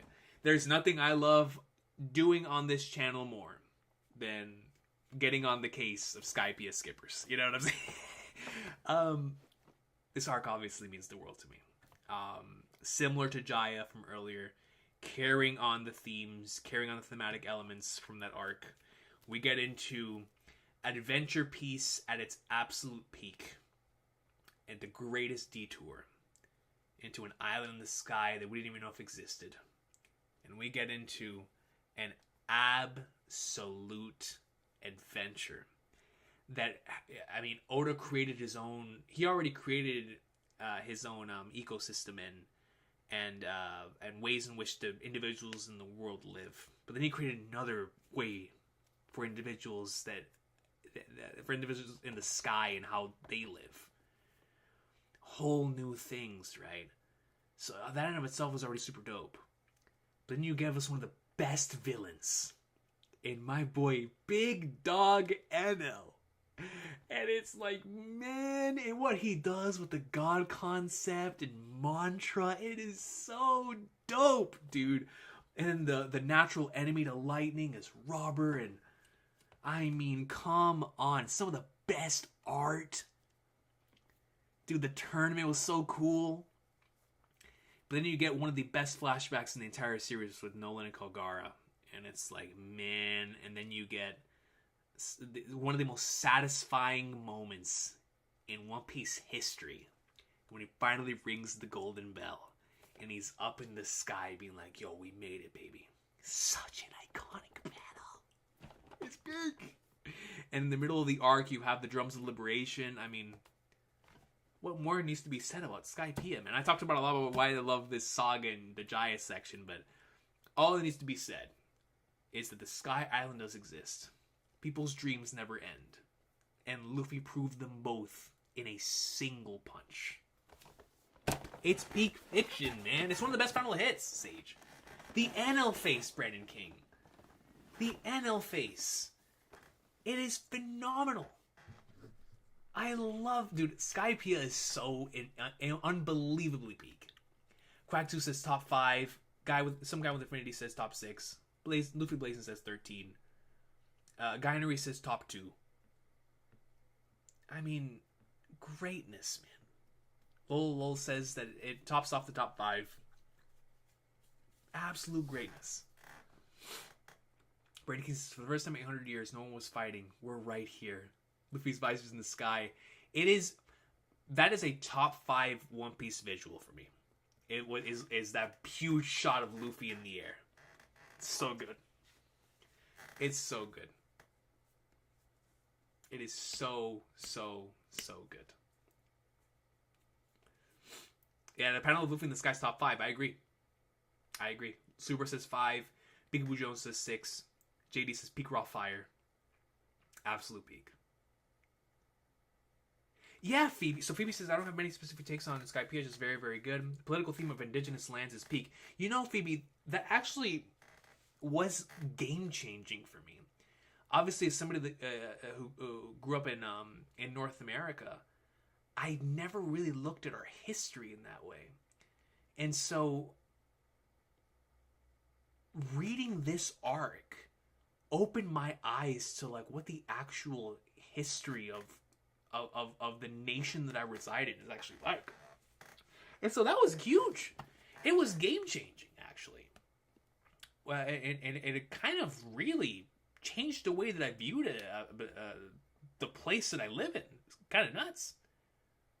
Now that you bring up the political aspect of it, absolutely, that most certainly is a major aspect of the life-changing material that I'm talking about, where it's really enlightening stuff, extremely enlightening stuff.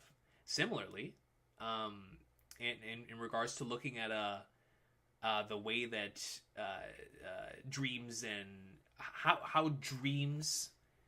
an arc with dreams has a godlike figure at the helm is also such a really cool concept. It's the JRPG thing, obviously. But I think the way that Oda executes it is super cool. Because he plays around with the whole god concept in multiple different ways, as we've seen with Nika, as we've seen with characters who appear to be gods but are not gods. What a god is in One Piece and things of that nature, and that really started with NL, and how that is in association with dreams and stuff. It's a really thematically rich arc with a lot of really cool high concept themes and ideas that just resonate. And I feel like he put so much effort into telling a really sound story that would resonate with people no matter where you're from. And I think that goes a long way. It goes a long way. So Dax says, Coach, why I like Hokugan so much, I got caught up during it, and you guys probably said all the other main reasons, but one big thing for me is that it was unnecessary. We didn't even beat Big Mom. It's very unique. I appreciate that, Dax Sake. Yeah, it's a great detour. The story here in Brazil is pretty much the same. I like all the stories like One Piece can really change your perspective on. Yeah, seriously, like on things that are real. Exactly. Metaphor is huge on that. The game that I'm currently playing on how fantasy often depicts reality and how then reality depicts fantasy, and it's so true. It's so true. Yeah, hopefully Quag too, that we could go to Vera one day and get some more of the lore. All right, here we go. So let's see where everybody else ranked this. I'm going to top 7. I don't think I have this the highest, but I know I have it high. I have it at number 6. AJ has it at number 3. Fiji has it at number 3. Laura has it at number 10. And Laura also talks about the Luffy silhouette. The Golden Bell, Shandora, Nolan Kagar, the moment of Luffy's silhouette in the sky, Anaru, I enjoyed it very much. Absolutely, such a good arc. Laz at number 2, so I think Laz might have the highest. Laz has it number 2. JD has it number 10. Dak has it number 14. And Kev has it number 14. So the highest for sure was Laz at number 2, AJ and Fiji at 3, and I had it number 6. So Sky Flipping Pia, man. Absolute greatness. Now, number 7. I'm pretty sure I know what this is. Is this Alabasta? It is! Let's flipping go, man. All right. So Alabasta, obviously the arc that comes from before it. I'm sorry. It's that time of the night. Every time when we're doing a stream, my nose always gets crazy this time of the night. It's the allergies. But Alabasta, you guys know. Excuse me. I've talked about this multiple different times. It's okay, Kev. They're One Piece arcs. I've talked about this at multiple different points in the past. But Alabasta is anime to me. When I think about what anime is, I always think about the final scene of Alabasta where they all throw up the X. That scene is anime to me. That perfectly encapsulates why I love this medium as much as I do, because it's able to invoke the type of emotion out of me. I have a very, very unique experience with the first time I went through Alabasta. If you guys remember on the PlayStation 3, the internet browser tab that you could access through the PlayStation 3, that's how I would access Watch OP when I couldn't use the computer. And I reached episode, I think it was 117, 118, when I had family come over for Thanksgiving. So I had a whole bunch of family over, wasn't able to get to the computer. So I hooked up the PS3, and up on the TV, I had episodes of Alabasta playing, because I couldn't stop watching. I was hooked, man. I had to go through that junk. And so from like 118, 119 to the end of the arc, even after everybody left, I just had it on the TV, so I just kept going through Watch OP. So from 1, whatever it was, 17, 16, whatever it was, up until the end of the arc, we kept that thing trucking the rest of the night. And I was so locked in, man. I was locked in, dude. I was like, yo, this is my jam. You know what I'm saying? I will never forget the first time I watched Luffy vs. Crocodile with episode 126. I've watched that episode like a billion times after that, because it is such a great episode. That is one of the best episodes. It's so good. So good. Also a phenomenal chapter. Oda has incredible fighting choreography there. I actually have the Shonen Jump issue with Luffy vs. Crocodile with that entire final ending sequence with the Gum Gum Storm and everything. I have the full fight in Weekly Shonen Jump format. But it's just incredibly important. Obviously, the culmination of their journey together with Vivi. But Alabasta for me represents more so the question that I pose to every one of my favorites, which is, can you peak again? And obviously, Arlong Park was a peak that was really high for me at the time. Drum Island matched that peak, but Alabasta surpassed that peak for me, where I was like, wow, this is what the series is capable of. And obviously, it would then surpass it again and again and again and again. But Alabasta was like, man, this Oda guy really knows what he's doing. And it's really hit. And I loved that each individual Straw Hat got their time to shine. Usopp has one of his coolest moments here. Nami's battle is great. Zoro is phenomenal. Mr. Prince Sanji kills it. And obviously Luffy has several great moments here. It's good stuff. Chopper with the tag team battle was also a good highlight there too. But Vivi, what an incredible character, right? And this was her arc.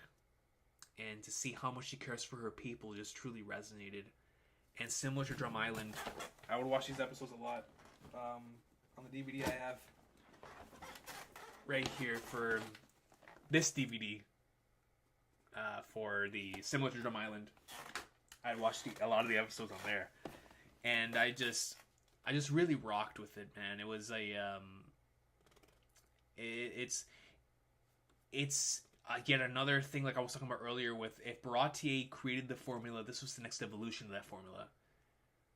Every single big arc has taken something from this arc, and it is immensely important to me. And so, Alabasta, obviously, extremely emotional ending, one of the most iconic moments in the entire series. But as a creator now, I look at that moment, and when I found out Oda didn't plan that moment, it's really inspirational for me. Because Oda was so in tune with his world that he didn't plan for one of his most iconic moments, which is them altering up the X. He didn't plan for that. That happened spur of the moment because he just understood the world of his characters. And I aspire to reach that level of getting in tune with my world. And I've always taken that creative approach with my writing. To be so in tune that the characters start doing things themselves outside of your control. And that VVC means that to me on top of what it means to me from a One Piece standpoint. It's a great arc, man. It's a great arc. It's so good. I love Vivi so much, man. Yeah, Declan Van Heel. Like, Vivi, she's incredible. Lil says top 4. Jacko says 6. Yeah, Kev, I also get sniffly nose when I get tired, bro. You know what it is. It's 1:30, man. You know what I mean? But we're kicking it, bro. I'm having fun. You know what I'm saying? Peekaboo Joe says 7. Mobar says 11. Luffy Blaze says 9. This one guy with Freddy says 10. Top 10 for Guynery. Phoebe says Alabasta, perfect story crocodile, and characters, Cobra, Vivi, Bon Clay, my guy Crocodile, about who I am very normal, and yet again the politics are so enthralling. You know, this was the first time that we heard about like, the ancient weapons, and my god, I didn't mention Robin. You know, Robin joining the crew instead of Vivi was a massive twist. And so, but finding out about the Void Century and ancient weapons, so many things that are still so interesting to this day. It's incredible, and obviously, like you said, with in regards to the way in which Crocodile was handling the entire situation from a political standpoint, and the way the land and the way that some of that stuff is utilized and treated, it was just so fascinating, so immensely fascinating. Oh, Yodozuya Light says Alabasta is absolutely sensational. Vivi is my favorite character in the series. Seeing what the X so impactful to me that I literally have the X tattooed on my arm. Top 2. I respect that Yodozuya Light. I really do. That's so cool. Super says number 7. Vortex says, knowing you're a creative and writing background, I would love to talk on Discord on one of these days. I definitely need some advice. I want to learn more about what you did as I am on early. I got you, Vortex. Anytime. Days of the creative side and writing would love to have a path to look at and to go to follow behind. Need some coaching from the coach.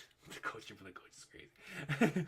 Nah, Vortex. On a serious note, I'm also on this journey too, so I can only offer as much advice as I possibly can. But I definitely got you, bro. Let me know. Brandon King says, Oda designed his world in such a great way that after a while he could just drop the characters in an arc and they would naturally know what to do next without him. And that moment was the X. Perfectly said, Brandon King. Perfectly said. Yeah, exactly, Welfin. Like, the epiphany he must have had in the moment was like, it's all coming together. You know, it's all coming together. And it hits. It just hits. I'm right there with you, Phoebe. Yo. Robin will always be one of my actual fictional crushes. You know, it's just the way that it works. Just the way it works. Oh, Brandon King brings up the line of legend. You can stray from the path of a man. You can stray from the path of a woman. But you cannot stray from the path of being human. Oh, come away! Yo, Bon Clay. Dude. Bon Clay, I flippin' love you, man. You are the chosen one. You are the chosen one, Bon Clay. Seriously. Bon Clay. If you're just in your own bubble with your own work, you'll be stuck with just one point of view. Letting others, people in on your stuff can be difficult, but you can gain interesting perspectives. Exactly, Kev. It's feedback is so important. It's just so difficult sometimes to get that feedback. You know what I'm saying? It's like, man, absolute greatest. Let me see where everybody ranked this. This is another one that I've always had in my top 10 and just barely missed out. I had this in number 11. So I had the Alabasta at 11, Arlong Park at 12, and Drum Island at 13 to represent my One Piece journey there. So yeah, Alabasta at 11. AJ had Alabasta at, where is it? 11. Fiji has Alabasta at 10. Laura has Alabasta at...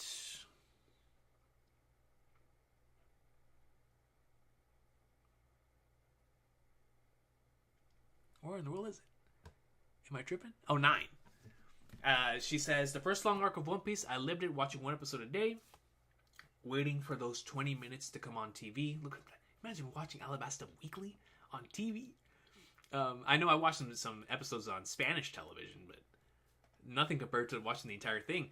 The farewell moment with Vivi is indescribable and also has the fights I enjoyed the most. It has some really good fights, man. Some really, really good fights. But that farewell moment, man. Laz says Alabasta's number 8. JD has Alabasta at... Where? Oh, yeah, that's right. Jay said that he put Alabasta low by accident. So he put it at number 26 by accident. Because of the system, the way that it's made. Sometimes you lose track of the arcs in the way that we did it on Straw Poll. So I get that.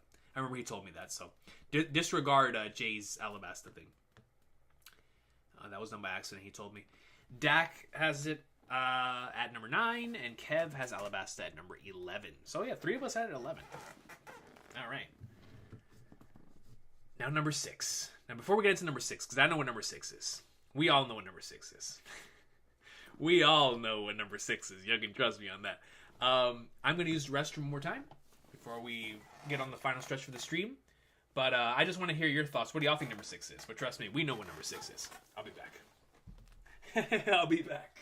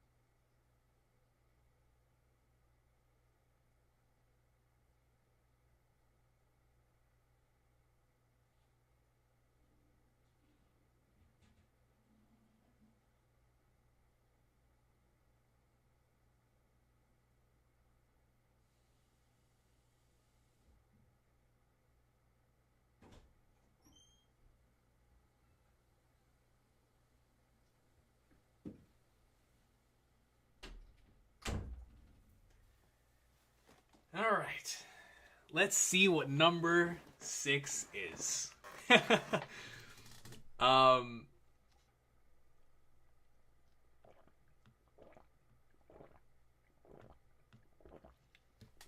right. So, number 6. If I'm remembering this correctly, if I'm not remembering this correctly, then I'm tripping. But I think I remember this correctly. Number 6 is my favorite arc in anything. If you guys can wager to guess what that is. But number 6 is undoubtedly my number 1. And I made that decision a long time ago. It was my number 1, and then I made the rest of the list. So, coming in number 6, unfortunately. But I get it, because like I said, I love every single arc in this series. I truly do. Coming in number 6, Wano Kunita. The Wano flipping greatness, man. Now, here's the thing, right? Here's the thing. I completely understand the divisiveness of this arc. But I just want to talk about why I love this arc as much as I do. Because this arc kind of changed the way that I enjoy stories. So, 2 things happen in the middle of Wano going on. The first one was that in 2019, One Piece Stampede came out.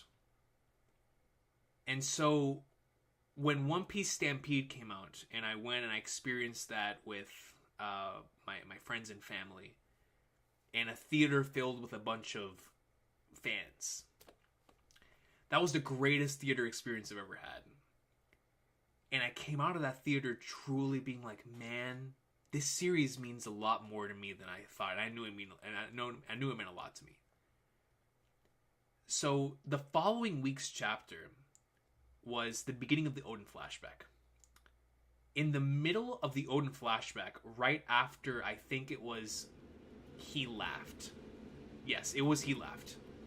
Right after he laughed, the craziest sickness that's ever hit me right at the beginning of 2020.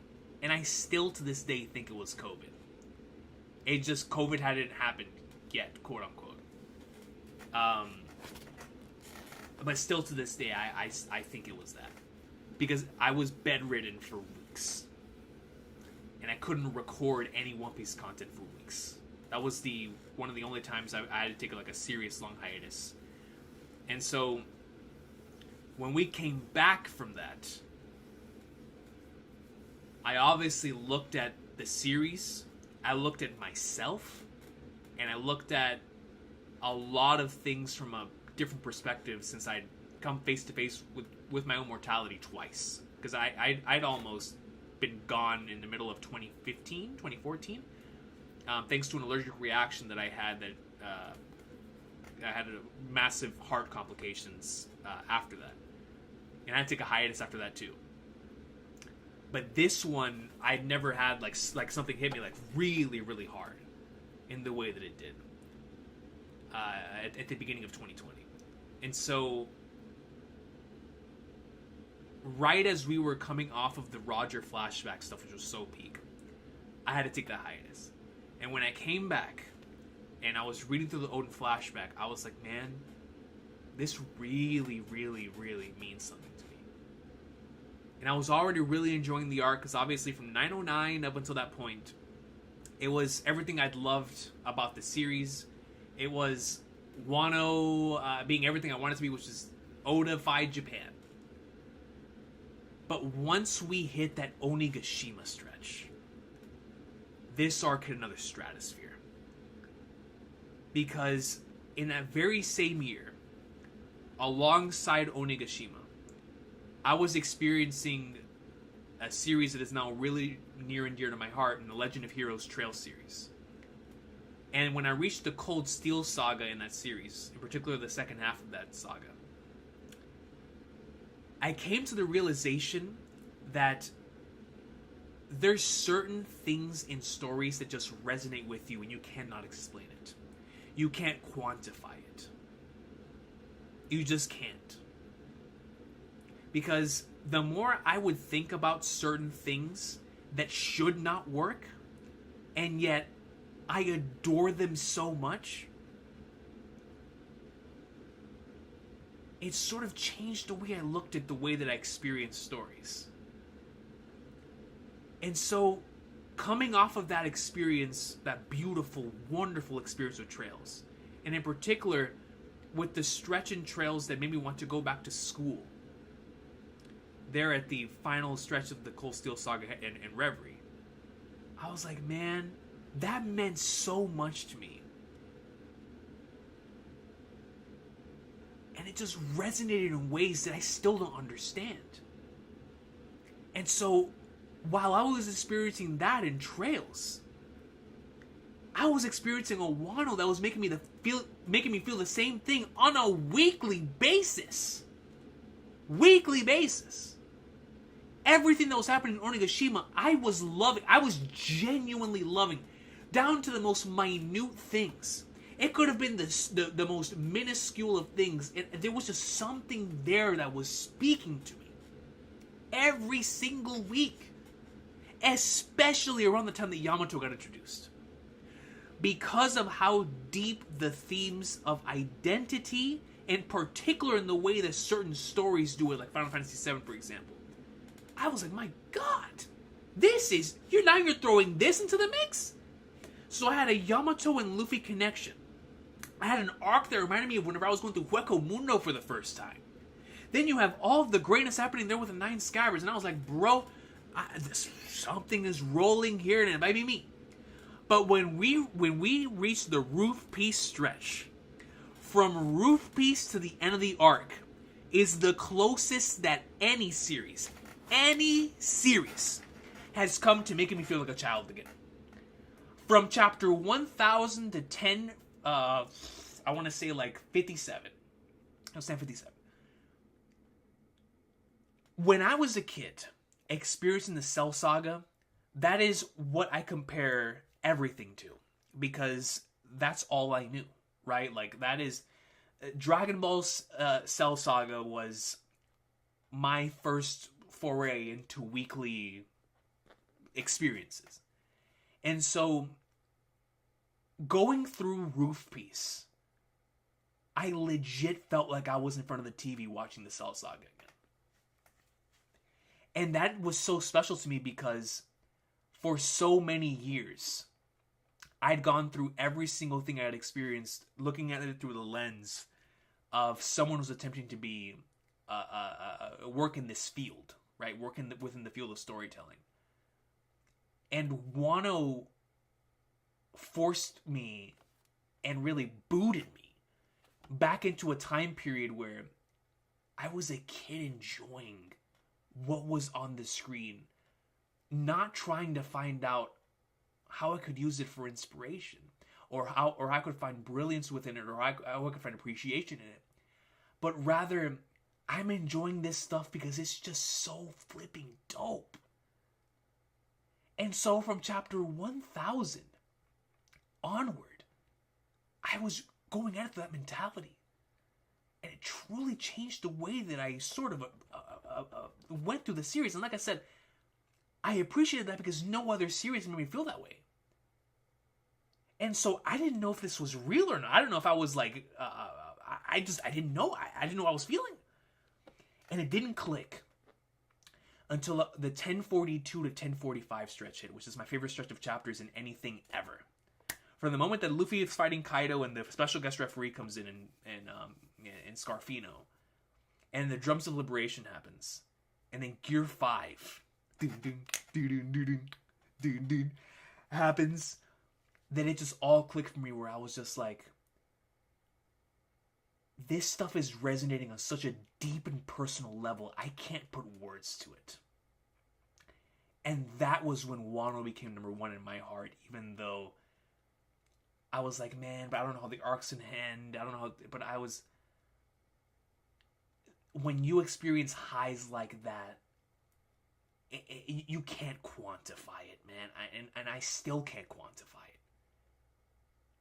But the weekly experience of this arc, Gear 5, he laughed, Roger and Whitebeard clashing, Odin's flashback, Roof Piece, the Conqueror's coding chapter in 1010, the Robin Black Maria stuff, Zoro versus King, Sanji versus Queen, the Momonosuke chapters, the Yamato chapters, the end of the arc, the Drums of Liberation, the beginning of the arc, Kaido's Devil Fruit reveal with the dragon, Act 1, Act 2, the in-between chapters. This entire arc, I was a kid in a candy store, man. And that's just looking at it in terms of, like I said, viewing it from the lens of how it was at the time. Now that I've had enough time to go back and process my feelings on the arc, and I go and I experience all the Japanese media that I missed out on over the years, and I experience the Akira Kurosawa films that inspired Wano, and I experience the other stories that have attempted to tell a story within a Japanese setting, and I experience stuff like Akane Banashi that is about this section of Japanese storytelling that I was not privy to. All of these things have made me appreciate the arc more. Because I can see the vision that Oda was going for by combining his love for Japan and his love for Japanese cinema, Japanese storytelling, and the things that are so unique to that country, while simultaneously bringing in a character in Luffy who's going to bring in all the inspiration from stuff from the outside, and the Tom and Jerry's and the Flintstones and everything that makes comics and animation and the history of all that together. And when you bring that and you take the very best of Japanese culture and the very best of what makes stories special in other countries, and you bring that into one arc, and like AJ calls it, a story about stories, you get an arc that was written for me. An arc that was written for a person who's been in love with Japanese culture from the moment I was born. A person who was born into a Sailor Moon Dragon Ball household. A person who was born into a love and infatuation for Power Rangers and samurais and cool stuff from Japan. Wano exemplifies my entire life as a fan of not just anime and manga, of just stories as a whole. Making me feel like a kid while watching Dragon Ball, while at the same time allowing me to appreciate it the same way that I do anything that I see as like the highest works of things that inspire me as a creative. Wano means more to me than a trophy. It is a trophy. It's the trophy that I experienced every single week, and even on break weeks, it didn't matter because I knew I was going to get another Wano chapter. I flipping love this arc. It will be surpassed one day, because Egghead almost did. And Laugh Tale will undoubtedly be more peaked than anything we could ever imagine. Elbaf could even surpass it. But right now, where we stand today, this is the arc with the Drums of Liberation. This is the arc with my favorite chapter and episode of all time. My favorite episode ever is episode 1015. My favorite chapter of all time is chapter 1044. And they both came out of the same arc. I love this arc, man. I love this arc. And that's why it's my number one. I just rock with it. I always will rock with it. And I'm just really hoping that that when I look back on the series 20 years from now, and I'm looking at my top 5, I'm almost certain that Wano will still be in the top 3. Right there with Laugh-Tale and whatever the Flagners is the other one. But I really appreciated the arc, man. I loved it a lot. I loved it a lot. So, Subra comes in and says, the moment you came back from the health issue is when I first discovered your channel as an Odin flashback. Is when I started watching the reactions. Wano gave me my favorite arc and favorite YouTuber. That's very kind words, man. I appreciate you, bro. It's beautiful stuff, yo. Phoebe comes in and says, I really love the themes, how Luffy really seemed to channel his father's energy when it came to changing Wano for the sake of Tama, Gear 5. I caught up right to Gear 5's reveal. What a time to catch up. What a time to catch up, yo.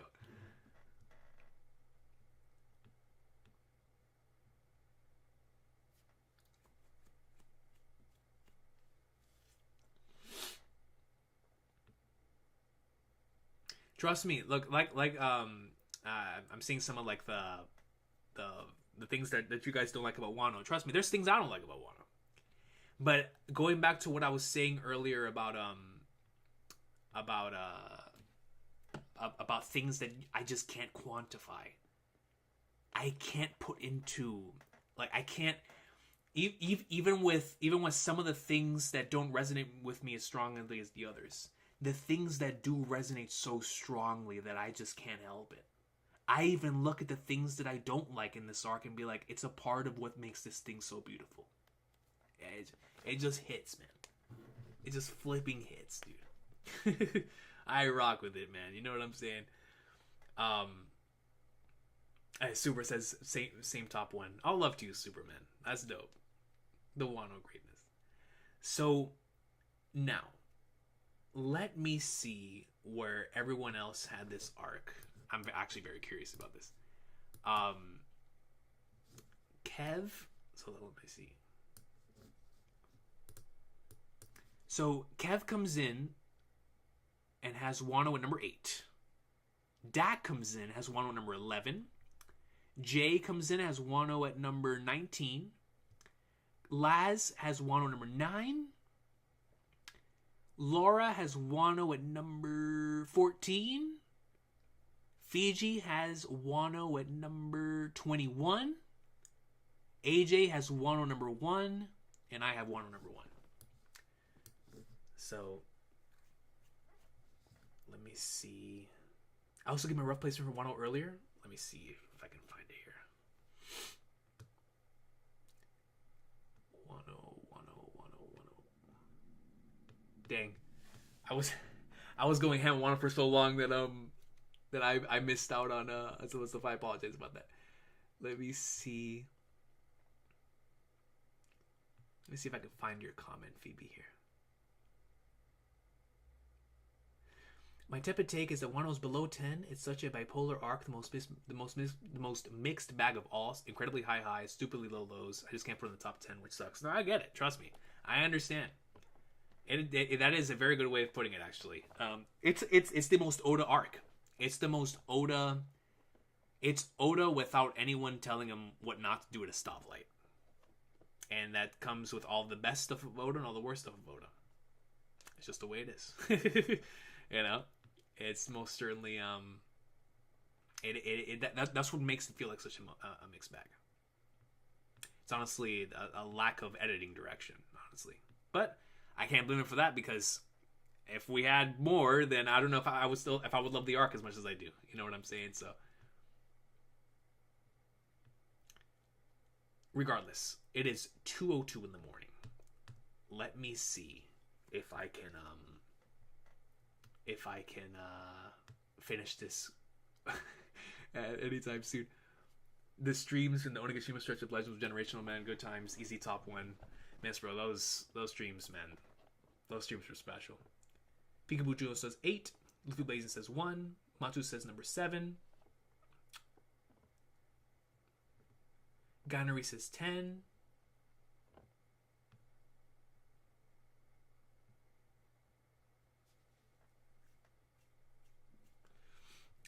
Laura's was number 14, Subra.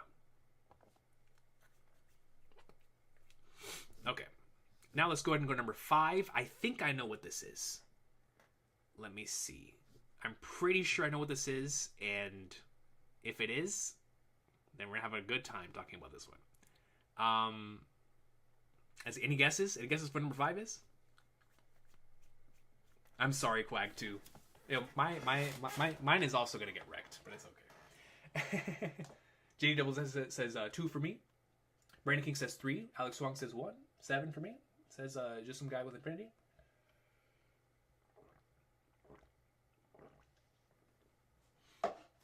Super says my experience with Wano. Wano to me is One Piece and microcosm. There are flaws and there are peaks, but more than anything, it has the soul of Oda. That's exactly what I feel about it, Subra. Exactly what I feel about it. So I see Water 7 and Sabaody. I don't think it's either, but you might be right. Hold on, let me see. Here we go. Number 5. Egghead. Oh, man. The most recent arc. Getting this high up is actually really a testament to its greatness. Because we know how the One Piece community can be with what the most recent arc is. And the most recent arc always gets trashed. So the fact that it's all the way up at number 5 is actually really impressive. It's actually really, really, really impressive. No, yeah, trust me, Chocolate Thunder, I got you. I'm going to try to finish it within the next hour. Trust me, I got you. I got you. So, Egghead, obviously, is... No, actually, no. I did the poll after Egghead finished. It was. I think it was the first week that we had the Elbaf chapters that I started the poll. So I don't even know where to begin in regards to Egghead.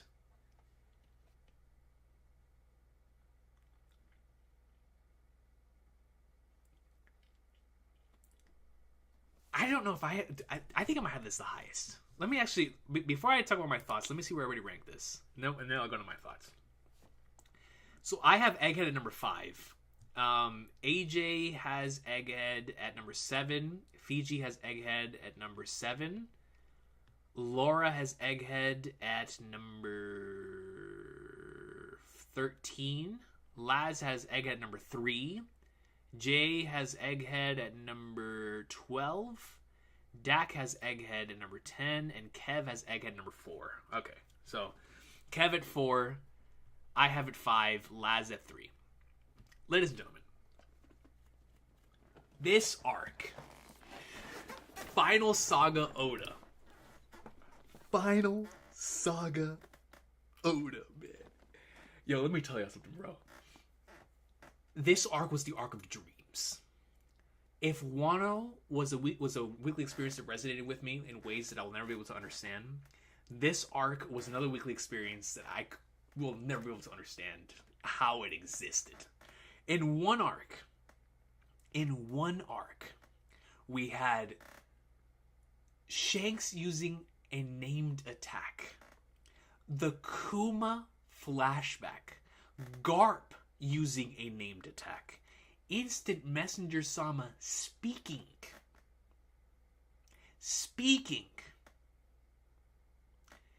Garp versus Aokiji, Kuma Celestial Dragon Punch to St. J. Garcia Saturn, a Godosei member pulling up on Egghead Island, Luffy versus Lucci rematch, Vegapunk's message heard around the world. Dr. Vegapunk as a concept, as a dude, it's his island. Dr. flipping Vegapunk. Saul is alive.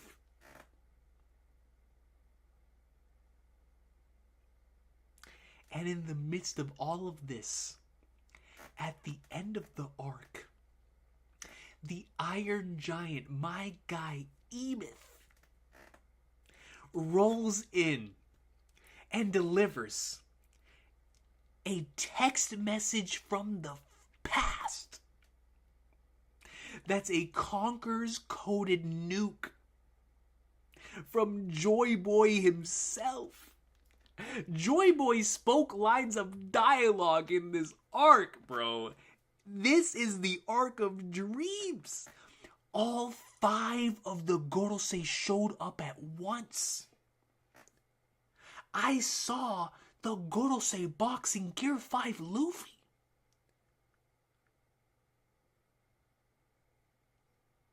Unreal. Kuma flashback might be my number 1 in the entire series.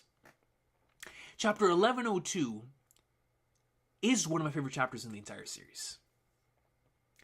And in the midst of all of that, we had the moments that make every single One Piece arc so special. Bro, this arc was unreal, man. This arc was flipping unreal, bro. Unreal, man. Dude, I'm talking myself into putting it a little higher. It's just so tough, man. It's so tough. Once you get this high, like, it's just so tough. It's so tough. It's so tough to it's flipping Egghead, man. This arc is so flipping good, bro. This arc is legendary, man. This arc is peak fiction, bro. Oh, man. Buggy, bro. Kev, Buggy saying he'll be king of the pirates. Dude. Yeah, Dak, for sure. He'll be top 15 easy this time. Hopefully. It's insane how Phoebe says, it's insane how far Bonnie, a barely existing side character, shot up as a favorite character of mine. I adore her, and she is my daughter. It's what I'd say if Kuma wasn't a 100% perfect father. I feel you 100%. Like, I thought multiple points about saying Bonnie's my daughter, and I'm like, nah, I can never be him. Kuma's the father. He is the dad of dads. Like, man. Chris D, shout out to Chris D, yo. Coming in and says, well, with a 20, happy birthday, King. Appreciate you, Chris D. One Piece is by far my favorite series. Can't imagine how much more I'm gonna love it when remake comes out. We'll get Laugh Tale and Final War. Dude, that's around the corner, bro. More Shitani content, but thank God I was born in this era out of any. That's a very good way of putting it, bro. Like, we could have been born in any other era, but we were born in the era with the best series, bro. You know what I'm saying? And then he follows that up with a 5 and says, my top arcs: number 1, Wano; 2, Marineford; 3, Egghead; 4, Skypiea; 5, Whole Cake; 6, Enies Lobby; 7, Impel Down; 8, Water 7; 9, Sabaody; 10, Alabasta; 11, Arlong Park. That is a phenomenal top 11. Absolutely peak top 11, Christy. All greatness. All gas. Nothing but gas. All gas, no brakes. Truly appreciate you, Christy. Thank you so much for that. That's a powerful top 11. Powerful. Thank you so much for those 2 supers, bro. And Super says, Kuma flashback with Megumi Shitani might make this arc top 2, but for now, it's number 6. Hey, I get it. Way too much greatness. Like I said, no matter where you have anything ranked, I get it. And that goes for every arc. Come on, man. Absolute greatness. Akash Panda, we're currently going through Wano and Egghead. Or, Wano went number 6. I don't know if you were here for that one. And then, Egghead is now number 5. Phoebe says, I also said earlier that Egghead is either 2 or 3 for me. Competes with Enies Lobby, and I cannot place either solidly. I get that. I actually get that 110%. You'll see why. Whenever we... we'll definitely be talking about that. Akash Pena says number 7. Jacko says, not ranked since I haven't read it. Flourish says, Egghead top 2 for me after Wano. Ooh, Jaya 3rd. That's a good top 3. Silvershot says, that boy Century Flashback's gonna hit like crack in the 80s and 2016 LeBron. Yo, straight up, honestly. It really is gonna hit like that. So yeah, let's go in the top 4. So that we can finish the stream by 3 in the morning. Top 4, ladies and gentlemen. Top 4.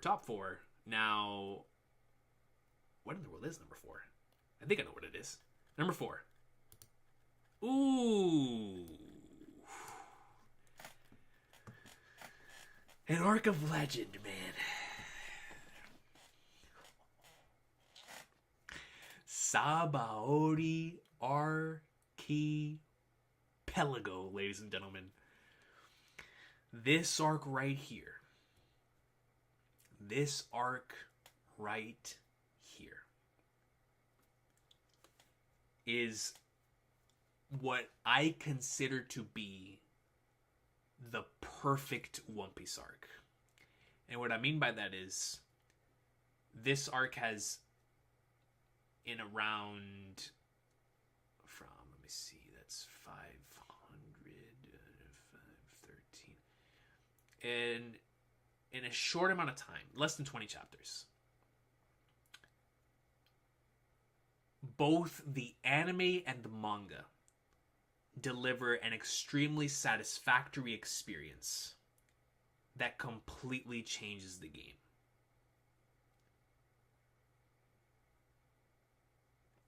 This is the one arc that I feel no matter how you experience it, it will always hit. You can experience it in the sub, in the dub, in the manga, in some crazy behind bootleg translation, and it's always going to hit. Because that's just how powerful this arc is.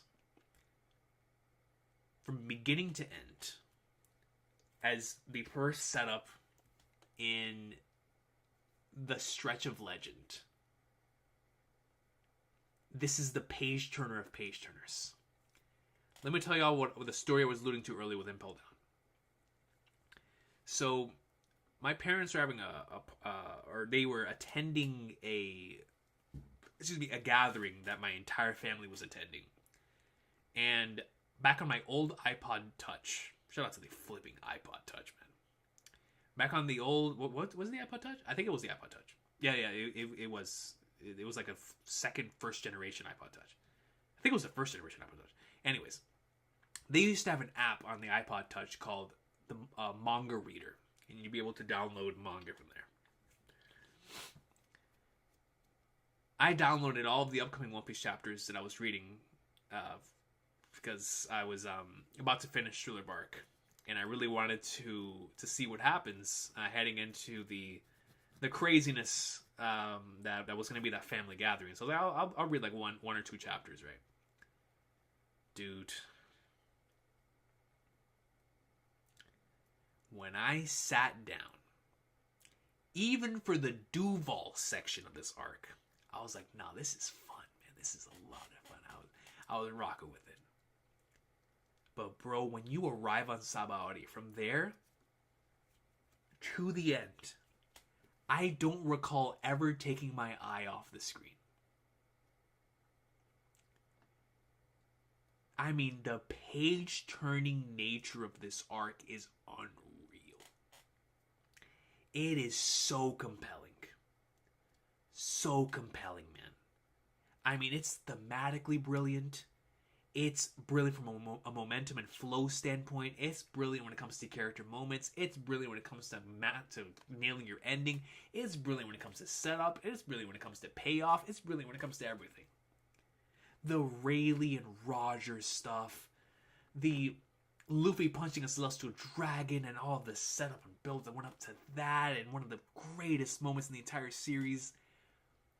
Kuma separating the crew, adventure piece at the beginning of the arc, introducing the supernovas, Kizaru's introduction, Kizaru bodying all the supernovas, I mean, bro. And then now having the recontextualization of Egghead and Kuma, it's like, oh, what an arc. What an arc, man. Peak fiction, bro. It's just so good, man. It's just so good. You know what I'm saying? Akash Panda says, when you only see Kuma's foot behind Usopp and hear, wait, PX1. Dude. Goosebumps.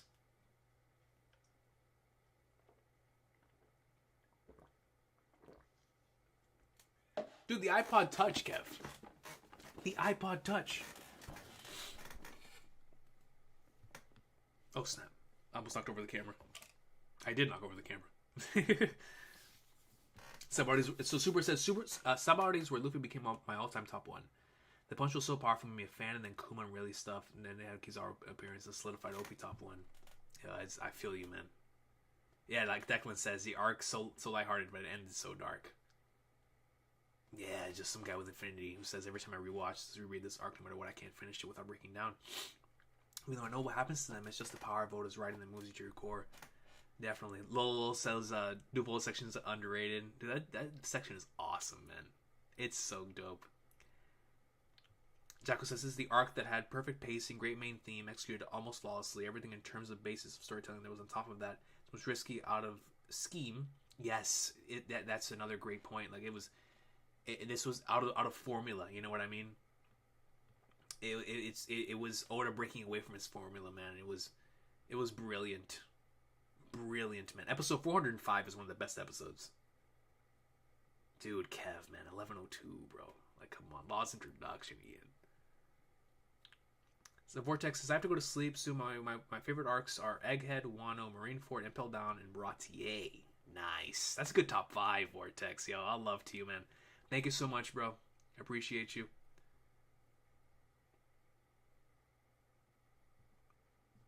Akashman comes in with a 2 and says, felt like I had a hole in my stomach. That ending.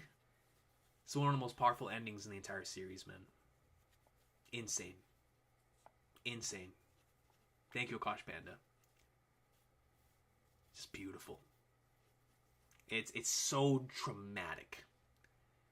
Brandon King said, for whatever reason, I have somebody at 14. I don't know what I was thinking. It should be higher.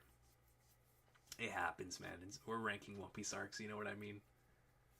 Absolutely insane. Jacko continues saying, Oda gets, I can argue ever, and still executes the split well. Extends the story with a unique way of doing the finding individual improvements for each Straw Hat. If we get in a breakdown where, dude, Akash Panda, Grand Line, Sabaody Capella, Road 12 on that day. Peak flipping fiction, man. No, man. That Luffy punching the Celestial Dragon is one of the greatest moments ever.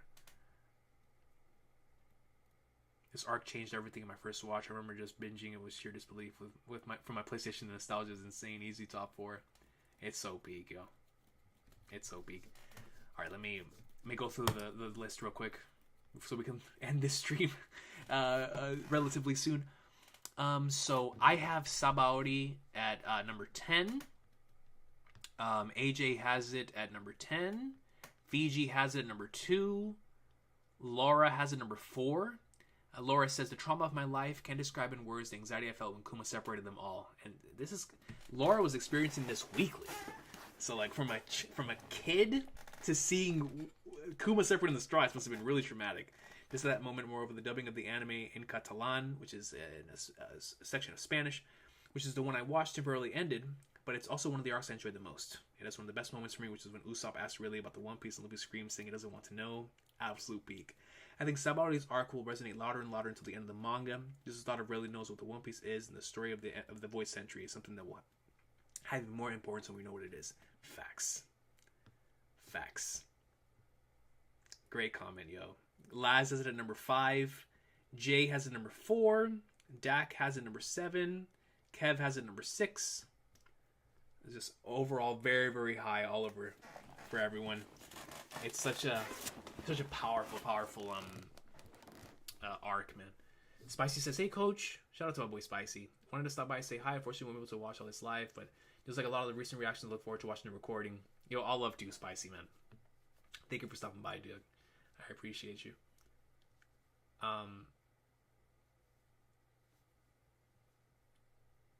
And Jacko continues, Oda forces his main character to improve by breaking him down, dismantling everything that Luffy stands for at the time so that he can create him anew, which eventually turns him into someone new. Luffy's the same, yet changed with just a set of ideals, goals. In my opinion, the biggest growth Luffy will ever get in the story. It most certainly was, right? Because it was the biggest setback he's ever taken within that Paramount War saga. So it's just, he set it up really well too, man. To be able to execute that at such a level. So now we're getting to the top 3. I'm sure everybody knows what these are. They stayed pretty consistent throughout the community rankings, and even whenever I combined them all I did was just separate them. The next one, so you guys see this one has 14,000 points. I know the next one's like 2,000 higher, whatever it is. So coming in number 3, oh man, dude. From here on, this entire list is peak, man. Number 3 here. Let's see what we got. Water 7, man. Water 7. So I just want to speak on this one real quick because I think out of every arc that I've ever experienced in my entire life, this is the one that's had the most life-changing impact to me personally. And even with that being said, it's still not my number one. It just goes to show flipping One Piece. But Water 7 impacted me the most. When I first experienced One Piece, I was still in a place of where I really didn't know what I wanted to do in the future. Specifically because I didn't know if I could pull off what I actually wanted to do. You know, from the moment I was a kid, I wrote a lot of one-offs and one-shots and my own stories for stuff I really liked, for stuff I watched on TV. But I knew I had to work in some type of field, right? Because I didn't know what to do. And so then I got into the series, and obviously the themes of Jaya and Skypiea were ringing really strong. And it was already starting to hit. But when I hit Water 7, this arc is still, to me, even all these years later, the gold standard of what I look for when I experience any story. And what I mean by that is, if you can compel me to click on the next episode the way that I was clicking on the next episode while I was watching this arc, then you have something going here. This arc changed the way that I experienced things. This arc changed the way that I looked at my future. Because when I was going through Water 7, I was like, man, I really want to make others feel what this is making me feel. It caused a genuine reaction out of my soul to want to share my creations with other people. I don't know if I would be a YouTuber without this arc. I don't know if I would be a writer without this arc. I don't know if I would be anywhere near who I am today without this arc. Because as much as I love the material that's in it, it's the way that it all comes together that I still can't comprehend. It's brilliant. It's utterly masterful. I have the privilege of revising my work. I've written, as of this recording, 4 books.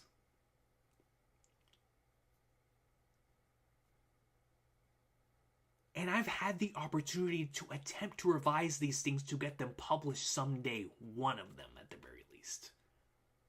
As we push forward into hopefully publishing as many as possible. And with each revision that I did, it made me appreciate the weekly manga experience more than anything else. Because I have the privilege of going over and attempting to revise the stuff that I've written. These guys did not. The people who write manga on a weekly basis, they do not. They have to revise on the spot. They have to revise that night. They have to revise while creating the storyboard. So for Oda to create what I think is the pinnacle, the very pinnacle of what a story can achieve or attempt to do to a person as they try to experience something, without the privilege of revision, is otherworldly to me. I don't know how he created this arc. I seriously don't. We're not even going to talk about the latter one yet. I'm just talking about Water 7. I don't know how he balanced everything that's here. When you start this arc off, you arrive to a brand new island. In a unique way, mind you. With a sea train and it's like... with the frog and already building into Tom's flashback, and it's like, wait a minute, man. Like, what are we cooking here? Like, what are we cooking here, man? And from frame 1, at the end of episode 230, CP9. And you're like, okay, I don't know what that means, but we're locked in. We're coming off of Robin just being called out by Kuzan. And it's like, what in the world's going on with Nico Robin? Then we get into this arc, and it's CP9. Then they lose the money.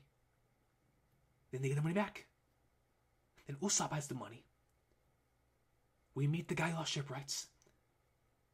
Usopp gets beat up by the Frankie family. We pull up on the said Frankie family. Be like, no, you don't mess with our boy. And in that very same instance, we hear from the guy who lost shipwright that the Going Merry is gonna be gone. I can no longer sail. Followed by an Usopp who feels so bad about the fact that it's his fault that all this is happening. He's split in half between the Going Merry and the flipping, the fact that he let the money go. No one knows where Robin is. And it's like all this stuff is being balanced. As we get the most powerful discussion that resonates with anyone who's ever had an argument with someone that's close to you. That's as close as it gets, man. With Luffy and Usopp. And inevitably their pride gets in their way. And they end up fighting one of the most emotional moments ever. Chapter 333, Captain Man. Episode 236. Peak fiction. And you want to know what follows up? The peak doesn't stop there. Then you set up everything else with every other character in this arc. As it progresses and continues to culminate, and we get more and more with each character, and things get more complex, then you start introducing conspiracy elements into this. Then you start introducing the thematic elements into it, and then we start popping off with true brilliance, with Nami and her phenomenal post-Arlong Park development. Her being the one to say, screw all the nonsense of me not wanting to reach out for help. I know what that feels like, so I'm going to reach out to help for her. And one of the most powerful Nami moments in the entire series. Sanji on the flipping sea train, dog. Chopper being like, I don't care what any other member of this crew has to say, I am gonna heal Usopp. Zoro, what does it mean to be a captain speech? I mean, brother, Water 7, from episode 229 to episode, End of the Sea Trains, like episode 265. You want to know that meme? It was perfect on the last minute detail. I mean it, man. I mean it, and I don't mean it in terms of like classic form. I'm talking about for me and what I look for in my stuff, bro. That's that. That is that. I'm in awe when I think of Water 7. And it's all thanks to what I grew up watching, right? We talked about stuff being grounded earlier. Water 7 is the most grounded arc in the entire series, before the most Dragon Ball Z arc that follows after. There is no arc more grounded than Water 7.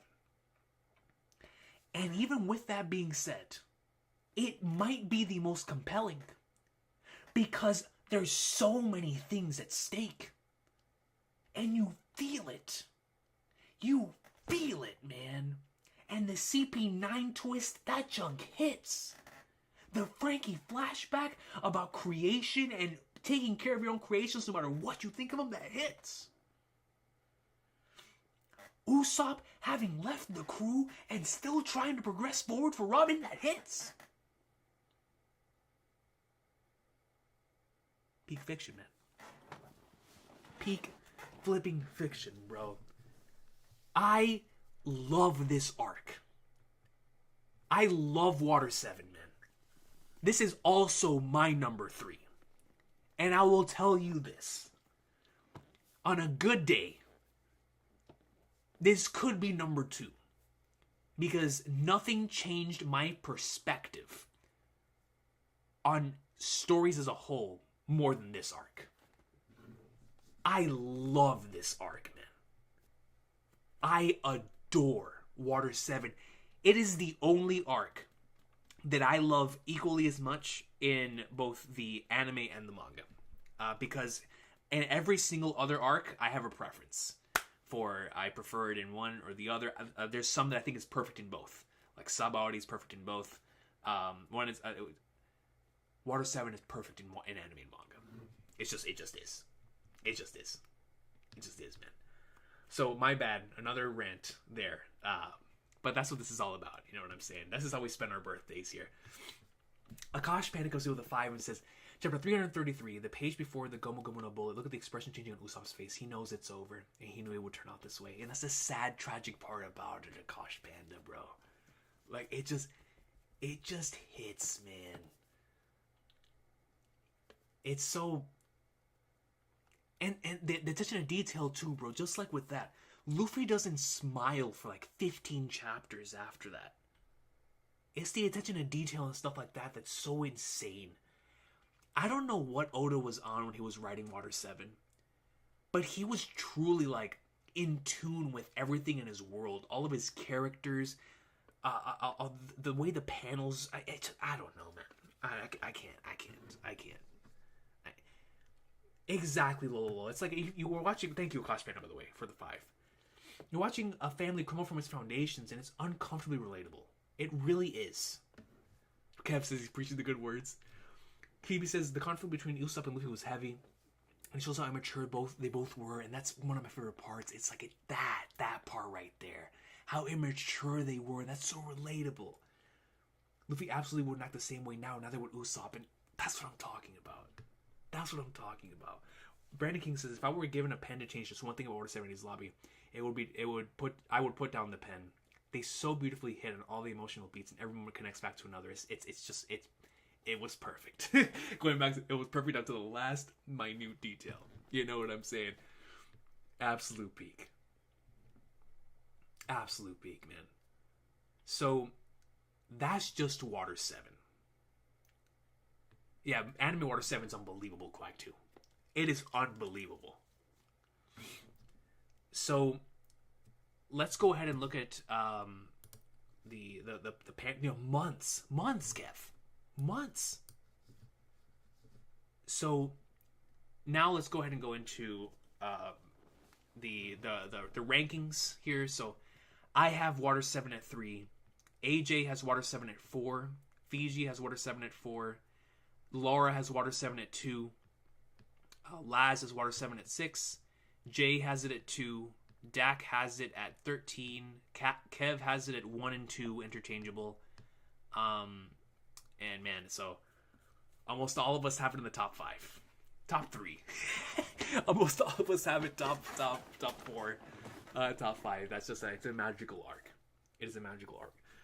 Any guesses on number 2? Before we get into the last 2 here, ladies and gentlemen. Any guesses on number 2?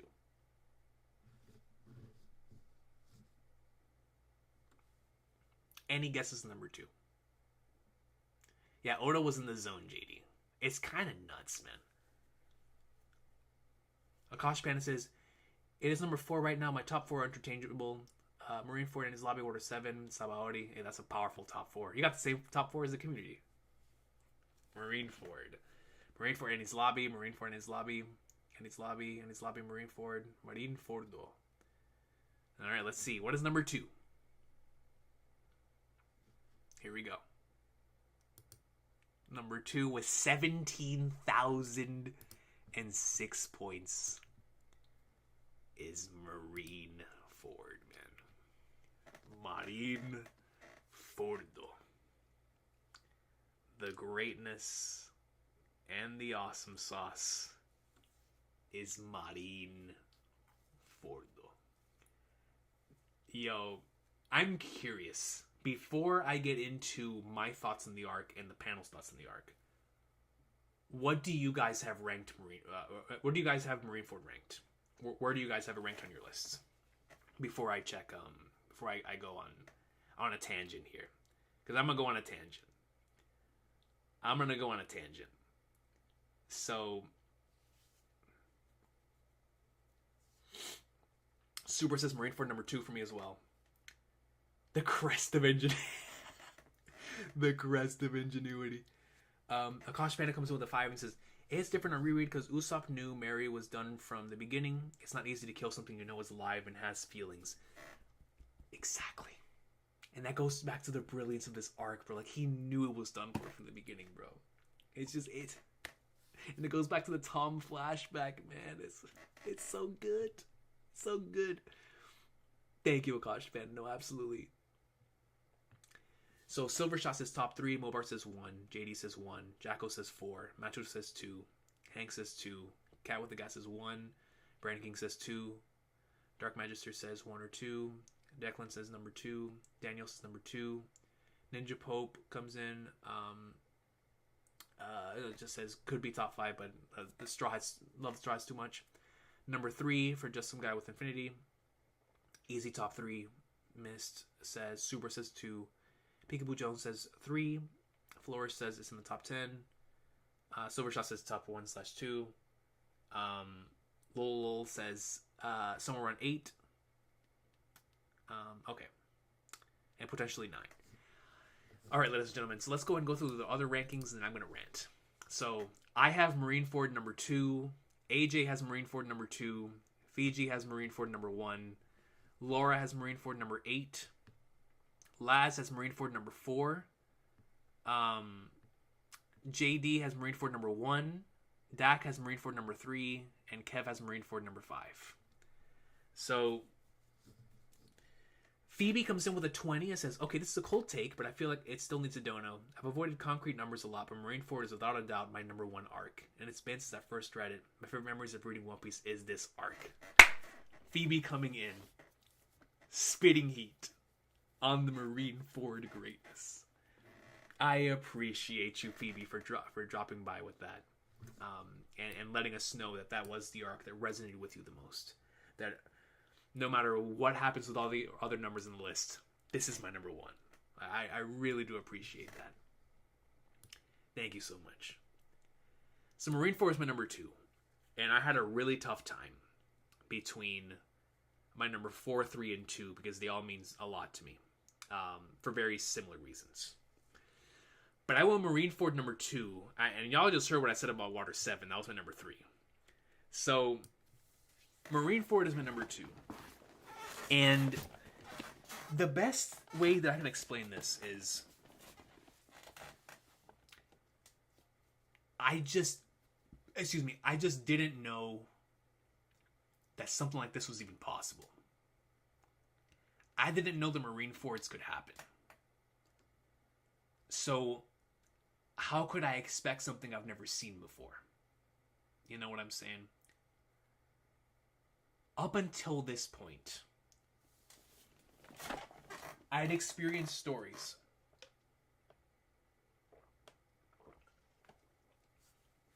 Up until this point, I'd experienced stories.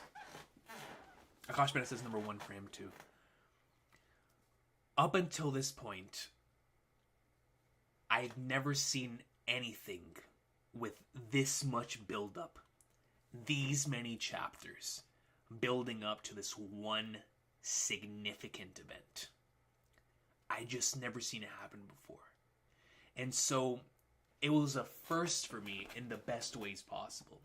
Where I'm coming off the high of Sabaody, Amazon Lily and Impel down. And I can't wait to see what's going to happen next. And we're hyping up the Shichibukai are all going to be here. We're hyping up Whitebeard is going to show up for a war. And we gotta go save Ace. And what we get from this, in both the manga and the anime, is similar to what I was just saying with Sabaody and similar to what I was saying with Water 7. It's something that's so compelling that you just can't help but keep turning the pages. And Marineford is, if you took that but combined it with having some of the greatest moments in anime history. Bro.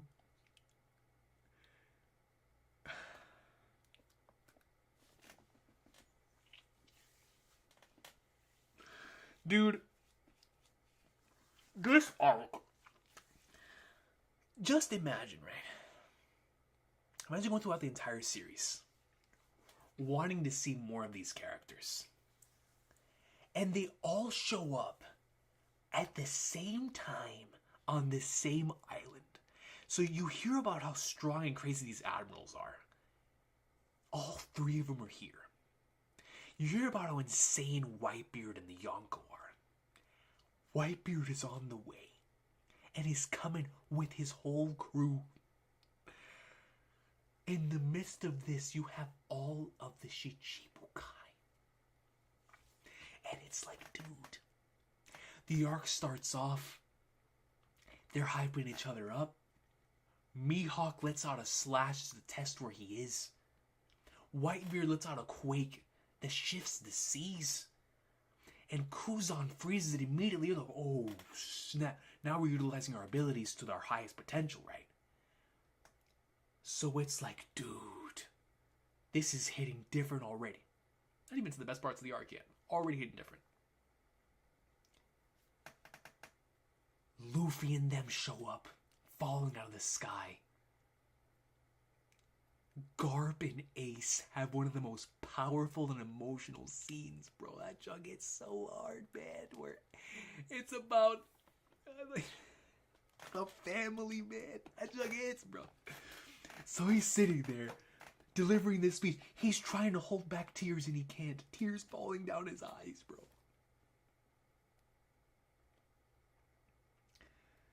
Ace is like, Luffy, why are you here? Whitebeard, why are you here? I don't deserve this, man. I'm the son of scum. We get the rogue, the Port Auguste Rouge flashback with the Roger and Garp stuff. Take care of my son. You were my rival, and I would trust you more than anyone else. You see everything that Port Auguste Rouge did for him, and yet Ace still believes that he shouldn't live, man. He doesn't deserve to live. Luffy says, F all that. He's fighting giants. He's fighting everyone on the island saying, get me to Ace. Buggy shenanigans. He's on YouTube live streaming the whole thing. Luke, bro. There may not be a more memorable stretch for me than Luffy with the yellow shirt climbing up that flipping thing, man.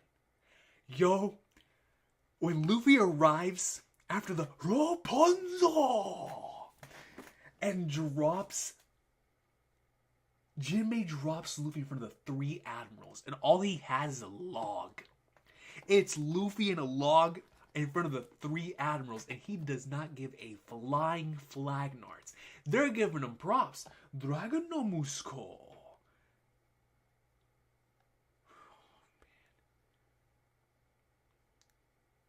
Boxes Garp. He's boxing everyone. He don't care. I'm gonna get Ace, man.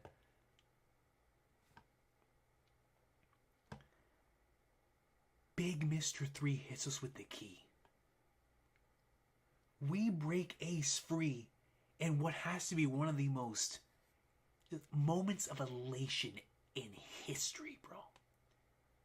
I mean, I've heard of people who said they got spoiled on Ace dying. And they thought Ace was actually saved because of how good he wrote that scene. But then it kind of provokes him. And Ace dies in Luffy's arms. In what is without question, right there with a moment that we're about to talk about here very soon, among the most emotional moments in the entire series, man. Thank you for loving me. He regrets not being able to see Luffy become Pirate King. And we see Luffy's reaction to having lost his brother. And you as the viewer have gone with this journey with Luffy. He just lost his crew. He went through all of this. He went through hell and back, literally. Saved his brother. And was unable to finish the mission. And you know he was going to take that upon himself. And when you think the arc can get any better, Blackbeard shows up. And the man of the hour, the MVP of this arc, unquestionably, Edward Newgate, Mr. Whitebeard, the father, the pops, after the squad moment, after he's pulling up, I'm Whitebeard, peak fiction. He folds Akainu like a lawn chair. And I love the way the anime did it. And now he's in front of one of his foolish sons. It's him and Blackbeard. And we get the One Piece one. Jitsuzai Suru. Tears, man. Yo. Then Blackbeard takes his fruit. After Whitebeard has the most epic death ever. Standing, dude. Standing. He's standing. Blackbeard's about to go to a rampage. Kobe's yelling for all this to stop. And who shows up? Who shows up, bro? Your boy shows up. Shanks shows up. And what is the original Santa Hat moment? The original Santa Hat moment. As Sengoku declares that the war is over. This arc for me, it represents everything that I love about real shonen, about One Piece and its masterful payoff, but it just has a perfect, at its core, it has the perfect combination of insane momentum, page-turning momentum, and moments. The moments that make One Piece so special. It's Marineford, bro. You know what I used to say? Anytime somebody would tell me, Recon, One Piece is still your number one? Like, when are you going to grow out of that? Gotta read some real stuff. Like, name random seinen manga here. And I would read those manga and be like, you know, these are fantastic. But they ain't got Marineford. And that's just from the heart. You know what I'm saying? That's just from the heart. I've read so many series over the years that could have been my number one from how much they impacted me. And the deal breaker was that they have all this, but they don't got what Marineford made me feel. That doesn't grow on trees. What Marineford made me feel, that junk is true generational talent. That's actual peak fiction.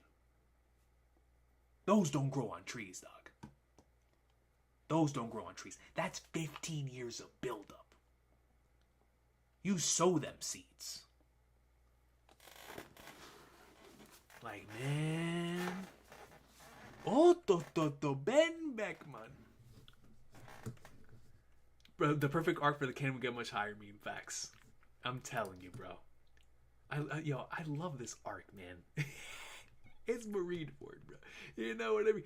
TD Boss comes in, joins the Kingdom of Awesome Sauce. Appreciate you, TD Boss. Thank you so much for that.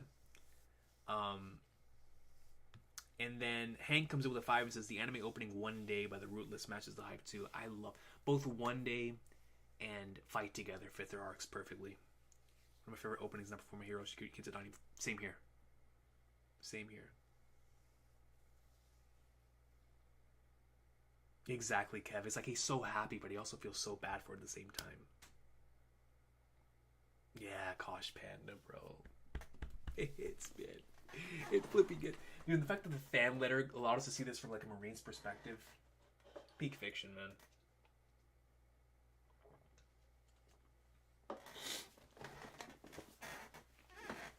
And oh my god, the fan letter briefly framed Marineford from the perspective of Common Marine. Yes, Phoebe! How it's true horrifying war. I never thought about it that way, and it's even better. It makes it even better. It makes it even better. It's like, man, it hits, yo. It really hits. So somebody left a message, a membership message, but I can't see. It just shows a random comment. So I apologize. So Coach, Marineford versus Operation Jormungandr. Don't make me choose. Don't make me choose, yo. Don't make me choose that. I can't choose that. I can't choose that. That's literally two of my favorite things of all time. They're equal. They're equal. Because I feel the same way about Operation Jormungandr as I do Marineford. Or like when people ask me, oh, Recon, anything gonna surpass Trails? I'm like, yeah, I mean, it's possible, but you're gonna have to get on that greatness. You know what I'm saying? It's gonna have to get on that level. It's serious. Number 1 draft pick type talent. Exactly, JD. Exactly. Oh, that's beautiful, Daniel Minucci. So Daniel Minucci says, greatness aside, I have a very sentimental bond with this arc because I read it with my best friend when he was sick. Bought in the volumes and we read it together. Plus, volume 58 is my favorite. That's a special volume, and that's a really, really nice and beautiful bond to share. Seriously, so beautiful. That's beautiful, Daniel Minucci. Yeah, no, missed 100%, man. No, Akash panel. What Garp went through in that arc, man. That chunk hits, bro. It allows the Galaxy Impact to truly, because you think about it with Marineford context, like this is what he wanted to do. What's the final we're gonna be like, man? Can it really top Marineford? Quag 2, I'm never gonna doubt that man, Oda. You know what I'm saying? I can't doubt him. I can't, dude. This is the man that gave me Joy Boy sending a text message from the past with Conqueror's coding. You know what I'm saying? I don't know, man. Raiden King says my favorite moment is when Garp takes Luffy's punch and we get, oh, so you're a father before a Marine, eh, Garp? Peak fiction. I love it, man. All right, let's do number 1 because I definitely gotta go to bed. We've been here for 6 hours talking about Peak, and I appreciate you guys spending your time here with me on my birthday as I'm rambling about Peak fiction.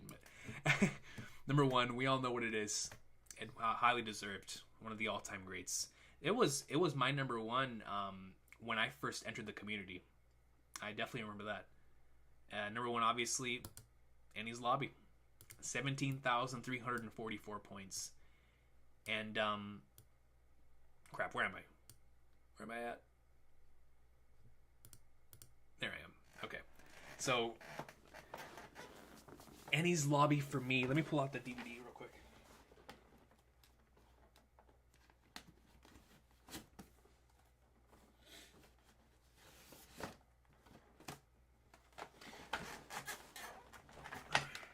So this, let me read everybody's things, and then I'll go into my story with Enies Lobby and why it's so special to me.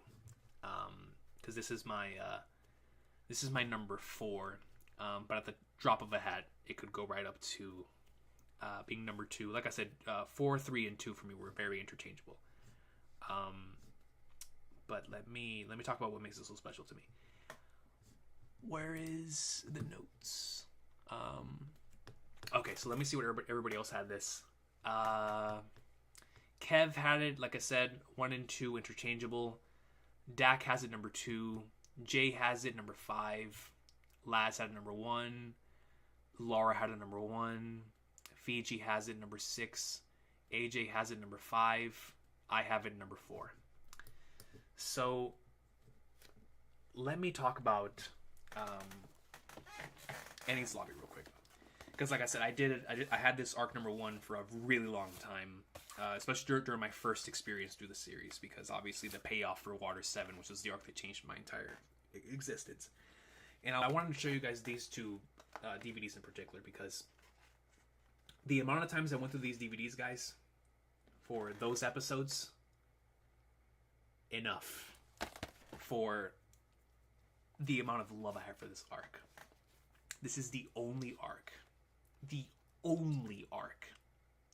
that my parents ever sat down to watch a few episodes with me, because I would always have it on the TV in the living room because I wanted to watch it on their TV. I used to have a really small TV in my room that, of course, I still used for everything, but I wanted to watch these on the big screen, you know what I'm saying? And by big screen at the time, it was like a 32-inch, whatever it was. But in the living room, and so I would always attach it to the living room so I could watch the episodes there, and it was a really cool bonding moment and experience. I've shared these DVDs with so many people, with my friends, with my family, whenever they get to these arcs, because this arc just means a lot. And I'll never forget all of the nights and all the days after school when I would go over to my buddy Josh's house, who lives across the street, and we would watch Luffy versus Lucci endlessly. That we would just throw that on in the background when we play Yu-Gi-Oh, or throw it on in the background when we play whatever, or just watch it. And we used to call episode 309 The Colors, because in the Kaizoku fan subs Watch OP version of episode 309, when Luffy hits Lucci with the Jet Gatling, it's shot in like rainbow colors to emphasize the effect. And it's those memories that truly make Enies Lobby so special to me. And then you add on top of that what was my favorite volume for a really long time. Let me pull it out real quick. This is the first One Piece volume I ever bought. This one.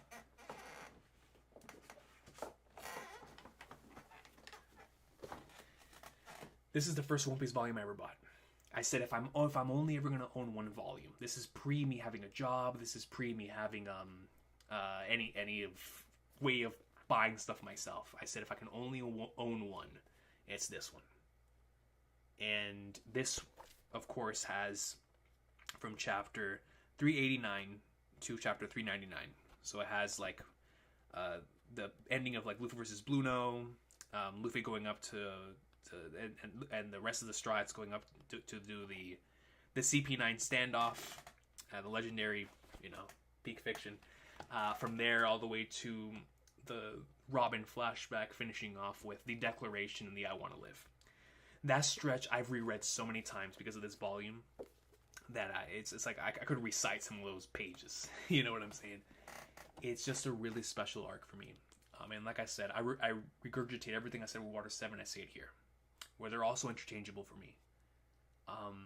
Because the payoff is just so strong, and it has some of the most iconic moments ever. When this arc starts, and we see everything that's happening around the island, Luffy's having his own pirate warriors where he's boxing like 10,000 soldiers, and you eventually get to this stretch right here. It's like, I tried getting so many people into One Piece so they could experience that stretch, so they could experience the same high I did whenever I was going through there, because I feel like once you get to this part in the journey, that's when you're really like, okay, do I really rock with this or not? Because this stuff forever changed my entire existence. Never looked at anything the same after I experienced the Volume 41 stretch. I mean, that Robin flashback stuff was too powerful, bro. And then the I Want to Live, so we can shoot down that flag. I mean, that's some of the greatest stuff ever, man. The standoff. It's like, come on, bro. All of that for Robin. Everything from Water 7 paying off here with each and every single individual character. It's so immensely beautiful, bro.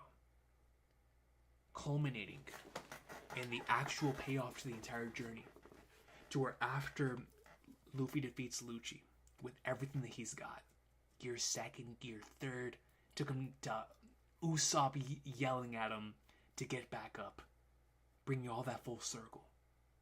Adarina! Goes in. Jet Gatling. Peak fiction. What is that followed by? The Going Merry showing up. The thing that we had left behind for one final journey to go get us back. And it's followed by the thing that I almost sacrificed my channel for, when we played it on stream, when it won the episode thing. in the One Piece Day. But I must say the same thing I said there, I'll say it here.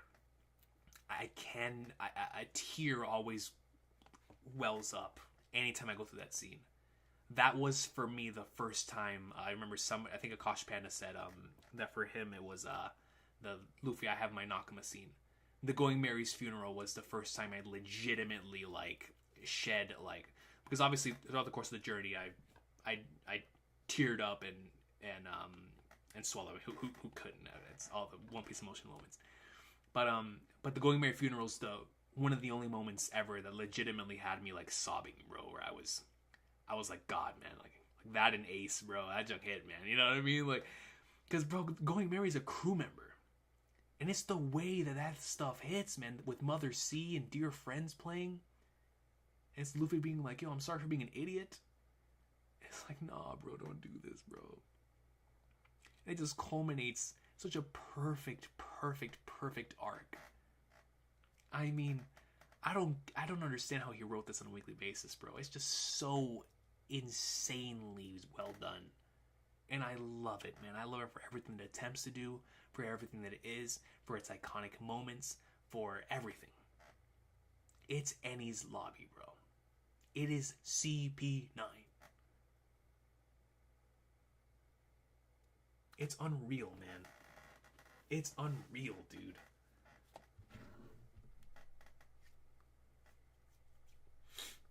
Dark Magister says, Robin is my favorite Straw Hat. We love to see it. Great pick. Akash Pan comes in with a 2 says Chopper versus Kumadori's in top 5 One Piece fights, and he does not give a flying flag nards. And I respect it. I respect it, yo. Man.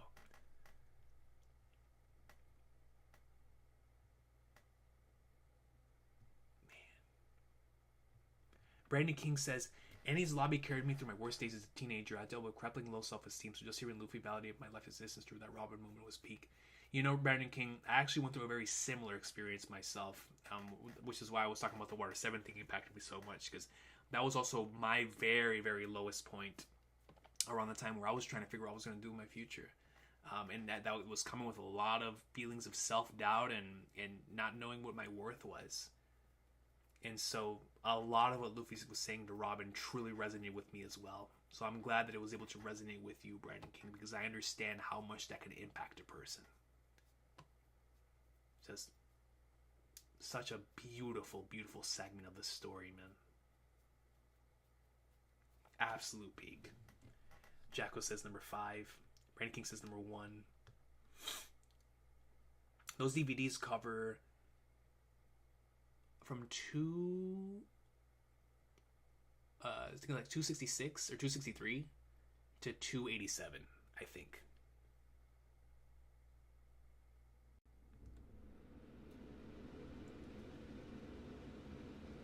Man. Bro, Mary apologizing, bro. That junk go, man. Like, bro, that junk hits, bro. That junk hits, man.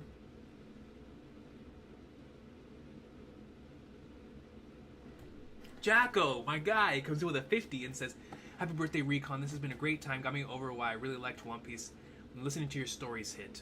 For me, Kubera became by far my all-time favorite read. Shout out to Kubera, man. What a fantastic series. Already top 6 overall. Curry and Oda truly are genius.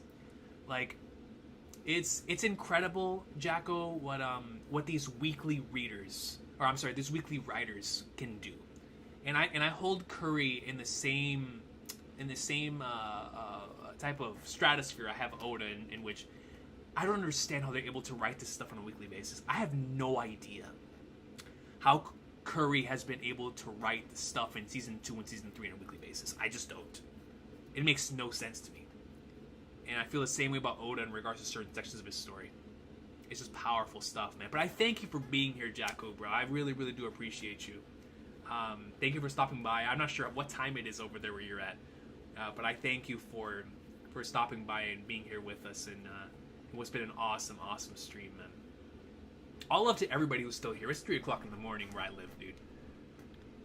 No, I'm not caught up. I'm behind like 50 chapters or so. I was letting them stack. I need to catch back up soon. Danielle Minucci says, I truly believe Spandam is the best villain in all of One Piece. He's the main villain for both Frank and Robbins, representing WG and everything wrong with the world, plus the Mankind mask. Yeah, no, he's got the Mankind mask. Like, that's how you know you're cooking. Akash Panda says, with a 2, Luffy boxed 1,000 soldiers with meat in his pockets. He's him. He's him, Akash Panda. Yo, he's him. All those soldiers, One Piece Part Warrior style. 1,000 soldiers with his meat in his pockets. Miss says, the way this arc opened up the grand overall insanity of the One Piece world and perfectly brought together and massively executed the threads woven in water 7 is beyond beautiful. It's so beautiful, bro. I still can't believe how he did it. You know what I'm saying? Yeah, I gotta read up Jacko, bro. Thank you, Akash Panda, by the way. But it's just such a beautiful arc, bro. It's just such a beautiful saga. But man, what a great stream, guys. We had a lot of fun. Yeah, 3 o'clock, Akash Panda, but it's alright. This won't be the last. You know what I mean? This has been a wonderful stream, Recon. Thank you for hosting it and engaging with our takes. I've got stuff to do now that I need to sleep. Thank you. Thank you so much, Phoebe, for stopping by. I appreciate you. I appreciate all of you for giving me your time today. It's top 5 for me. Top 4 if you include 1 to 7. We'd love to see it missed. It's been fun, Coach, but I really get to bed. Me too. Yeah, let's do this again when One Piece is over. Absolutely. Hi, birthday, Coach. Couldn't catch this, but you went on for so long that it became Italy friendly. I'll love to you, Danielle, for sure. I appreciate you. Most emotional compare over delusions over weight of over weight of time? And over my delusions? Dang, yeah, I gotta get on that, man. But yo, this has been awesome. I gotta get to bed, ladies and gentlemen. 6 hours of peak fiction. I appreciate y'all. This has been the list. Let me go over the overall list one more time. Let me go. Let's do my list first, and then I'll do the overall community ranking. So my own personal list, from 32 to 1. 32 Reverse Mountain, 31 Syrup Village, 30 Orange Town, 29 Little Garden, 28 Whiskey Peak, 27 Romance Dawn, 26 Loguetown, 25 Post-enies Lobby, 24 The Reverie, 23 Post Marineford, 22 Amazon Lily, 21 Fishman Island, 20 Punk Hazard, 19 Long Ring Long, 18 Baratier, 17 Zoe, 16 Thriller Bark, 15 Impel Down, 14 Dressrosa, 13 Drum Island, 12 Arlong Park, 11 Alabasta, 10 Sabaody, 9 Whole Cake Island, 8 Return to Sabaody, 7 Jaya, 6 Skypia, 5 Egghead, 4 Enies Lobby, 3 Water 7, 2 Marineford, 1 Wano. And the community rankings are as follows.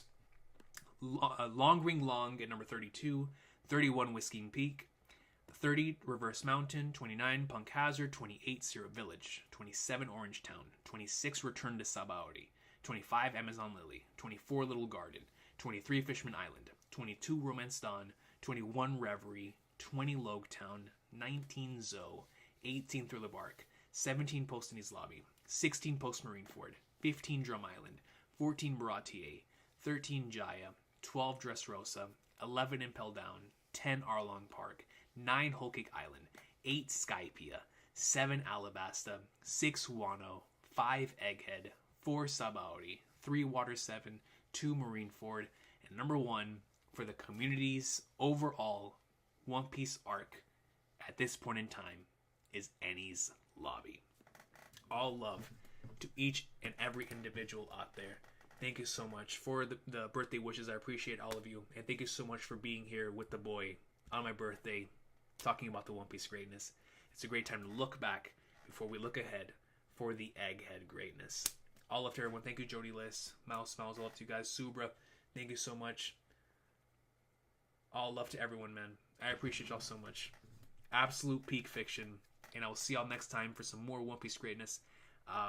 As it's on break this week in the anime, so I need to catch up to the anime. Actually, when I think about it, it's on break until like August or April, so I need to catch back up to the anime. But I appreciate y'all. Thank you so much for everything. All love. Silver Shot, Quag 2, Lolo Flourish. Much love. Phoebe, Kev. Thank y'all so much for being here, yo. Appreciate y'all. Cosmos, Weekly Infinite, all love to everybody, yo. Mist, all love, yo.